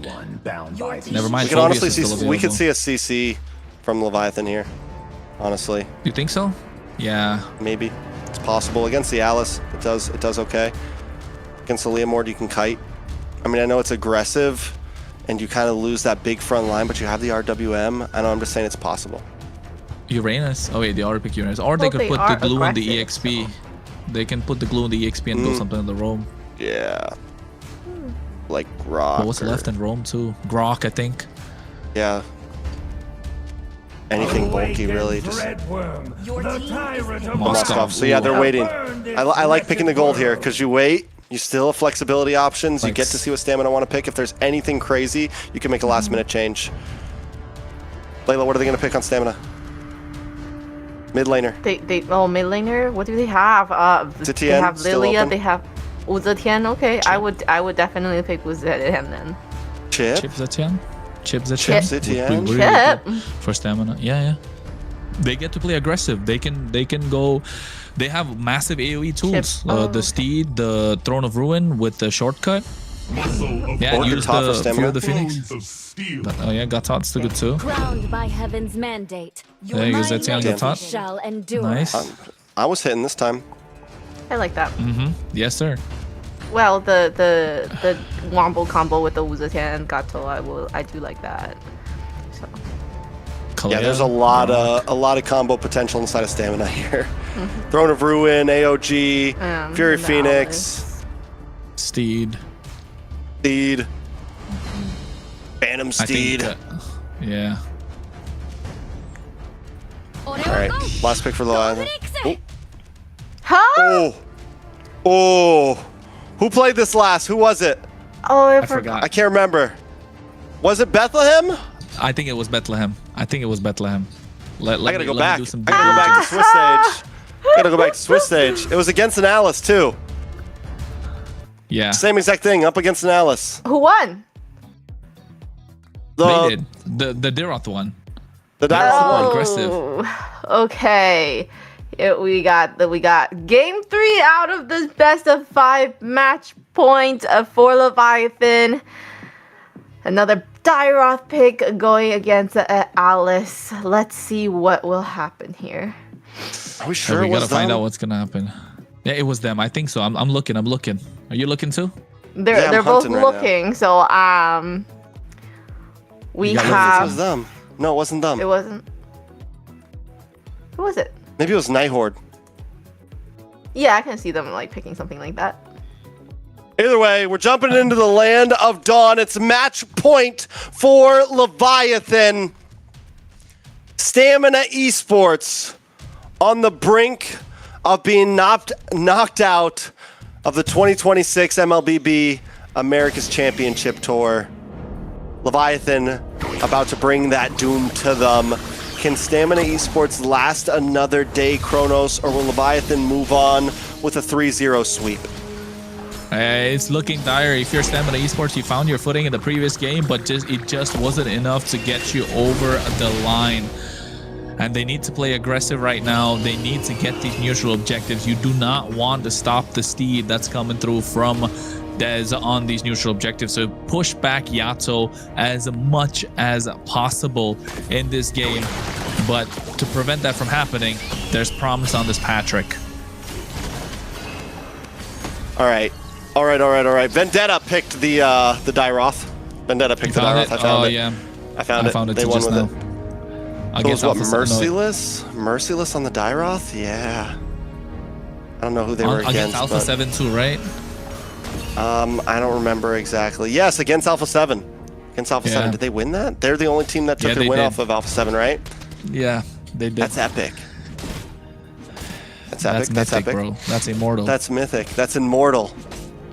Die a hero. Well, emblems. Nothing crazy. It's ISO on Moscow, Master Assassin. Gonna want to get the 1v1s. Marksman Blood for emblem Bethlehem? won't be. Ooh, is that the Gone skin too? Yeah. You don't have that? It's super cool. I just haven't seen it because you never get to see Diroth get picked. True. So it's like, he's so small. It's hard to see. His ult is the, when you know, That's the a rock, skin paper, buff scissors right one. there. Yeah. Give me. Oh, you watched the English version? Listen, I don't remember Dub? how it sounds. I don't watch dub. my Don't God. disrespect me like that. It's nothing but subs here, boy. Let's see. Ooh. RWM does come down. Dez able to get the turtle. Going to come in with the Phantom Steed. A lot of damage lands on a Promise. Promise once again caught off, just like game number 2. Little Rosa gets the first blood. AOG does come from Ricky, does not connect, but it's a turtle plus a first blood for Stamina Esports, which is huge. Yeah, it's huge, all right. And it's got the kill has gone in the right hands, in the hands of Little Rosa. You want him to scale much faster, give him more room, play around him in the late game. At the moment, Dez is having a good time. They're able to zone them out. The Fury of the Phoenix connected at the right time. Saving grace for Leviathan. Wumpy didn't go down early. Instinct playing well, though, so far, right? He's not letting Bethlehem get too close. He's playing it safe. He does have the poke, and that's what you got to do right now. Stamina Esports don't want to let Bethlehem pop off on this Diroth.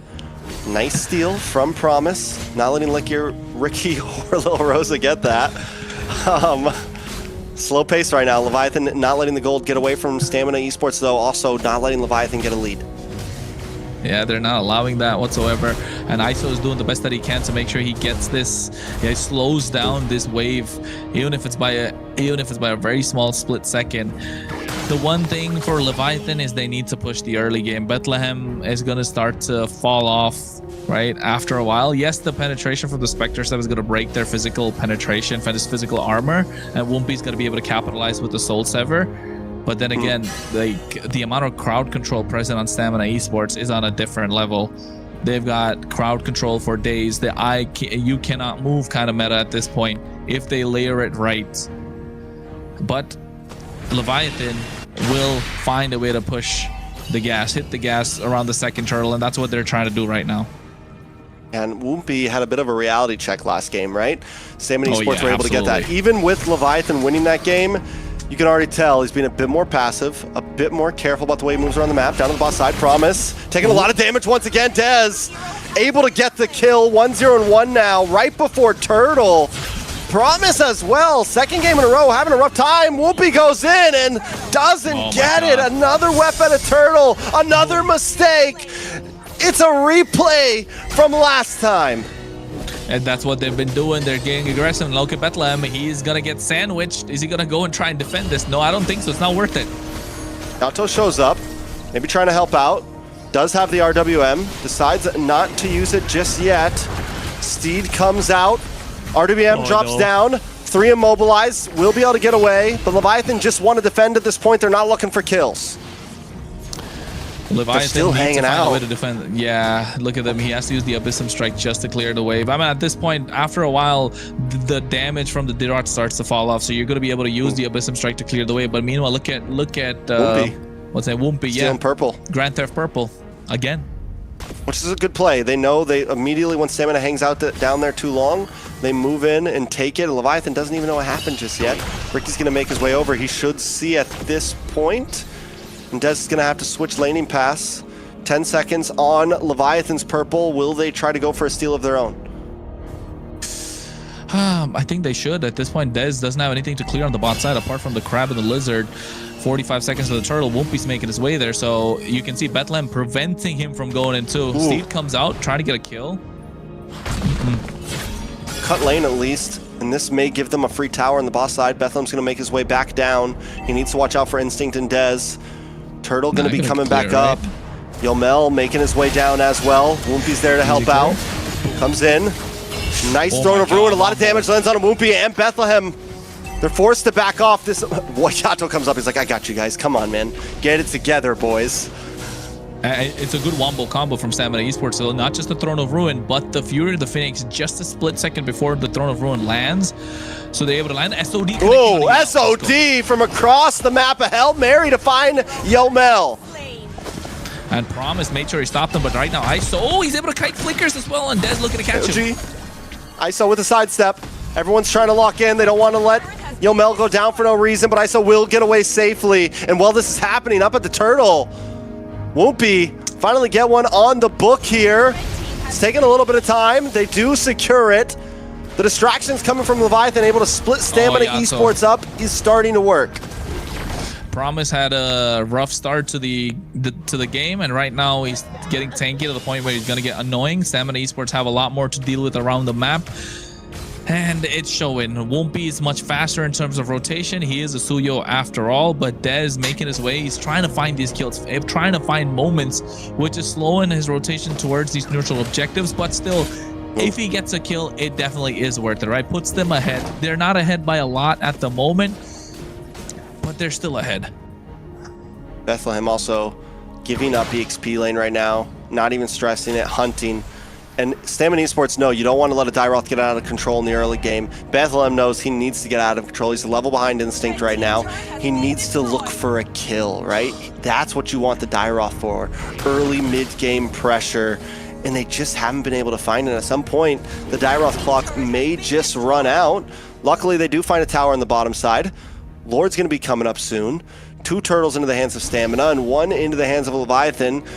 But the thing is, Leviathan, even with being behind, haven't let the gold get out of control just yet. But still, I'm worried about this Dyroth pick. The fact that it didn't pop off early game is it's pretty much going to be 1 hero down into the mid to late.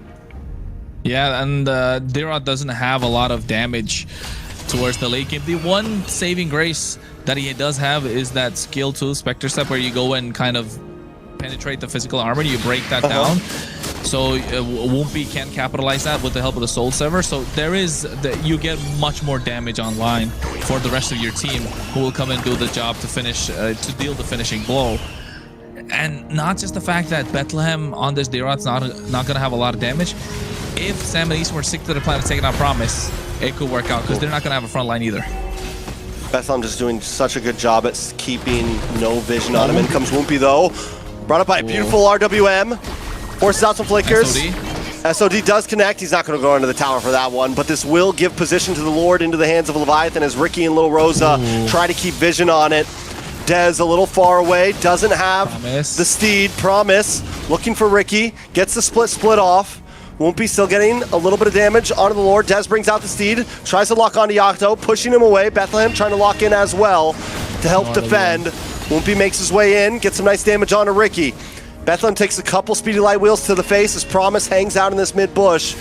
Both teams taking it slow still. Oh, no, Woompy, what are you doing? Woompy, what are you doing? And you can see Ooh, at the a nice moment slam they go slam.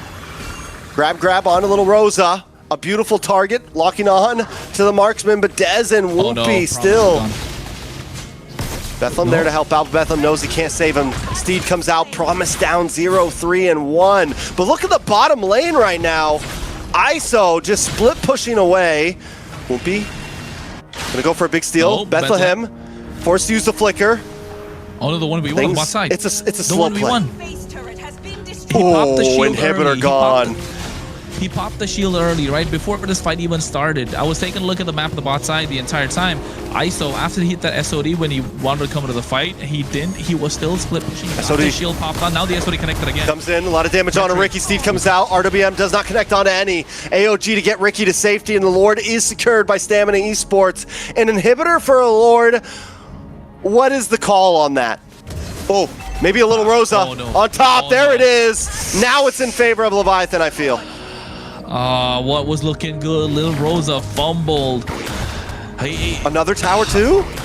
Yeah, they will definitely get another tower. Nobody there to defend this. They already locked the inhibitor on the top bot side, so they need to try and get the clear. At least trade it for a mid-tier 1, but that's not going to happen because Woompy and Yato are present. And they're able to get the clear at the same time. No, Stamina Esports, they found a moment to take control of the game completely. And then a small mistake just changed it. And all of a sudden, when Leviathan were looking like they were having a hard time, they were falling off with Bethlehem on his D-Rod. Promise not being tanky enough to tank a lot of damage from him that's been thrown at his face. Now it's turned around completely. RWM, but an AOG to connect on to 3, swallowed up by the Throne of Ruin. Yato forced the flicker, but there's no escape as Stamina Esports closes the distance and takes out 3. What an AOG. What an AOG. Waiting for Yato to drop that RWM and then catching not just Yato, but also ISO in that fight. A massive AOG. Then you follow through with the Throne of Ruin and Fury the Phoenix to layer it on top of that. Worked out. This is the wombo combo we were worried about, right? Yep.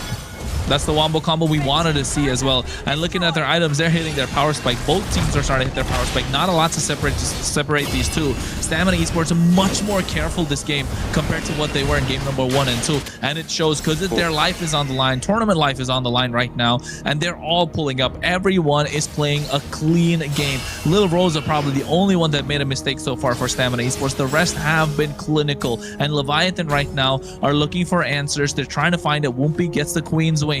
And they know that the damage is going to fall apart with the later they go into the game.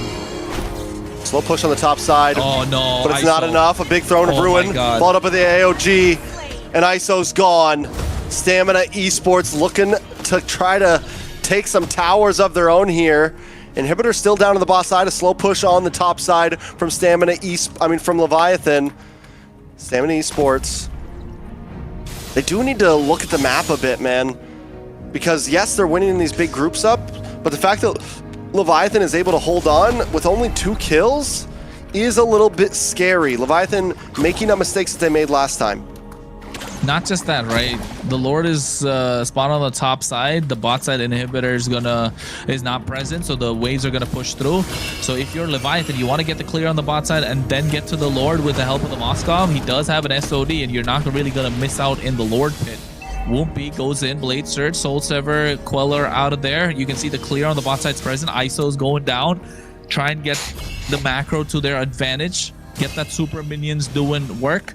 A slow push from Leviathan still, or rather Stamina Esports present on the top side this time. But for Leviathan's credit, the Lord is right there, so they'll be able to come into these fights much faster. Stamina starting the Lord, 2k goal lead, looking for a wombo combo again.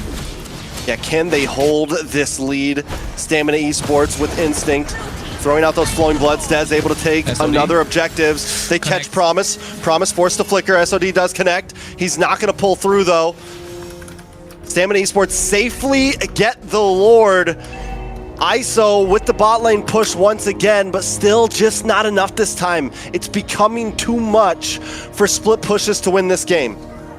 Hey, where was this Stamina Esports the entire time, right? Where was this Stamina Esports in game number 1 and 2? Clean, crisp, clinical, decision-making, no hesitation, not a lot of mistakes, not brawly, learning to play the map, able to find moments in the game. The micro has been on point. They didn't lose out in the laning phase. They were get the wins in the laning phase. Even the mid lane doing loud. A lot of damage from ISO. Oh, Steve no. comes out. Bethlehem in a bad spot, gets cut off from the AOG, but the RWM reconnects. Now Ricky in a little bit of trouble. Will go down with Throne if everyone connects on it too. No. They do respond though. Woompy looking for instinct here down to the boss side. Dez catching a ride. Promise backs off. A beautiful Fury of the Phoenix to try to slow him down. Leviathan reclaims some maps. Little Rosa and Ricky are gone. It's 5v3. Lord is still down on the bot side though, so another set of super minion waves have spawned for Stamina Esports. That means it's still going to be a lot of work that Leviathan have to put on the map to get back control, and it's going to be enough time for Lil Rosa and Ricky to spawn back up and try and contest the river, contest the neutral objective, contest certain parts of the map which they want advantage on, as Woompy's clearing the top side. Tier 1 still stands for Stamina Esports in the mid lane, and they're holding on to it for dear life because they know once that's split, once that's gone, the bot inhibitor being taken out early is going to hurt a lot more for them.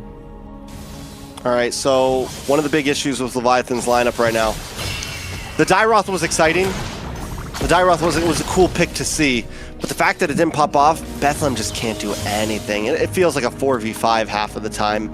Yato playing a good game, catching with these RWMs, but is it going to be enough? Stamina Esports, as long as they keep playing the way they play, they should be okay. They need to be a little careful from that RWM and the way they approach these fights. But, I mean, it's tough. Leviathan has to do a lot more. Promise needs to step up his game if they want to try to pull through here. Yato needs to keep on landing these RWMs, and Woompy, we got to see something from Woompy. Yeah, I mean, Woompy's not gonna be just a first game wonder. You don't want to be a one-hit wonder. But to Stamina Esports credit, they've done everything almost right. And again, I feel like if they lock in Promise and take away Promise early, then what's Leviathan really gonna do? I hope Stamina Esports find that angle, pick off Promise. That's the only frontliner they got. The rest don't have anything to do in the entire team fight. Yes, you've got the RWM, but that's still not going to be enough to try and take everybody down. They're quite tanky at this point. They have a lot of skills to cancel things out. You can see on the top side, ISO getting the clear. He does have the SOD to make it in the fight. He hasn't missed a lot of those in this game. Lord Dance is going to start the tango. The cha-cha has begun. Goal lead is even, Steven. Few of the Phoenix go in. Ooh, maybe a little bit too early, honestly. SOD does not connect. That's a huge utility gone from ISO, and he knows he's got to make his way down now. He can't just keep on pushing, and because of that, a little bit of damage on Ricky. What's Ricky? Ricky will be good. AOG back. Able to connect on a Promise. Dez gets the Lord once again. Leviathan don't want to let him get away freely. The flow of blood, though, takes instinct to safety. And Stamina Esports once again secure the Lord. But towers are dropping. RWM comes out, catches two. Bethlehem and Promise look for the engage, but it can't quite happen. Instinct maybe goes a bit too deep. Finally goes down. Woompy able to put a kill onto the board. Leviathan every time find ways to make up the loss of the Lord. They lose the Lord, but they get the kill. Stamina Esports every single time overextending these team fights, which is not really good for them. It's not an evolved Lord, but it is advantage that they had. At least utilize that to try and take tier 2s. I think Instinct making the wrong call for going for a play, missing the Throne of Ruin completely. He even expended his flicker for that, but here's the AOG. All right, a lot of damage. Lord's gonna come down. SOD does connect. Is he gonna commit to it? No. Dez takes out Promise, and now ISO's in a bad spot. He overcommitted. Dez is on demon time. He's looking to do something, but he's not enough. He's shut down. 3 for 2. Leviathan aren't gonna force it, but still, it's huge. Minions crashing in. I'm sorry, even though it might have been a whiff from both sides, ISO makes a mistake. Dez makes a mistake. It's sloppy. It's brawly. It's a 50-50. It's a 50-50, and that's never good for either team. You don't want to have a 50-50. You want to get some sort of advantage on the map, but Leviathan, yes, it's a 50-50 in terms of team fights, but in terms of map control, Leviathan do have the advantage. They have taken the inhibitor on the bot side of Stamina Esports. They have the Moscow Fort, the split, so macro technically in their favor. Meanwhile, Stamina Esports do have the Wombo combo to take these big fights, and they continue to do so. It's just after the fight, there's no need to overextend.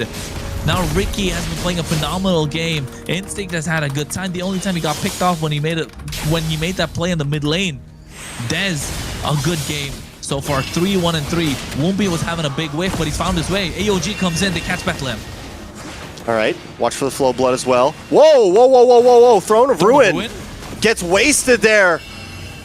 That's a huge mistake. And I'm pretty sure Leviathan sees it. They know. Won't be on top side.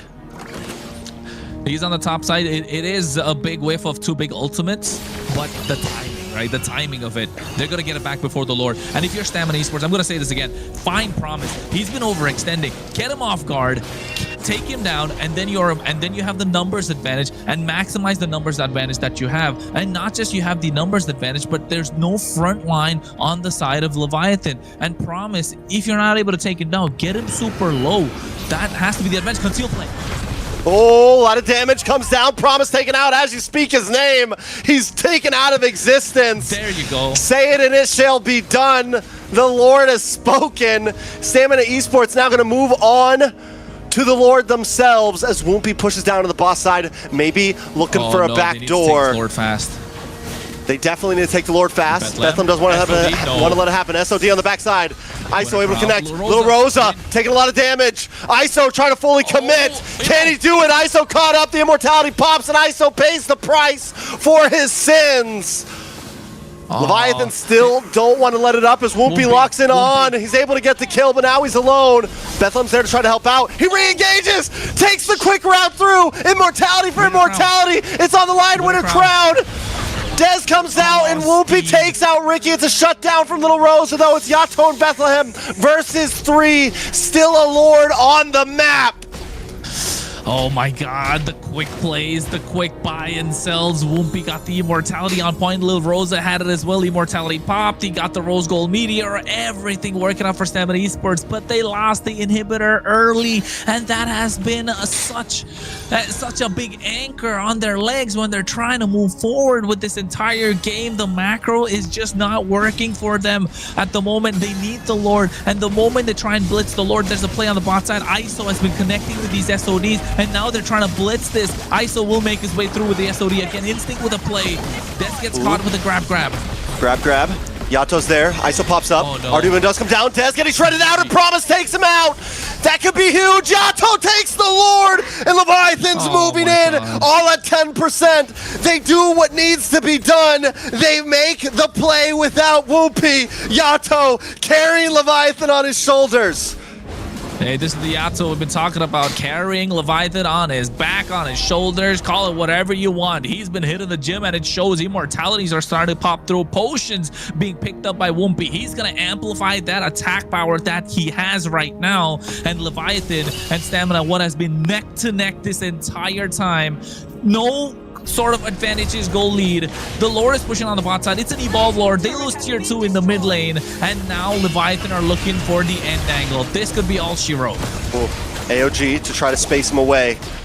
Stamina Esports going to move on to the bottom Lord. It's match point. It's all on the line. This is life. Tournament life. SOD does not commit. Yato brings down the RWM. Woompy gets a Queller onto Ricky. Throne of Ruin comes out along with the Fury of the Phoenix. Stamina Esports want to try to respond here. Steed drops, but still Leviathan play the distance. They look for the re-engage, and Ricky's gone. Instinct force the flow of blood to safety as Woompy locks on to Yomel, but Dez takes him out. Too late. Dez taking a lot of damage. ISO trying to pop off, finds Yomel. He's 1v1 and 1v2, and he's taking on the whole team. ISO picks up the immortality. Can he keep going up against Instinct? Instinct Kiss can't do it. The immortality pops self. Dez back to get involved. Yato brings out the winner crown. Pops back. forces the flicker. Oh, Yato my still God. there, finally taken out, but ISO is still on the map with Promise, and it's nothing but Little Rosa and Instinct up against Bethlehem and ISO. ISO's trying to lock on the base. One more hit, and that is it. Leviathan take them out. Tournament life is gone, and Leviathan move on to the next match. Demon Time Dez was there. He got the fight on the bot side. The Steed came out. It was everyone. Fast item, buy and sells, immortality, winner, crowns, rose gold, meteors. They were getting swapped all over the board. ISO got a pin. He pinned Dez to the wall. Enough time for Promise to get on top of him. And they were kiting. Dez wasn't able to get the kill. Towards the end, yes, it was 2v2. Instinct was super low. There was a lot of minion waves. But I think in the end, it's the Flying Cloud map. Instinct, instead of going and getting the, you know, the Flowing Blood, Throne of Ruin, even if it didn't have it, get the HP back up, decided to take the Cloud, which kind of put Lil Rose in a position where he couldn't defend. But again, I mean, that's just being very picky about things.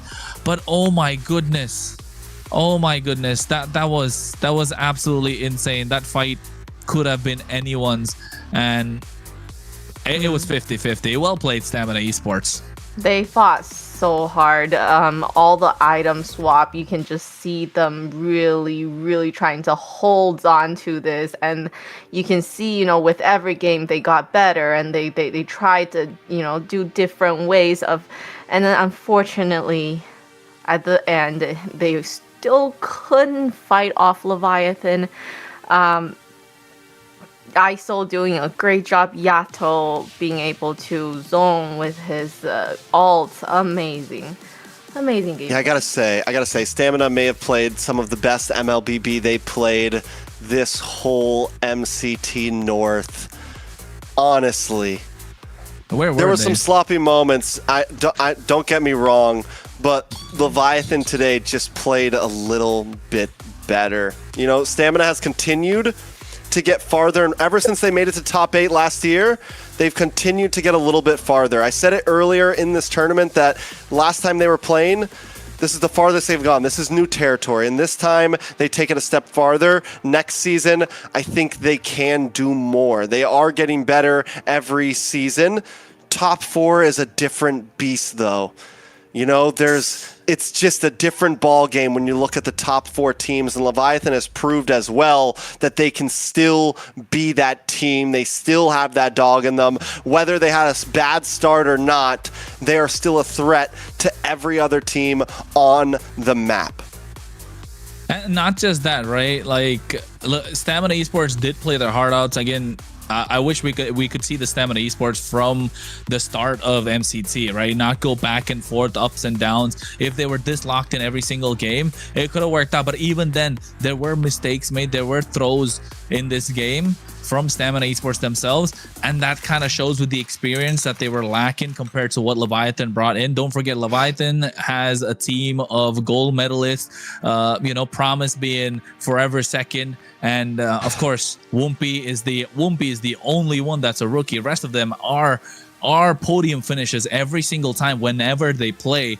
So going up against a team like Leviathan, Stamina Esports did play super good, but always falling short, right? Every single fight, they were falling short. Every single neutral objective take, they got it, but they fell short. The split pushes were working out for them, but again, they lost the inhibitor early, and it's all credit to ISO, who played this Moskov to near perfection, able to find moments for the rest of the team and come in and in this fight, which we're seeing right now, he could have come in SOD straight from the base, choosing not to do so. Coming to the fight, making sure the SOD doesn't miss was the big game changer here. Wumpy tried to get Yomel, got caught by Dez. He bought the winner crown, but a little too late. So at this moment, you could see that Dez got pushed back. There were moments for them to be able to defend this. Lil Rozo is doing the best that he can, but getting zoned out by Promise, immortalities being bought. ISO bought his own. This is the moment where ISO gets the pin to the wall, and Dez they get the grab on top of it. That was enough. That was the moment when you know Stamina Esports lost it all. SOD missing, Lil Rosa. Look at Instinct though. Bro took the cloud and went all the way up top, had to cancel it immediately. But then again, they really tried, right? They really tried, and MVP this game, ISO on this Moskov 2-4-8, 100k damage dealt, 682 gold per minute. Went for what? The basic emblem, or I don't know, the fighter emblem. Able to get a full build. The immortalities, you could say, I don't think he's ever swapped out for the winner crown, did he? Everybody else did, but he had that ready to go. Didn't swap it out. And not just this game, he was a beast in game number 2. In game number 1, he pulled his weight as well. Hey, he's a gold medalist for a reason.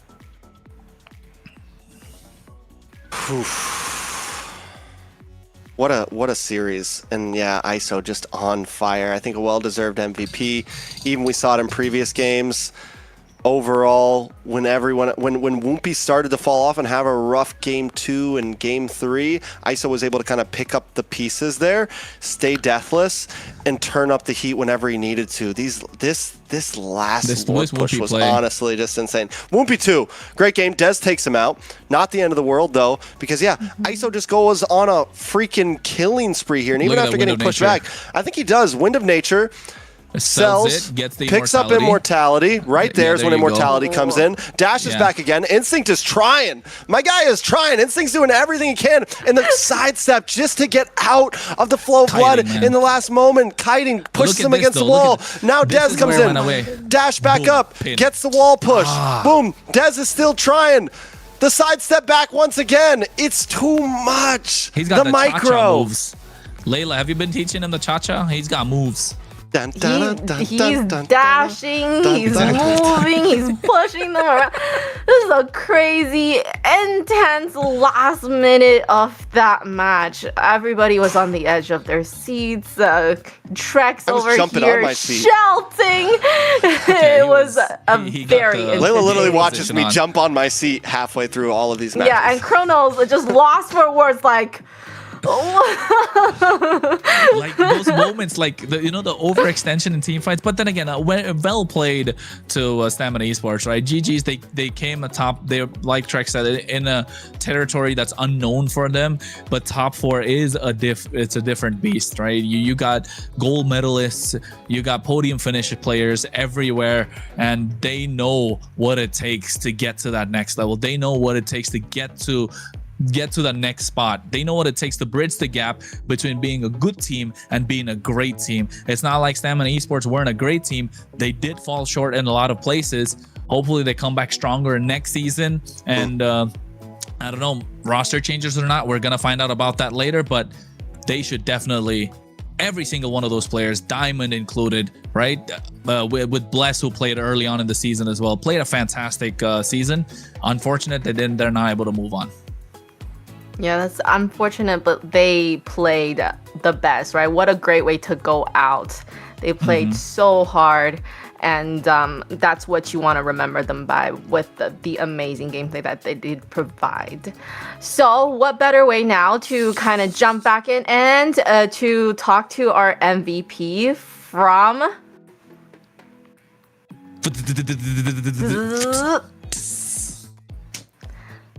right, ISO, what's up? How are you doing? Hello. I'm good. So joining us is ISO from Leviathan with a sweeping victory in the elimination series. So first of all, congratulations on the win and earning the chance to continue in this championship tour. My first question for you is, we had a rough start for Leviathan. We ended up at seed 7. During Swiss stage. So, but with the roster change, you guys came back a different type of team. If you had the roster you have now during Swiss stage, where would you think your team would have placed in the seeding? Definitely we could have gotten higher, but it is what it is. I feel like everything is God's plan at this point. All right, God's plan. But what seeding would you say? I want to see. She wants answers, man. Answers. Don't dodge. Specifics. I mean, obviously, everyone's going for first seed, but we'll never know. So Top 4? Maybe you get top 4? top 4, yeah, for sure. Top 4, yeah. Top Aren't they four, already top 4? alright. That's what I'm saying. That's why you at least probably secured top 4 in Swiss through first stage. Like that would have been your seeding. Yeah. Well, congratulations, ISO. Fantastic game number. You know what? Game number 3 was great. That last replay, insane, right? But game number 2, that was some peak Claude, bro. That was some peak Claude, some peak Gore coming out from Yato as well. And we were talking about where has this ISO and Yato been, right? You come in clutch playoff ready, and all of a sudden you're bringing the heat at the right time, getting into form, moving on to the next few phases, and you beat Stamina Esports. Job well done. Now the next step, Night Horde. You lost to them in the Swiss stage, right? Yeah. How is this gonna be different right now? It's gonna be different because we got Woompy. Hey, yo, everyone's on the Woompy train. Oh, okay. Why? What's so great about Woompy? Tell us. Woompy is just the child prodigy right now. Okay. He carries us. Okay. No. I think easy though sometimes. Yeah. The He's secret still a doubt, their little, secret sauce is a little Woompy. greedy sometimes, but no. But that's the thing. Even when he had a bad game 2 or game 3, you and Yato were able to kind of pull through. So It's a good He'll team be- that he'll he be has fine. behind him. okay. fine. So my question, a couple things. ISO, it's good to see you here. Top 4 secured. You know, you guys were really disappointing me in the Swiss stage. When I saw your guys' lineup, I was very hyped up about Leviathan. That was going to be the team I was backing, and then you guys broke my heart. But you've pulled it together. Do you think the only change is Woompy, but also, or do you think there's more to it? Like, have you guys gotten some rust off? Like, what's really different from Swiss to now? Is it just the roster change, or are you and Yato feel like you're playing better? Is communication better? You know, what's been? Take us through it a little bit. I think we just avoided a lot of dramas with this lineup because Foe kept on working on tournament days, and we had Smash, and Smash actually played in the Philippines. He had like 300 MS playing in tournament. Yeah. So at that point we didn't care about You Swiss guys, stage, and we just said that we're gonna focus Why? on playoff. Guys, Oh. together. Bro. Yeah, we're gonna get DQ. We're gonna get DQ'd if we don't play. So we just played it. Wow. Heard. Just get through Swiss. Just play Swiss, and we'll Get get through the other that. players later. Heard. What the? Heard. Heard. I Okay. hate you guys so much. I love you guys, know, but I like- hate you guys. Oh my god. Well, now you're Yeah, looking like- great. Now you're looking Yeah. great. Follow up. Now you're looking great. Do you feel confident? Do you feel like Leviathan can get a grand final finish here? Maybe, even if it's Yeah, not we're- first, at least make it a grand finals. Yeah, we're gonna try our best, and we're gonna hopefully beat get Nighthawk? our revenge to VTA and NH next week. Give us the lower bracket run of a lifetime. It'd be epic. Yeah. Yeah. Yeah, well, you just answered it. I was going to say, if you have anything to say to the Nighthawk, because that's who you're going to be facing next week. Anything else you want to say to them? Don't say good luck. Yeah, good luck to them. Shiro and Hunter were my Bro. they're my old teammates, so Yeah, well, We Yeah. want some Hero the spice, hero. bro. nah. No. we'll let our game do the talk next week. Heard. Okay. Heard. All right. That's all we want to know. Thank you so much for joining us, and best of Thank you so luck much. and to you and rest of Leviathan as you move on to the bracket in the lower bracket and fight for your championship. Oh. He popped off already. He's like, bye. He's like, bye. Deuces. You're not I gonna- saw you it's won't too get nice. me, guys. You He's interviewers too always nice. trying to start drama. You know what? Like, even like the Leviathan players keep saying Woompy train, right? The Woompy train is going strong still. The kid So- prodigy. The the child prodigy. That's what he said. The Yep. child prodigy. But either or. But I The think, young legend. The young legend, maybe. Well, he's got to pull it off, right? We can't just get one game out of 3, and then you can, you know, we got to see 3 games out of 3, bro. Won't be if you're watching 3 games out of 3. We hyped you up, you know, that interview. You were crazy. You were ready to go. Not just game 1. It's got to be game 2 and game 3. We got to see that special, the Woompy special come out, the whoopity doop. Right? Yeah, the Woompty train. We're all hopped on it.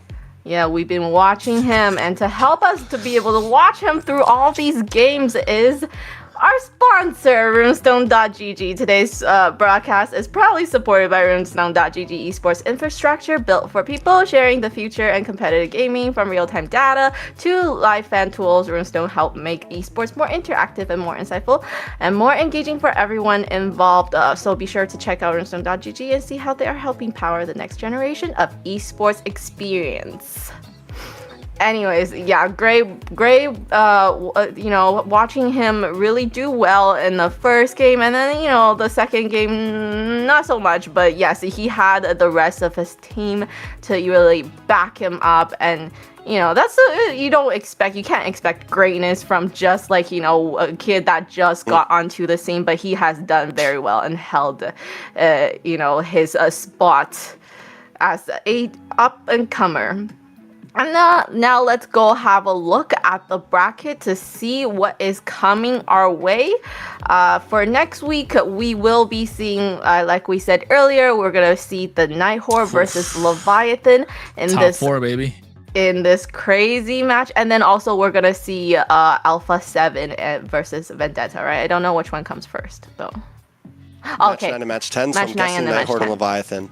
Yeah. Those are very some bangers. Yeah. It's top 4. That's what I'm about to say. Top 4 is like crazy. Anime and the rap game, they say the big 3. This is the big 4. Here in MLBB, it's the big 4. Here in North American MLBB, it's the big 4. These are the teams that always make the difference, that stand leagues above the rest. And you can tell with both. That's if today was a short day with 3 sweeps. Next week's gonna be a long one, boys and girls. Next week's gonna be a long one. I feel like that upper bracket final is going to be going to be going the distance. 100%. I feel like that's going the distance. I hope so. I want Did you guys notice though the lower bracket I'm willing to cast 10 final games. Is a best of 7? Yeah, is that correct? Yeah. And then the grand finals is best of 5? Yeah, no, apparently. I feel like that might be I feel like that might be a no, but grand final says BO5 and lower bracket final says we'll get the best correct call on that. We'll get the shortly correct, for you guys. We'll get that one sorted. Yeah, let's look at the schedule. We kind of talked about it, you know, for tomorrow for the South group, Trex. South group is going to be Entity versus DreamMax and Alpha 7 versus 9Z. You thought you were going to get me, huh? You thought I didn't know the names of those logos? Layla? I did. Entity up against DreamMax. I did make the call wrong the other day. I thought that DreamMax was going to lose it. They were able to win out. And now they're going to be going up against Entity 7. After that, 9Z's had a great fight after coming out of a lower seed placing. They're in the big boy bracket now, but they've got to go up against Alpha 7. And yes, you know what they're going to do? I think they're going to take the dub. That's my call. Really? Oh, no That's way. my call. No way. No. Yeah, well, come on. yeah, 9Z, man. It's the underdog story. It's a Cinderella story. They're not turning into a pumpkin tomorrow. I mean, I agree. They do have the players, right, to pull off that underdog story. They have Gusta Lagusta, after all, one of the most decorated goal laners. Exactly, one of the most decorated goal laners in South America. And if there's anyone you want to bank your guest coins on, it's him. So yes, I think 9Z can definitely make it there. But what's gonna be more interesting is Entity 7 and DreamMax for me. That's gonna be going the distance. And I think Entity 7 versus DreamMax not going the distance, with Entity 7 probably gonna get the dub. Although DreamMax fans, I'm sorry to say, they do have King, right? Experienced jungler, but it's against Hideon Bush, and I think that's gonna be one to watch out for. I used to always call him Hideon Bush. I don't know why. That's how I first read it. Hidden. Because it's all one word. No, Hideon. Kind of like Gideon the caster. Because it's all one word, so it looks like. So when anyways, yeah. So we have some exciting matches coming up tomorrow for the South group. So make sure you tune in for that. And with that, we come to the end of day 18. Sorry? The end of day 18? Yeah. The end of If day they wanna- 18 here if they at want to catch all the things for tomorrow, what do they gotta do? AMER North 2026. But make sure you follow us on our There you go. socials, MLBB and A Esports.